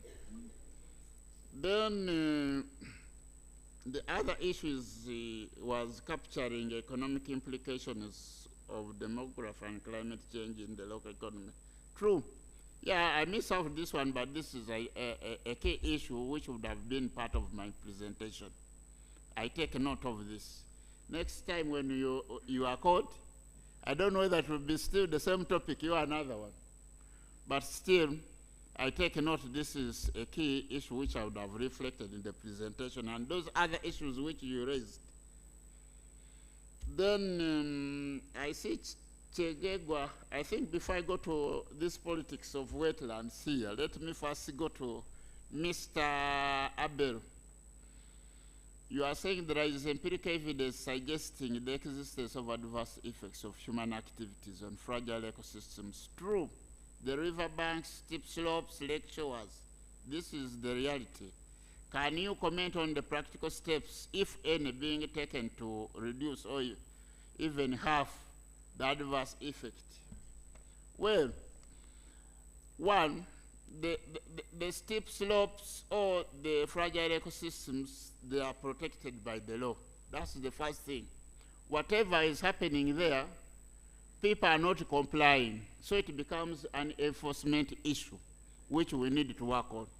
But that aside, I want to say, as far as the management of these fragile ecosystems and other environmental issues in the country, last year, Cabinet passed the Environment Restoration Action Plan, a 10-year restoration action plan, where rivers, lake shores, steep slopes, those are mountains and hill areas, the forests, wetlands, rangelands, all these pollution management, those aspects are reflected. So we have a 10-year Environment Restoration Action Plan, which was passed by Cabinet. Then evictions of encroachers is taking place. You say eviction is taking place in different places. But we have a challenge still of money, power, and whatever. And sometimes you tend to run out, but I read for you a section of the law that the responsibility of managing the environment is vested in the people of Uganda. The work of the Ministry of Water and Environment is to coordinate all your efforts towards what? Ensuring the protection and restoration. Okay? Then NEMA is responsible for regulating what? Management of the environment. It is that NEMA is a regulator. So, the rest of you, these efforts, if you are seeing people encroaching on wetlands, people who are working on settling in forests, whatever fragile ecosystem, you need to take a lead. Don't wait for the Ministry of Water and Environment or NEMA to be there. Some of these management aspects have been decentralized to local government, like management of the environment. I don't know how you can functionalize that responsibility and make it prominent within your programs. You are talking about mainstreaming. Then we are doing demarcation. Some demarcations are ongoing in the country. We are demarcating wetlands, there are demarcation of forests, there are demarcation of river banks and lake shores. But because these resources have very long boundary lengths, our efforts cannot be realized. It requires a lot of money. Because the other day, I remember we were being asked, just demarcating central forestry reserves. Uganda has 504 central forest reserves. NFA presented a budget estimate of 18 billion, which is required. Can government give this 18 billion at a go? We have 192 local forest reserves, which is a responsibility of local governments. How many local governments have attempted to undertake what? Demarcation. You see, look at the rivers. When you take with the river, you do double demarcation. You demarcate on the other side and the other side. So just demarcating the river Nile from Njero there up to southern Sudan, how much does it cost? It is a lot of resources which the country does not have. But apparently we have developed this action plan, which is we are supposed to source for resources. Then the last one, we have presidential directives and we have resource management plans in place, which we have worked on to guide how local communities can manage the resources.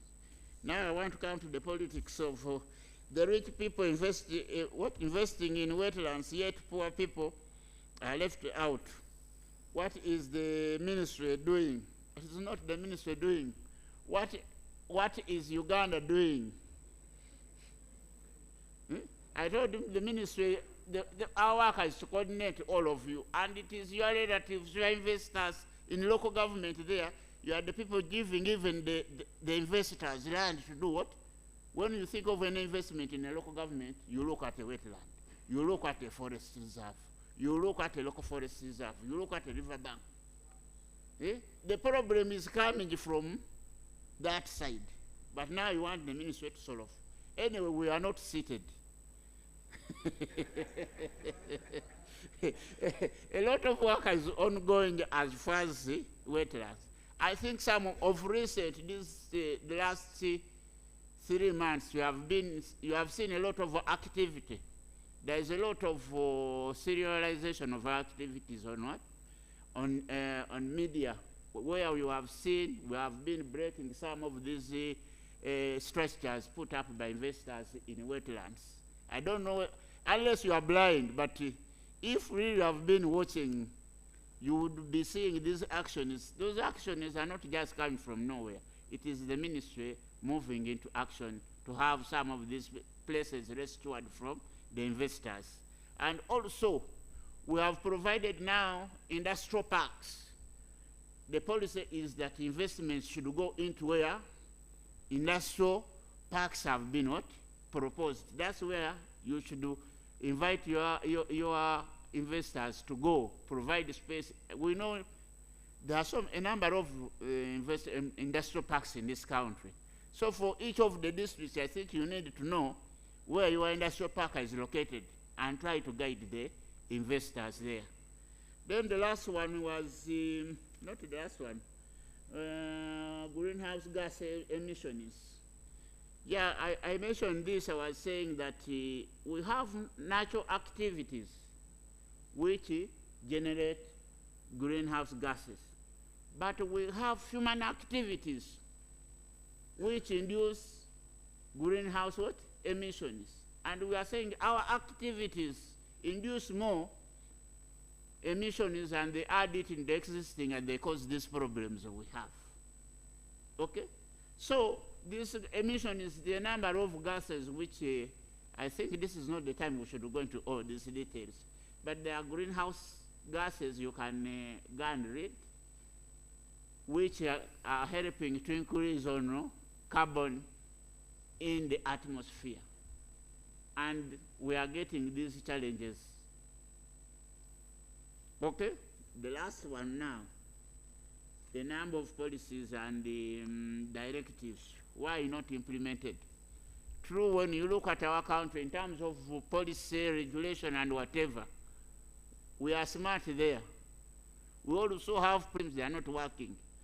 Take note one, no directive has been withdrawn by the president. So wherever you are, the directives are still standing. And when the president was issuing those directives, he went further to define which people should be part of the process to enforce these directives. Then why are you saying your RDCs are not? Unless they are running away from responsibility, but the parish chiefs, the chief administrative officers, the RDCs were given this responsibility by the president in the directive to ensure that one, they protect the wetlands, they remove the encroachers, they protect the forest, other fragile ecosystem, they prevent settlements. And remember, he wanted the reports. How many of you have produced these reports?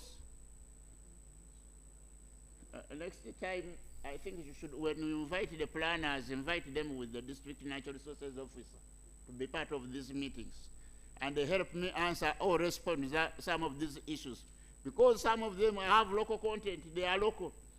If it is happening, they are happening in Buyende, the man from Buyende should be able to tell us. Eh?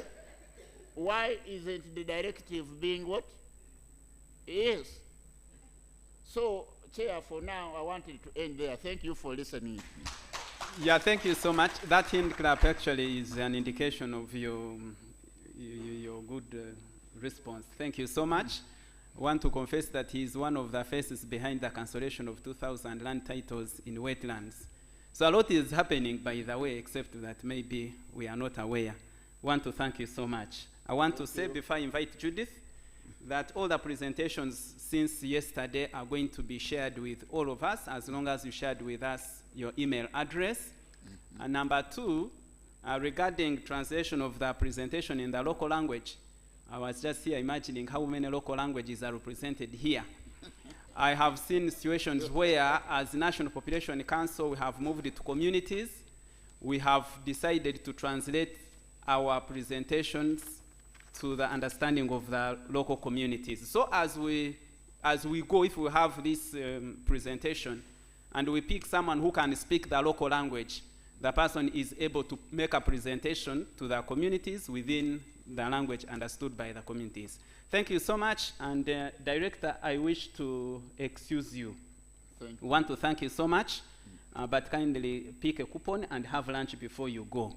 The rest, we are going to listen to Judith, and I will request that she summarizes, because she's still here with us, and we still have sessions actually in the afternoon.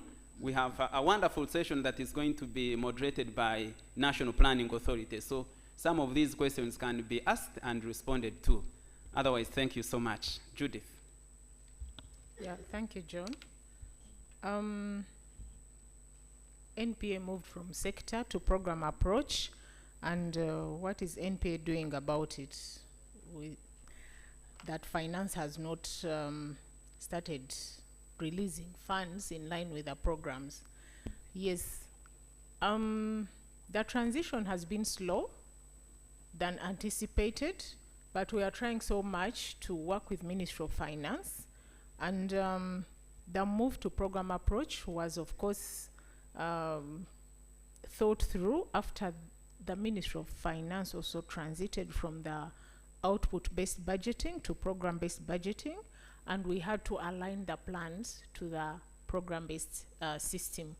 So the transition has not been as fast as we anticipated. The first year and second year of the plan were still implemented in sectoral mode, but I think this is the first year we are implementing in program approach, and all the programs, budget framework has been in line with the programs. However, we still have challenges as we developed the PIAPs, the program implementation action plans. We were not smart enough. The resources are released in line with the outcome and output indicators, but it's very hard to map most of these indicators, especially when you go to the department level. But that is something we've tried to work out with Ministry of Finance to ensure there is harmonization and that different MDAs and local governments continue accessing resources. Of course, it's not easy to keep changing within the quarterly release. What they have agreed, like now we are starting on, after the budget conference, we are starting the budgeting cycle for 24-25.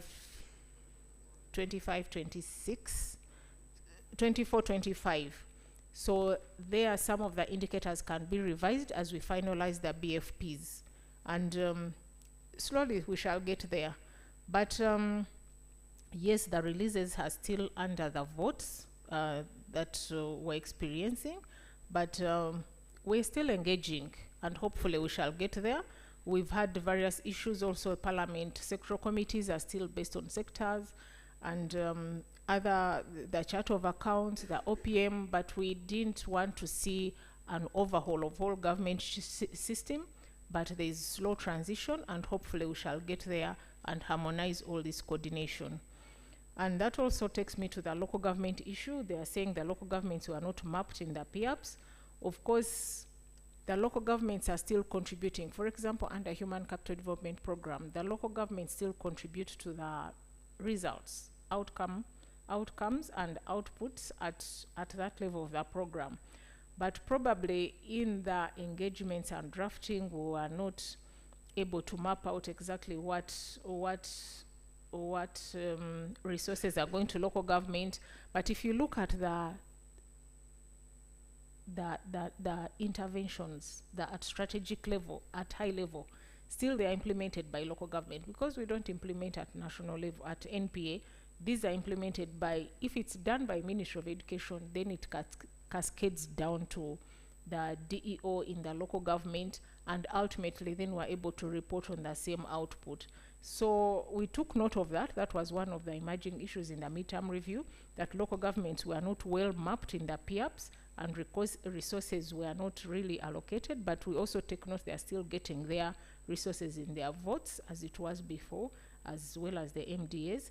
And these are things that we need to reflect on, and as we draft the NDP4, we see how to address some of these issues. Then there was also a question of why did we attain 17%? What was the problem? Yes, definitely there are many issues. The review was done based on 6 thematic areas, and probably we'll share those reports, should be on our website. There are different thematic at programmatic level, at policy level, at monitoring and evaluation, at LED, local economic development. There are different thematic reports with different issues and recommendations. But overall, the biggest problem, as we said, our population is still growing faster than what we can do based on our revenue collection, and our revenue collection has not changed. So, and that also takes us back to our high debt that we're experiencing, debt burden. You've seen we're borrowing a lot to support the population, especially the consumptive sectors, health, education, infrastructure. But we are paying highly to pay this loan, because we are paying the initial plus the interest. But then we are putting our money in consumptive sectors. So why can't we see the development we want to see? And then we're having high unemployment. And then also we had issues, of course, COVID affected most of our population, lost jobs, our development targets were not achieved. So there are various problems, and also issues of transition to program implementation and many others. So there are many issues, but overall I think we are not generating revenue as anticipated, because of our population being more of dependent population. The high dependency ratio is affecting our economic performance. Then also tracking DD is still a problem. Yes, it's not actually only a problem at local government. We've tried as much as possible to engage with ministries, development partners, local governments, all stakeholders in ensuring tracking DD. But it's not only DD, but most of these cross-cutting issues, even looking at how do you track gender, how do you track climate change. These interventions are more of the same. If you say you're going to to increase school completion. It's an education intervention, but it's all relevant to also DD. So some are not very clear, but also as much as possible, we try to ensure we came up with a DD roadmap, which tracked and came up with a M&E framework to at least highlight most of the key DD interventions, especially in the pillars that we came up in our modeling, so that we are able to report on the results we wanted to achieve. So I think we shall continue the engagement and the capacity building of the local governments to ensure we attain some of these. Then also someone asked the linkage between poverty and GDP. Yes. One of the indicators I showed, I think, yes, we've attained the 1,040, was it 43, of GDP we wanted to achieve. But if you look at the target also we have at the end of the Vision 2040, we want to achieve 9,500. That's when we shall have achieved even our demographic dividend. We are in the third year of the plan, and we are at 1,000. Yes, we've achieved something, as Mr. Mondo said. We are not where we were before, but are we where we want to be? Are we moving in the pace we want to see? So the linkage between GDP and poverty, as long as you saw somewhere in the indicator, the poverty gap is widening. Why? Because of our goal, low household incomes and quality of life of the population. Quality of life, we are saying people are not healthy, people are not educated, people are not skilled, therefore they are not in a formal employment, in professional jobs that can bring income, and then widening the poverty gap. So that also contributes to the production factor that contributes to assessing. So those are the factors that why, yes, we are achieving, we can achieve reduced poverty levels, but are we achieving that, reducing the inequality we want to see? Then also someone talked about agricultural mechanization. How do we improve? Yes, mechanization we can achieve it. It's one of our key strategies, especially under the agro-industrialization program. One of the key issues here is to see how do we increase productivity. And productivity is a labor component, but also a production component. And we see we can't increase on our exports because most of our exports are in raw material, but we are trying as much as possible to see how to penetrate the international markets, market our Ugandan products, mechanization. There has been a strategy of purchase of tractors in local governments to support agricultural production. And I think that Ministry of Local Government has been working closely with agriculture to ensure farmers access mechanized agriculture and modern ways of farming, using the accessible technology and innovations in the agricultural sector. But also the farmers, how can they be helped? The value addition, one of the goal of the program is looking at value addition in key growth opportunities. And value addition, that is where we have to be, they are helping the farmers in providing extension services, affordable finance, and also addressing challenges in post-harvest handling, packaging, so that they meet the quality of accessing some of these external international markets. Local governments ignored at human capital. Yes, that also relates to what I said about the local governments not being mapped properly in the PIAPs, and we took note of that. Hopefully going forward, we were thinking we cannot have a PIAP, action plan on local governments alone. We have over 130 local governments. But these local governments still contribute to these results we want to see at national level. If we want to reduce fertility, yes, the local governments have a role to play there. If you want to increase the school completion, local governments have a role to play there. So as we look into these programs, even if it's governance and want to reduce corruption perception, local governments have a role there. So I think going forward, we need to map our interventions clearly in the PIAPs so that we are able to map the output indicators and outcome indicators we are contributing to. The others were issues to take note of. I think maybe the donor dependency at NPA. What are we doing?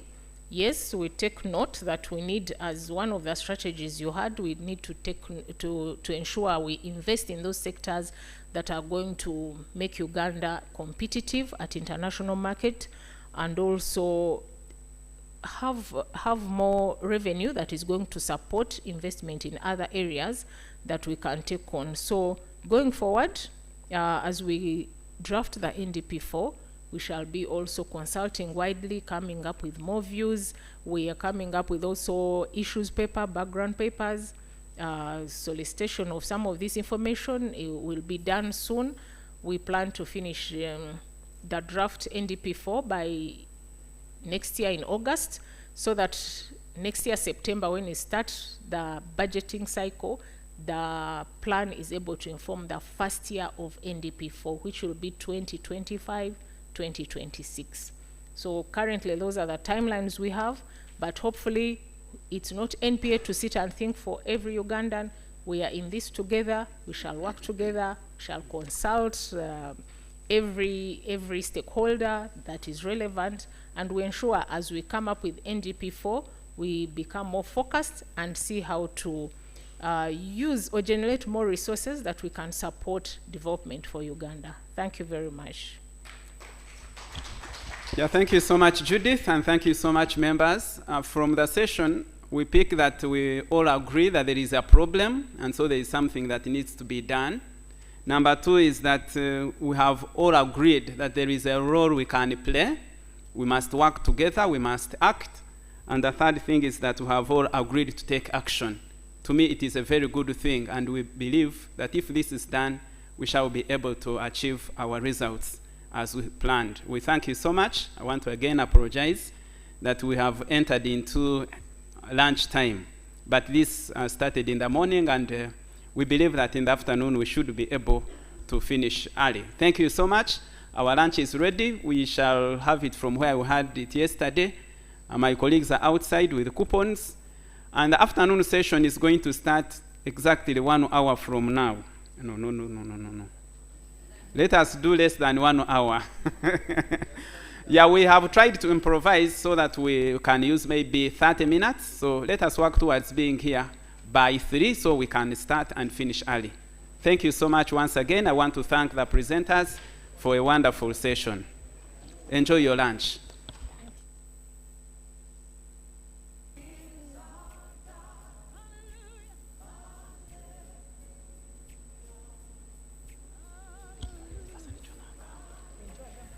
Yeah, please move out. I will be here to secure your property, and we want to be back in 30 minutes time. Thank you.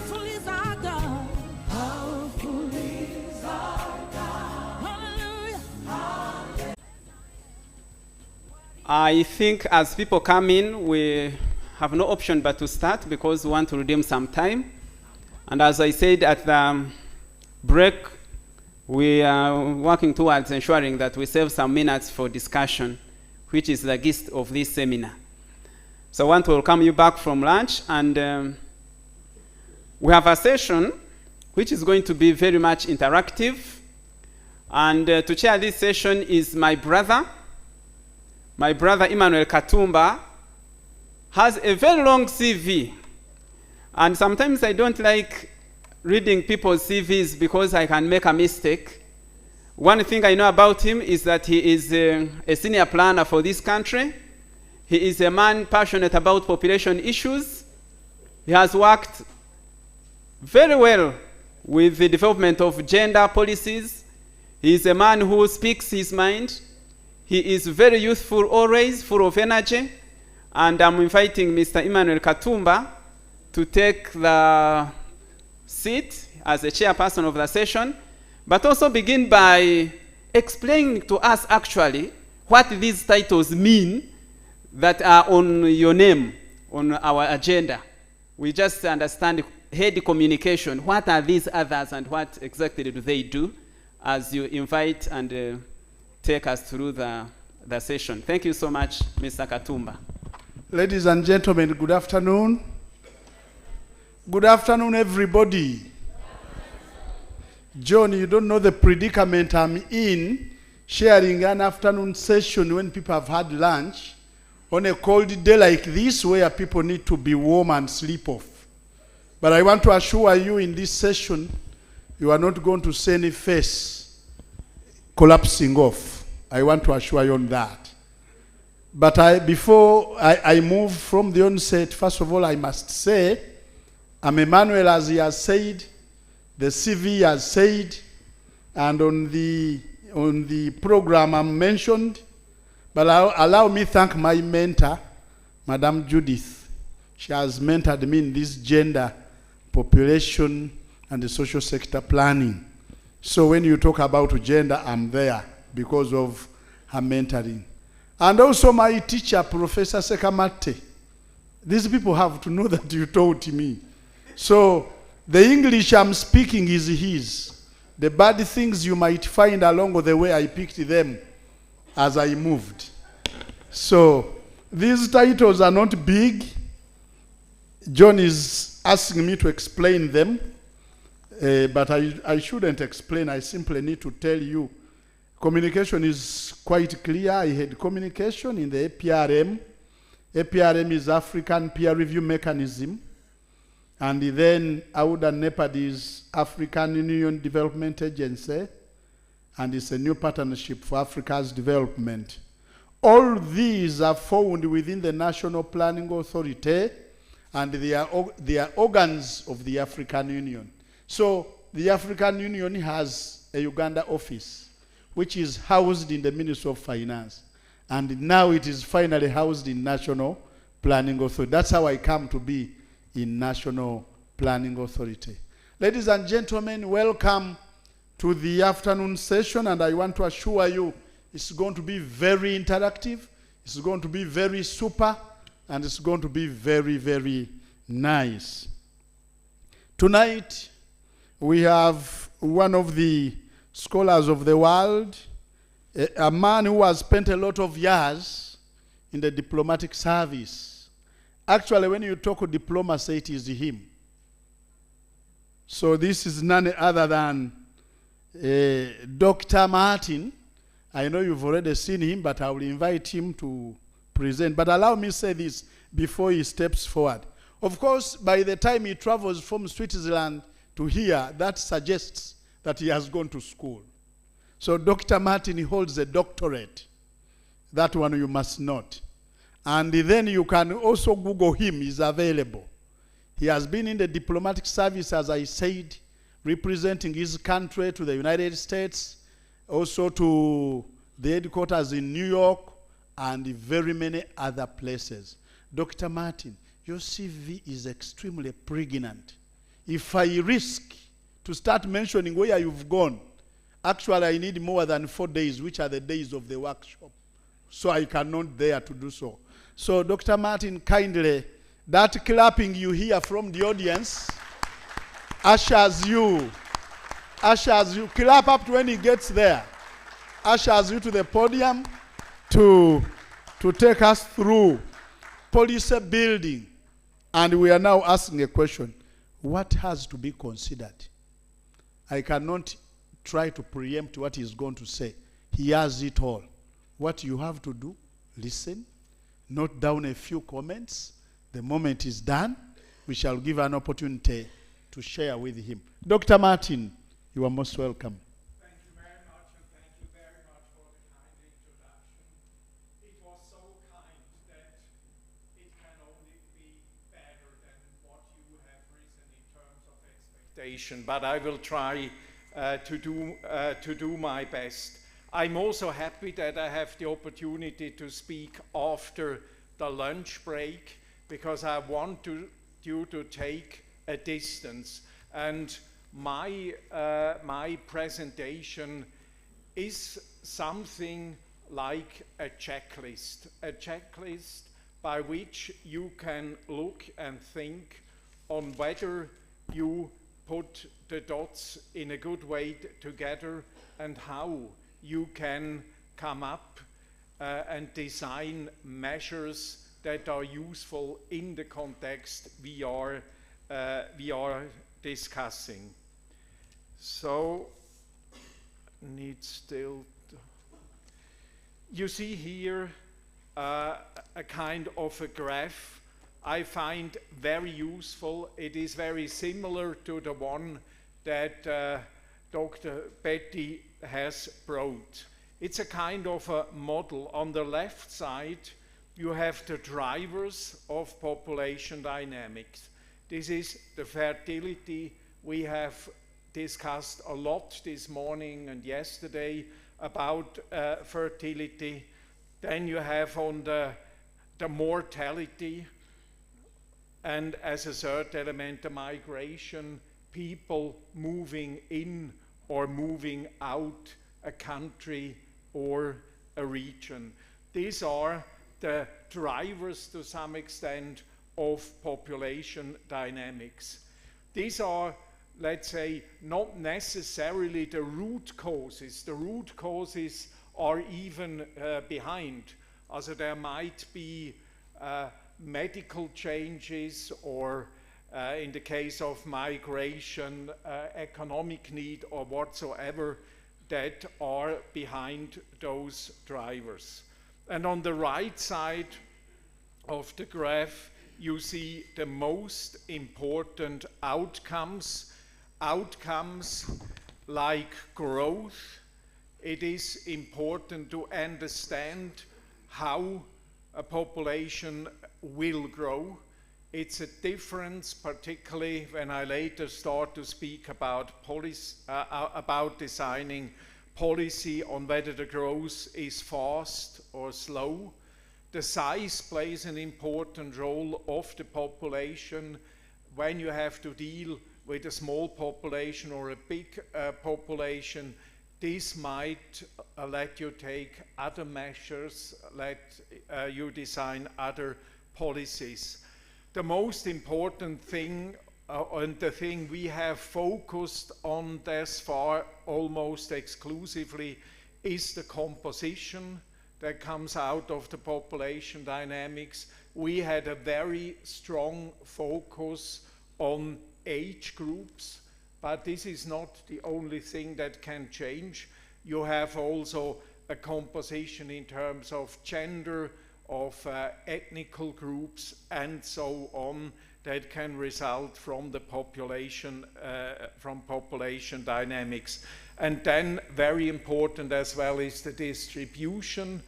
If you have a population dynamics driven by fertility, mortality, and migration, not everywhere the increase or decrease will be the same. Probably immigrants will rather go to cities. You will have an effect on urbanization and so on. So this is a very simple model, but it helps in your thinking to look at the different components, to ask yourself the question, how are those different elements related to each other? It is a kind of input-output model. It helps for demographic analysis so that you not just look at a specific figure or chart, but that you start to think in the whole system. It helps you also to look at the impact. When you see there is an element changing on the left side, you can think on what would this have as an impact on the right side. It is something that can help you in the forecast, in policy analysis, and also to determine specific impact. You can develop this model further, make a statistical model, a mathematical model, to get much more, let's say, sophistic data. We will, of course, not do this. A second element I want to introduce you, this is something Hans Groth and me have worked on quite some time ago, published it in the Springer Handbook on Population Science. This you will see on the next slide. You see On the upper part, again, what I showed you before, 3 elements, input, the 4 elements at the output side. And then you have basically 2 levels of intervention when you want to change something regarding regarding population dynamics. You can deal with the causes. You can look at the left side, for instance, to reduce the number of children, to avoid, let's say, pregnancies of juvenile women. This is an intervention you have on the left side, but you have also challenges on the right side. You can look what is the result and what needs the government to do. This means dealing with effects. Before I move on, I want to say that the terms we are using here, mitigation and adaptation, they are initially coming from risk management and the insurance business, but they are used widely in many different circumstances. This morning we had a presentation on climate change. There you had also those terms, mitigation and adaptation. Mitigation meaning trying to influence the causes, the greenhouse gas emissions, and on the right side, the adaptation in the case of climate change, where it is about, for instance, deal with floodings or let's say develop new kinds, heat-resistant crops and these kind of things. But it's not limited to this. This concept is also used, for instance, when it's about pandemics. You can also try to do something by dealing with causes, hygiene, vaccination, to reduce the spread of a disease, or of course you can then on the right side dealing with the effects.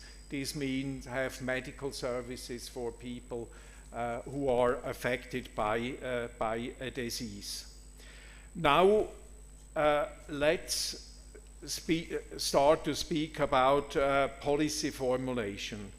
This is the topic, and I will be short. This is something I could speak for an hour, but this would be boring, and then there was a promise that it would not take too long.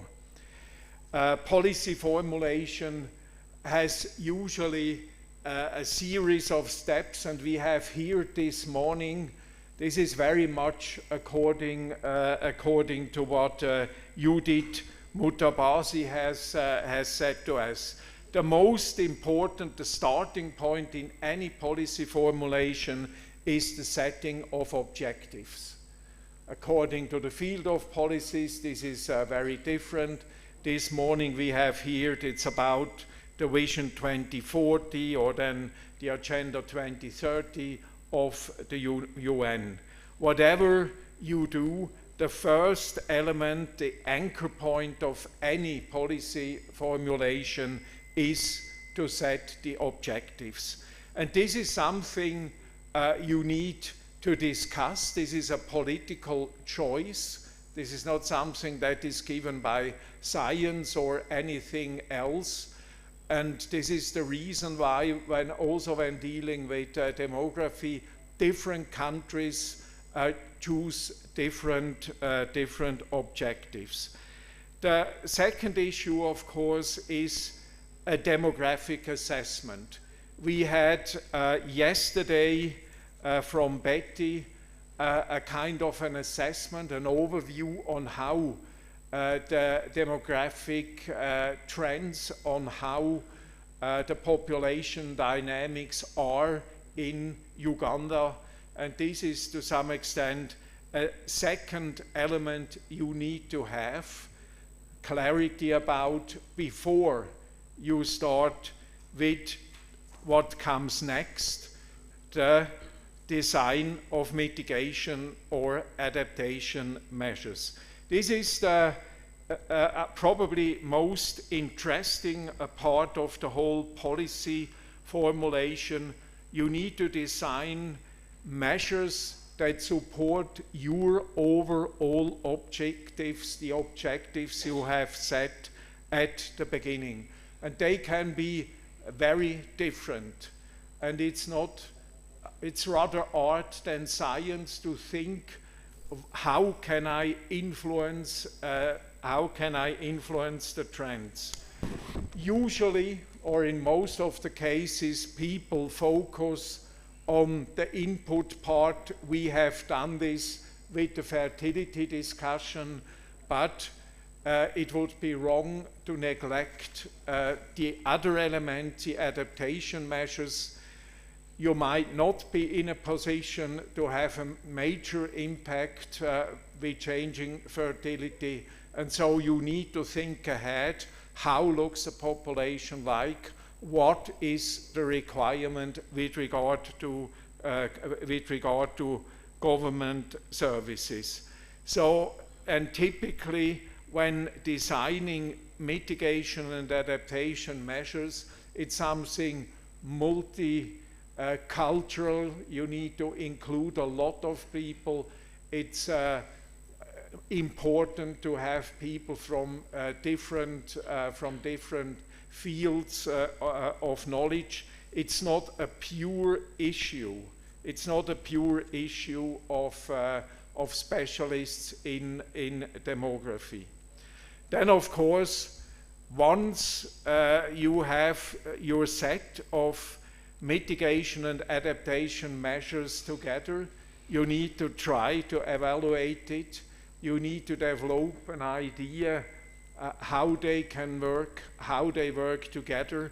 You need to make a series of estimates. And then this is the next step, designing a policy. This means bring those elements together in a coherent policy and to go beyond just having a set of individual measures. And it is important to have a successful policy that you have a good narrative, that you can explain why a policy is introduced, what the expectation is with regard to population dynamics, but also with regard to what the individual should do, government agencies should do. And then the last element I have here, this is to establish a monitoring.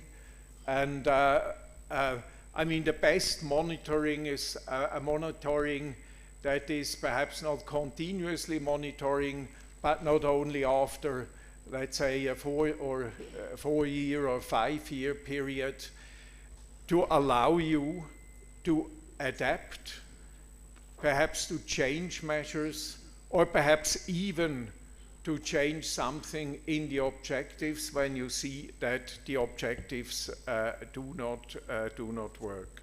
So this is somehow, in a nutshell, an outline. Of course, there are in all those areas, being in policy formulation or on very specific issues, there is a lot of demographic knowledge. Unfortunately, as I said yesterday, it is not used enough. The toolbox is there, but it is not used enough.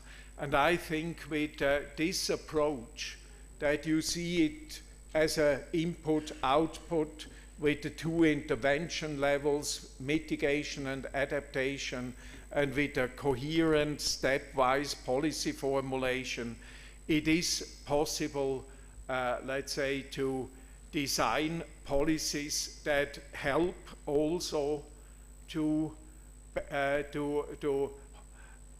harvest to some extent the demographic dividend. This is something you cannot do just from today to tomorrow.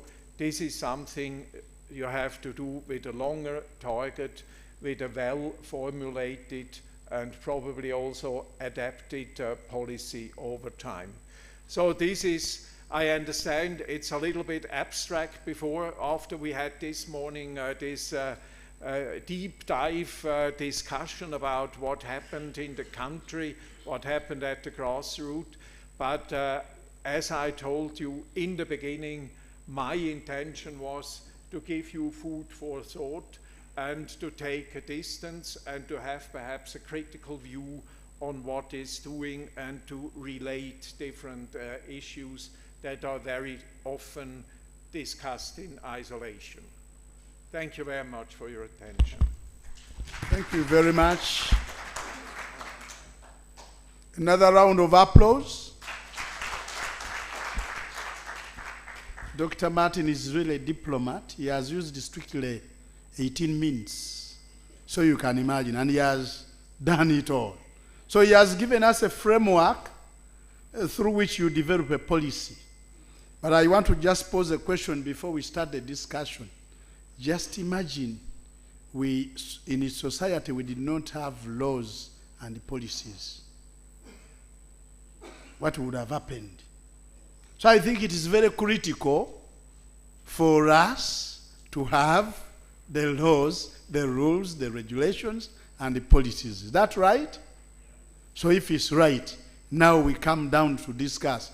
Dr. Martin is giving us a framework which you go through as you are developing a policy. And is more specific. Is touching the DD enhancement process. But of course, in your discourse, in the process of doing work, you are not only going to find this. You can be exposed to another environment where your policies do exist, and you are challenged to be part of the formulators. So I think it's good knowledge we are getting from him, and for me, I'm in agreement with him that our policies have to be aligned. Now, for Uganda's case, you must ensure the policies we develop are aligned to the Sustainable Development Goals. Those are the SDGs. And then you must also align it to Agenda 2063, the African Agenda. And then you must also align it to the East African Agenda 2050. You must be there. And now you also have to align it to Uganda's Vision 2040. Because that is the framework of operation under which you are going to work. So this alignment is very critical, and as he mentions it, and I'm also recognizing the fact that though he's been brief, but of course the element of consultation is also very critical. As you develop, you need to consult different stakeholders. I like the first point of setting objectives. If you are going to come up with a policy which is not guided with objectives, then you are going to touch so many things and you will not finish them. But he's telling us you must develop, from the word go, you must have objectives to guide your operations. And for me, I simply summarized that point in number 1, that your objectives must be SMART. These are 5 letters. S standing for simple. People must understand them. Then M standing for measurable. He put in the element of measurement. They must be measured. We must measure the indicators. We must see data to measure your objectives. They must be achievable. Don't set objectives which we cannot achieve. You want course, but objectives are endless. Then R is realistic. They must be real. They must touch society. All right? And then the last one is time bound. They must have a period of time for you to achieve them. Now I want to open up. You've heard so well Dr. Martin, and you'll continue to engage with him. So I want to open up if you have any observations. And by the way, we have policies all over. People in health, you have policies. People in education, you have policies. People in local government, how are things working out there?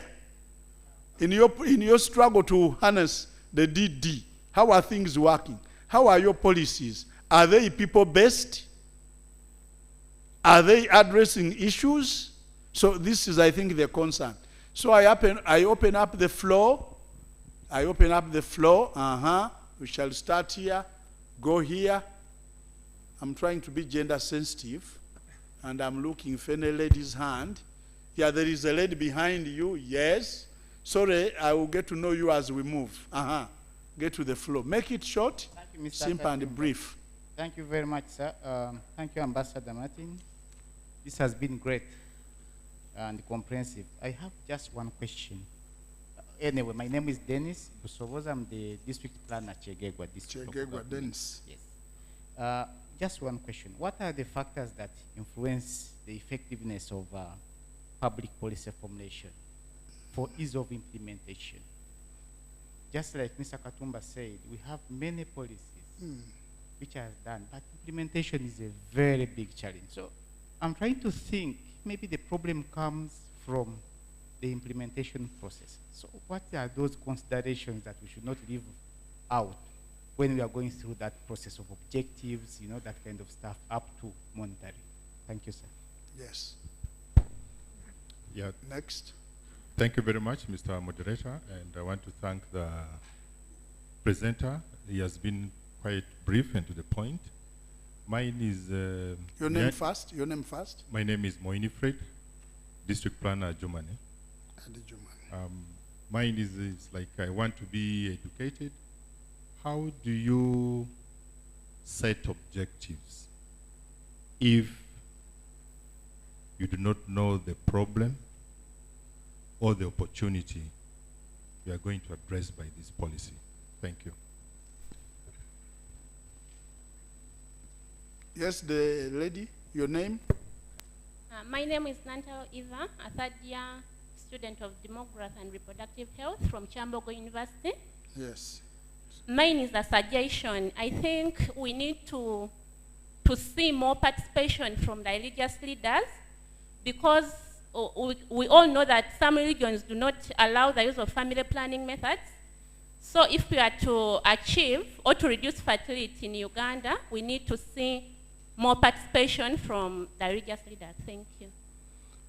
Thank you very much. And thank you for being brave, student, and you are standing here. Actually, soon you take over from us. By the way, point is very critical, the religious leaders. In some cases, they even refuse this. You cannot take family planning to their schools. You cannot meet their Christians, the sheep, and you are talking about issues of this. So, thank you so much for that observation. Your name? My name is Phillips Dixon Okello. Yes. I am the district planner of Apache District Local Government. Apache. I want to thank you, Chair, and Dr. Martin, for the presentation. It was very precise. From what I have gotten in this sitting is that for us to harness the demographic dividend, there are only three things that we are supposed to do. We are supposed to work on the demographic dependence ratio. And we are supposed to develop our labor market. And lastly, we are supposed to have education and wage policy in place. All this tends towards development of policies. To the best of my knowledge, and to the people here, the people who make policies are the politicians who are not here right now. Members of Parliament. Now, I don't know. I will beg to be educated. I don't know what happens in National Population Council, how it gets to Parliament. And I don't know whether, if it gets to Parliament, it can formulate a policy. Or, to the organizer, I don't know whether there are intentions or programs or plans to disseminate this to the policymakers. I think this would be the way to go. I thank you so much. Thank you, Mr. Okello. Actually, John, I don't see John here. This would have been extremely nice if we had some MPs in the House and if we had some people in the judiciary, because they back up these policies legally. And we should also have had some people from the executive. Sometimes you hear something called the power from above. As you are there trying to grapple with the policy, then you receive another instruction that power from. So we should have had the power now down. But maybe John has another arrangement one day, because this is work in progress, isn't it? So another time they invite us, we would wish to see MPs present and all the others. Hey, we still have more people. 1, 2, then we close chapter. Well, thank you, Dr. Martin, for the presentation. Mine is a response about the second action point. Your name first. Oh, I am Abel Nzabona. Abel. I am a senior research fellow at the Center for Basic Research. Yes. So it's about the second action point after objectives, which is demographic analysis or assessment. I thought that the assessment would be more than just demographic, because some policies will be informed by assessment of other variables. For example, the need for social cultural assessment. One needs to have the feel of, say, religious and community leaders, because some policies, if they're going to be actualized, they have to be owned by some of those communities. Maybe there might be need for some economic assessment of the situation. Maybe there might be need for some sort of environmental or natural resource assessment, so that the policy is set in a realistic background. Otherwise, it might be abstract. So I thought to probably, apart from demographic assessment, one who can broaden the scope of this sort of assessment. Thank you. Thank you, Dr. Nzabona. Yes, next. Thank you very much. Dixon Bamusime is my name. I am the district planner, Bushenyi district.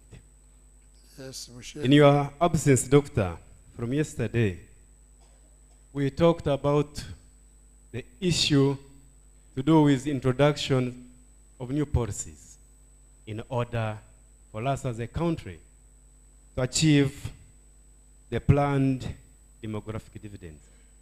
I was very keen when you were presenting. I saw how you brought your body. I was trying now to remember the steps that you must follow in order for you to bring out the policy that is achievable and favorable for the community. I realized, mine is a comment, I realized that following your steps, the ones that you have indicated, will help you, one, identify, one, why you are creating a policy. You see, most of us, most of our institutions do not first research. Is the policy that we are trying to create have a negative or a positive impact to the community? How did you come up with it? Did you consider the vision? Did you consider what the community wants? For example, for the case of fertility reduction or mortality, does the community you are trying to develop the policy for in for that? I was very keen when you were presenting. I am happy. I am among the students that studied policy formulation. And when you are presenting the policy formulation steps, let it be setting objectives and demographic assessment. I was very keen. Indeed, that's the only way to go. Mine was to appreciate your effort that you used to come up with this well-articulated presentation. And I believe planners, if we follow these steps, we shall get what we want. Because we are the ones now. Go out, first research. Know what the environment you are in. You know, in most cases, we don't normally consider the environment where the policy is going to be implemented. It is our opportunity now that the doctor has come to our presence to inform us what we are supposed to do. Once again, my name is Dixon, District Planner Busheng. Thank you very much. Busheng, thank you very much. You are appreciating Dr. Martin. His model is very brief, but extremely huge if you take a critical analysis. Dr. Martin, you have the floor to respond to the queries. There was something? Do we have somebody up there? Yes. Oh. Loud and clear. Your name first. Thank you very much, Mr. Emmanuel. My name is Bukenya Philemon. I'm a student in year 1 doing Bachelor of Science in Population Studies at Makerere University. Okay. I just want to talk about the issue of the youth because Mr. Francis told us in the morning that 41% of the Uganda population are youth, and that is about 4.2 million youth. They are not doing anything. I got a chance, let me not call it a chance, but before I joined university, I spent like 3 years not in school. So I can say I was part of these youth that were not doing anything. So some of the things I'm going to speak are actually out of experience. There are very many youth out there, and I believe that we haven't really seen what are the characteristics of youths. One thing I know about youth love fame, youth love flashy things. Let me put flashy in quotes. Youth love things that are really exciting. They are not going to sit down and maybe listen to maybe a seminar about politics, and they know that they may not benefit anything out of it. So my suggestion is this, that those youth that are out there not doing anything, I don't believe that they don't want to do something. They always want to have money, they want to have food. So in our country, there are very many people out there that are so much admired by the youth. Not because of the positions they have in government, not because of what they have done for government, let me say, but what they have come up with, their own ideas, their own creative work. I can give a small example. The chairman of the Youth Council talked about, one time he organized a meeting for youth, talk about reproductive health, and the next day, the youth didn't come. They were interested in football. They were interested in music. So I'm trying to show you something, that if there are youths out there that are interested in music, maybe football, maybe agriculture, someone out there has really inspired them out of agriculture, more seminars should be organized for these people that are actually that have actually created something for themselves, because that is going to be able to inspire the youth to work. Some of these youth haven't gotten a chance to be in school, but when they look at some of those people that probably have made it in agriculture, they will be inspired and they'll be like, okay, maybe I can serve the country by taking part in agriculture rather than being at home and producing more babies. And another thing, we are always talking about creating more jobs. I really don't believe in that. That is why in the Bible there is only one job, and everywhere there is work. I think it's time for us to engage youth so that they think more on what they can create for themselves rather than looking for jobs. Because in Africa we are just multiplying on and on and on. Thank you very much. Policy formulators, we have to be very mindful of the youths. What Bukenya is speaking is very critical. You are designing a policy for them. You've not consulted them to know what they want, and you are going to implement it among them. And secondly, as we do our work, we must really be serious role models, because you hear the boy is saying, we look at people and get inspired. You look at Professor Sekamate here and you say, I want to be like that one. So I think it calls upon us to be that good so that the youths can emulate us. Dr. Martin. Thank you very much. There were many questions, and some of them we could take and even make a workshop, because they are so rich in what they ask in terms of an answer. But don't be afraid. I will be short. One of the first questions was how to deal with those issues when there is such a multitude of issues and objectives. I agree, this is a challenge, but what I wanted to do is I didn't want to cover all the challenges you have with policy formulation. My objective was just to introduce the demographic lens to some extent, to look at this element.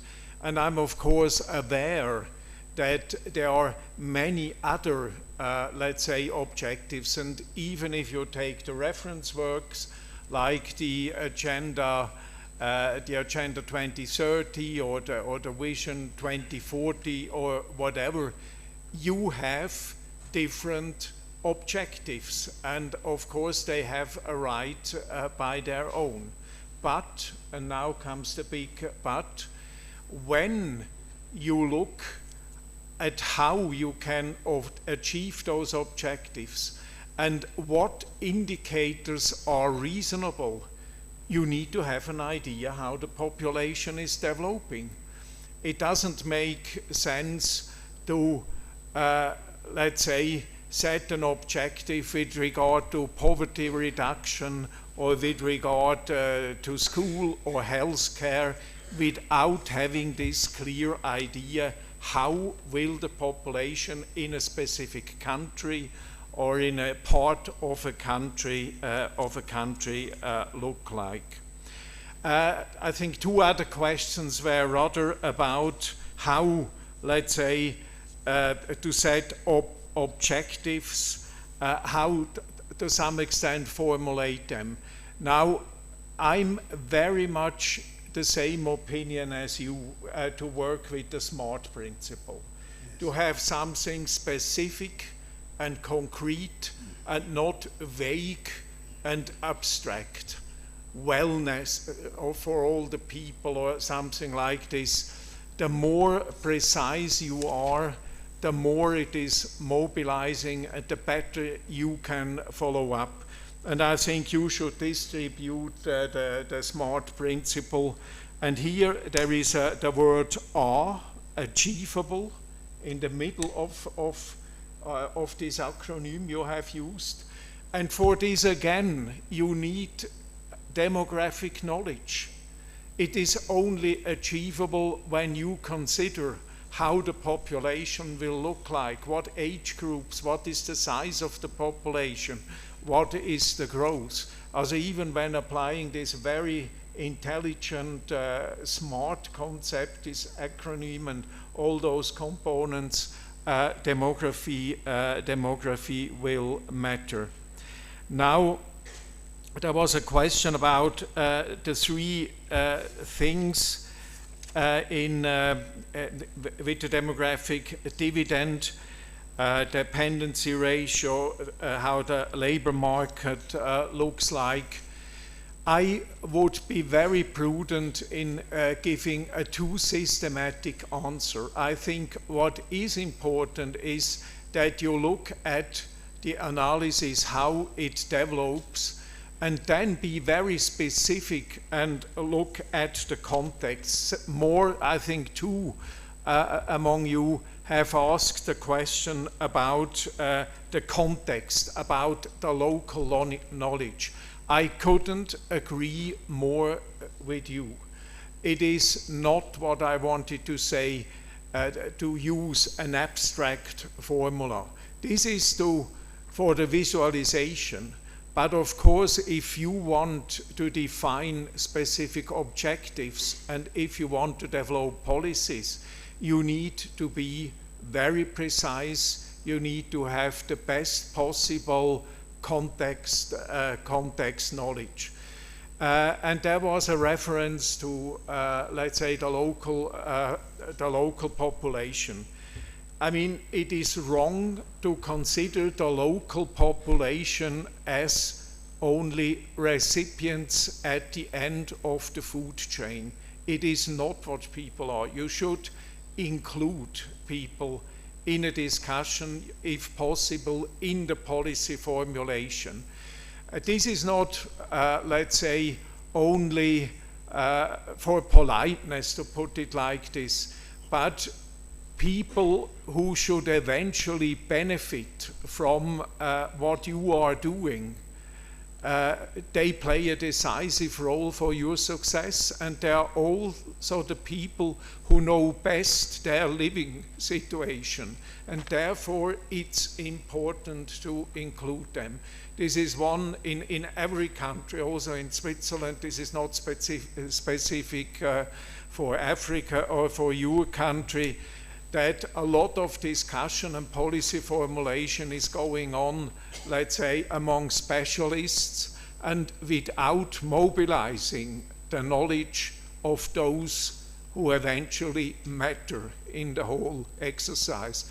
So when you are about to launch a program, let's say, to reduce child pregnancy, it is important to include this knowledge. Maybe they are coming, let's say, even when you are a specialist, maybe there are coming arguments that you didn't consider before. Now, politicians and policies. Of course, in a political system, politicians have a last saying when it comes to legislation, when it comes to policy. But the word policy, if I may, I do not want to appear like a professor in a university, has a policy means to define the content of something. This is policy, the content, what you are doing. Politics, to some extent, is the process that leads you there, and polity is the institution. I mean, this is usually, as in political science, and demography is very close to that, those terms are used. And so when I'm speaking about policy, I was referring to the content and not so much to the area of work a politician has in a political system. Perhaps last remark about young people. I mean, the young people are not only important because there are many of them, they are the future of every society, but what is perhaps even more important is young people are innovative, and very often breakthroughs come through young people. Young people are often, when it comes to new technologies, when it comes to digitalization, to use those instruments for development, for economic development and social development. Therefore, it is important. and I would commend you to become yourself active. It would be a wrong attitude to think I'm waiting until the state creates a job for me. It's better to become oneself active, to do something that has a value, and to create a job opportunity for yourself and for others. So this is my response. I hope it was not too long. As I said, you are a celebrated diplomat. You are always on time. And I think he's doing it well. So, ladies and gentlemen, that said, John was not here when they made some kind of observation that in the House we ought to have had politicians. Because you see, Dr. Martin here is talking about policy and is trying to distance himself a little from politicians. Maybe that works so well in Switzerland. But here in Uganda, if you are talking about policies, there is no way you can leave the politicians. Because at the end of the day, they are going to influence as you are implementing the what? The policies. So I think next time we should have MPs, we should have people from the judiciary as we make the discussions here. Thank you so much, Dr. Martin. He has also talked about consultation as a point of emphasis. Consult so that your policy at the end of the day is people best. Do we still have some observations? Strictly one. I see one there. You see, as you are developing policies, there is a critical principle you must not forget. Leave no one behind. And I'm trying to exactly move within that policy, much as time is not our best ally. Leave no one behind. You are the last and we close chapter. Thank you so much. My name is Tumusime Enokorta. Mine would be a comment. As national policies are drawn from the center or from the central here, and different regions are given strategies, are given the same strategies to implement. I do find that as we got the statistics, we found that there was high fertility in West Nile compared to Teso region. Once these regions are given the same strategies, we find there are gaps. So I do wish that those who are responsible make sure that these regions are given different strategies, or they are requested to lay out the strategies to achieve certain targets for their regions, and they are submitted at the center. Again, as we draw these policies, I do find that the issue of vital statistics is very, very, very important, because when we are making these policies without vital statistics, we may end up astray. Again, we talked about education, like now the government is employing, is supporting the new curriculum, which is competence-based. And it is calling for schools for skills. But we are finding again, people may go back to the other old curriculum, and again the policy, which is meant for wealth creation, transformation of the economy, we may not achieve it if there is no serious monitoring on this, making these schools for skills. Another thing, lastly, is about institutional alignment in implementation of these policies. Each institution, if it's institution or MDA or ministry, is working to a different direction. On a certain policy, again, we shall lose it. I wish they sit, they agree on what to do on a certain policy, and the moment they are aligned, we shall achieve a demographic dividend, which will bring us a demographic gift at some time. Thank you. Thank you very much. You raise very fundamental issues, the issue of data and statistics. But another point of emphasis on that is that accuracy is very critical. Otherwise, if you formulate a policy based on wrong data, it will catch up with you along the way. So I think that is very critical for us to note. You also talk about monitoring. Is it deliberate you are forgetting evaluation? Gentlemen and ladies, actually in local government, when we talk about M&E, people get scared and they don't want to make books available. I think we better change the word and say follow up. We come and follow up on you and you see whether you are doing the intended. You should be the very last in a second. I promise to finish by 4:30, and I think we are doing it. Well, well, my name is Ndugwa Joash from Naguru Youth Healthy Network. Ndugwa. So, yes. So mine is very simple. You have seen policies being made, but sustainability is really zero. So you might find that, yes, we have gone through the processes, but how do we sustain it? Because I might ask you, you have seen policies being made, but at the end of the day, you ask yourself, now this was a policy, what happened to it? Zero. So we need at least, if it's possible, Dr. Martin, to take us through how we can sustain this. You make a policy that this and this should be done, but at the end of the day, sustainability is zero. No one to follow up. You try to, they tell you what, you know what? No one will help you.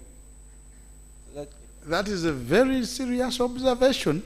Actually, Obama in his first speech, he said America has remained what it is because they've remained true to the founding documents.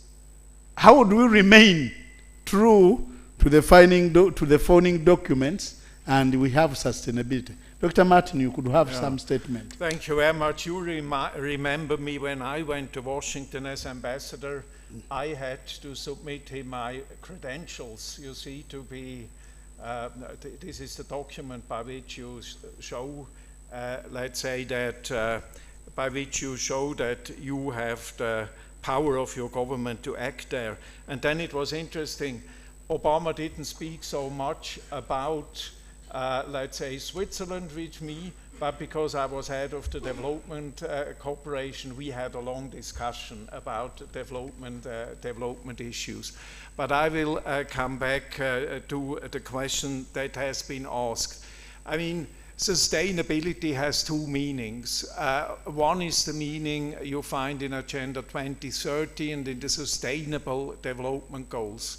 This means that whatever you do, policy-wise, you should look at three different issues. At the economy, at the social issue, the poverty, and at the environmental issue, which includes, for instance, climate change. So this is a kind of a check you should make with every government policy. On whether, but you were referring to something different, to, let's say, on whether a policy is long-term valid and brings the results it is supposed, let's say, to bring. And here, I must say, I'm not really the right person to make a comment. I do not know enough how this works, but this is something for which you have here a lot of people that can give you a much smarter answer, I use the term again, than I could do. Thank you very much.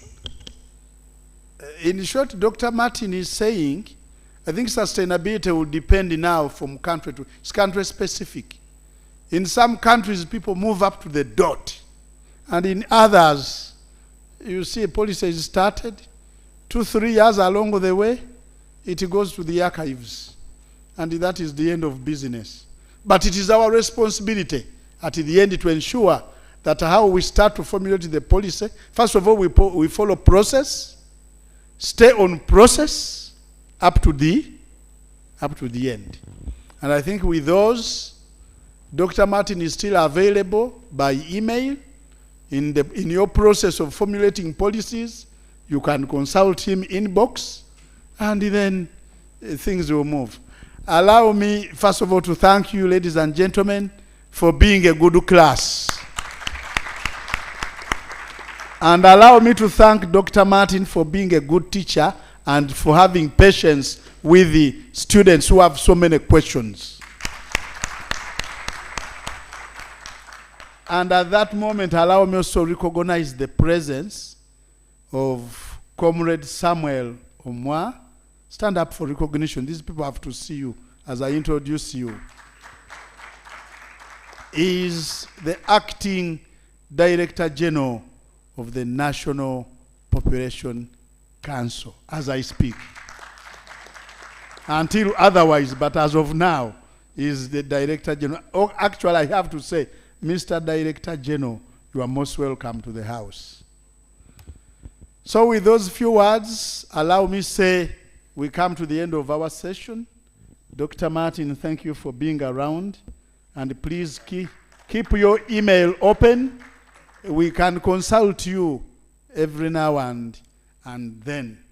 When you look at our program, ladies and gentlemen, the discussion is over. Now we have wrap up of day 2 and the goals for day 3. And I'm calling Hans Growth to step forward and take us through this.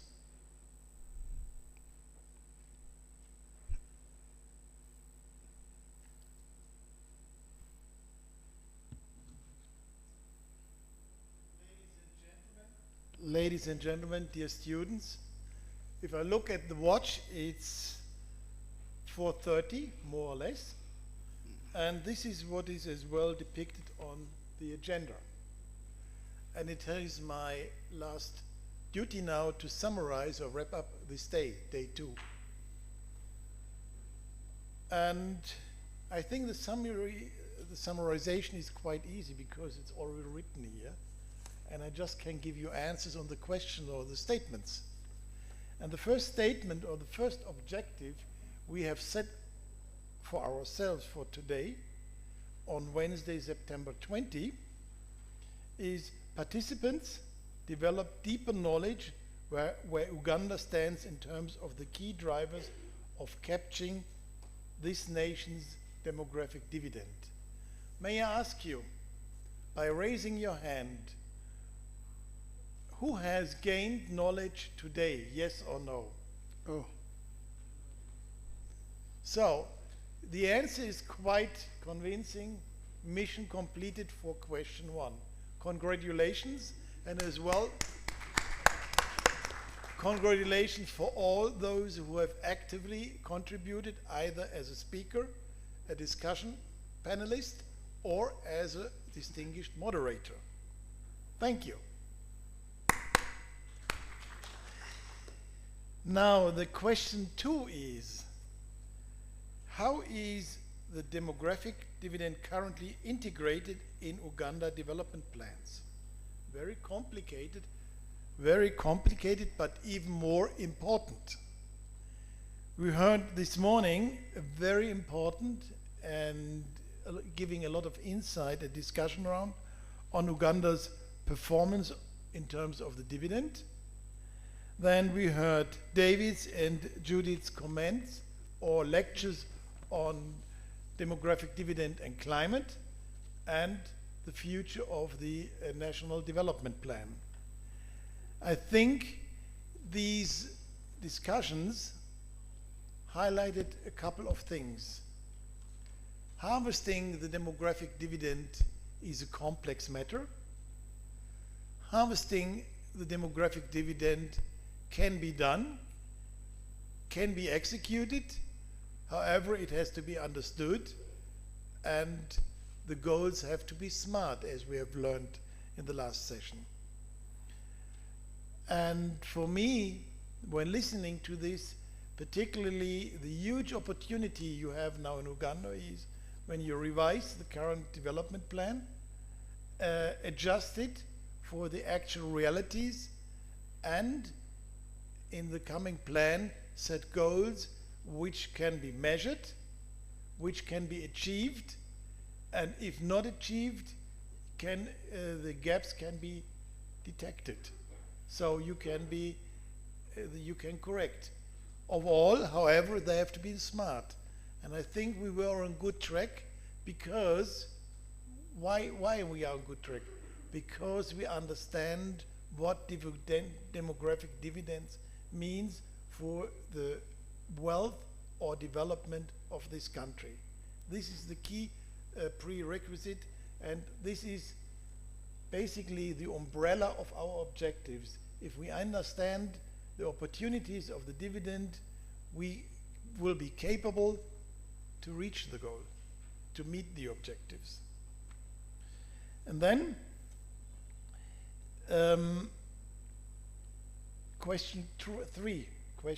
objective 3. What has to be considered when integrating the determinants of demography into Uganda's policy building process and plans? Now let me summarize the learnings I had today. I think the key elements which have been perfectly integrated are two things for me. I know they are complex and not as easy. Number one is the huge question of the future of fertility, under the umbrella of your culture, of your society, of your societal structure. It has to be addressed. And again, the future of fertility is pretty much connected with the topic how well educated or what type of knowledge to have people across the entire society. Because the level of fertility is, at the end of the day, a decision or an action of two people. So everybody has to know. And the second point, what has been very important in the plan is when we want to execute and harvest the dividend is the future of the labor market, the future of the youth, or how to create more jobs to employ the people. And again, we talked about this.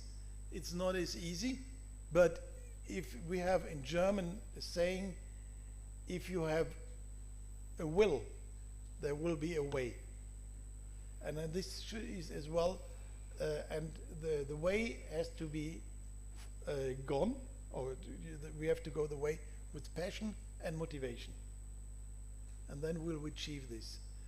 And finally, I would like to give you one final advice when you brainstorm ideas how to develop labor markets, labor opportunities.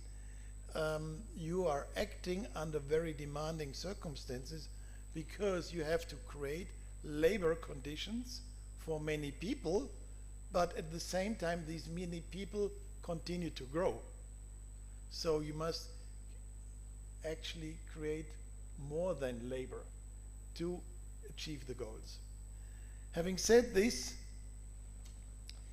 I would finally ask you, is there anything I have forgotten?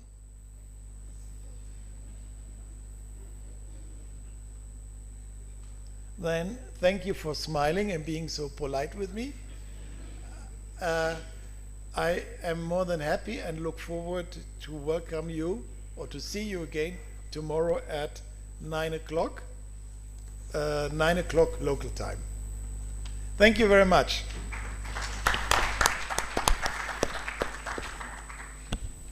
So, ladies and gentlemen, with that, I think we've been good students. We've learned, we've acquired the knowledge, and the organizers are more than happy. Is that right? So we give ourselves a hand clap. May I now return the mic over to John for other administrative issues, if any.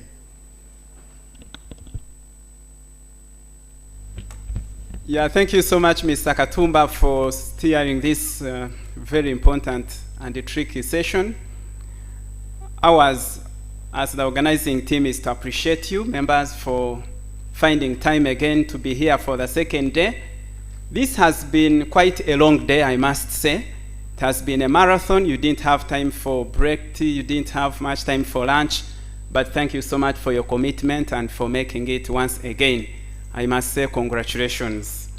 Want to appreciate our online participants. You know, sometimes it's a bit easy if you are an African like myself to be active in physical meetings, and a bit hard when you are an online participant. Sometimes you can be drilled by different other businesses. But thank you so much our online participants for making it up to this time. We appreciate you, and I will request that we kindly clap for them in appreciation. I want to also appreciate our panelists, our presenters, and session chairs. Thank you so much. You have done it very, very well. If I had an opportunity to organize another event, I would still pick on you. Thank you so much for making us proud. Lastly, tomorrow is our last day. We planned that it is half day. And we want to believe it will not be like yesterday. Yesterday we started a bit late because we are waiting for the Honorable Minister to officially open the seminar. Tomorrow, the Minister is going to come to close the seminar. And so it will be us, actually, to wait for him. So kindly let us be here on time so that we are able to finish on time and give him time to close, and we go back home if possible. Thank you so much. Our break evening tea. Our evening tea is ready. Kindly don't leave it, and I think it is appropriate because the weather is a bit conducive for people to take tea. Thank you so much. Have a good evening. Meet you tomorrow.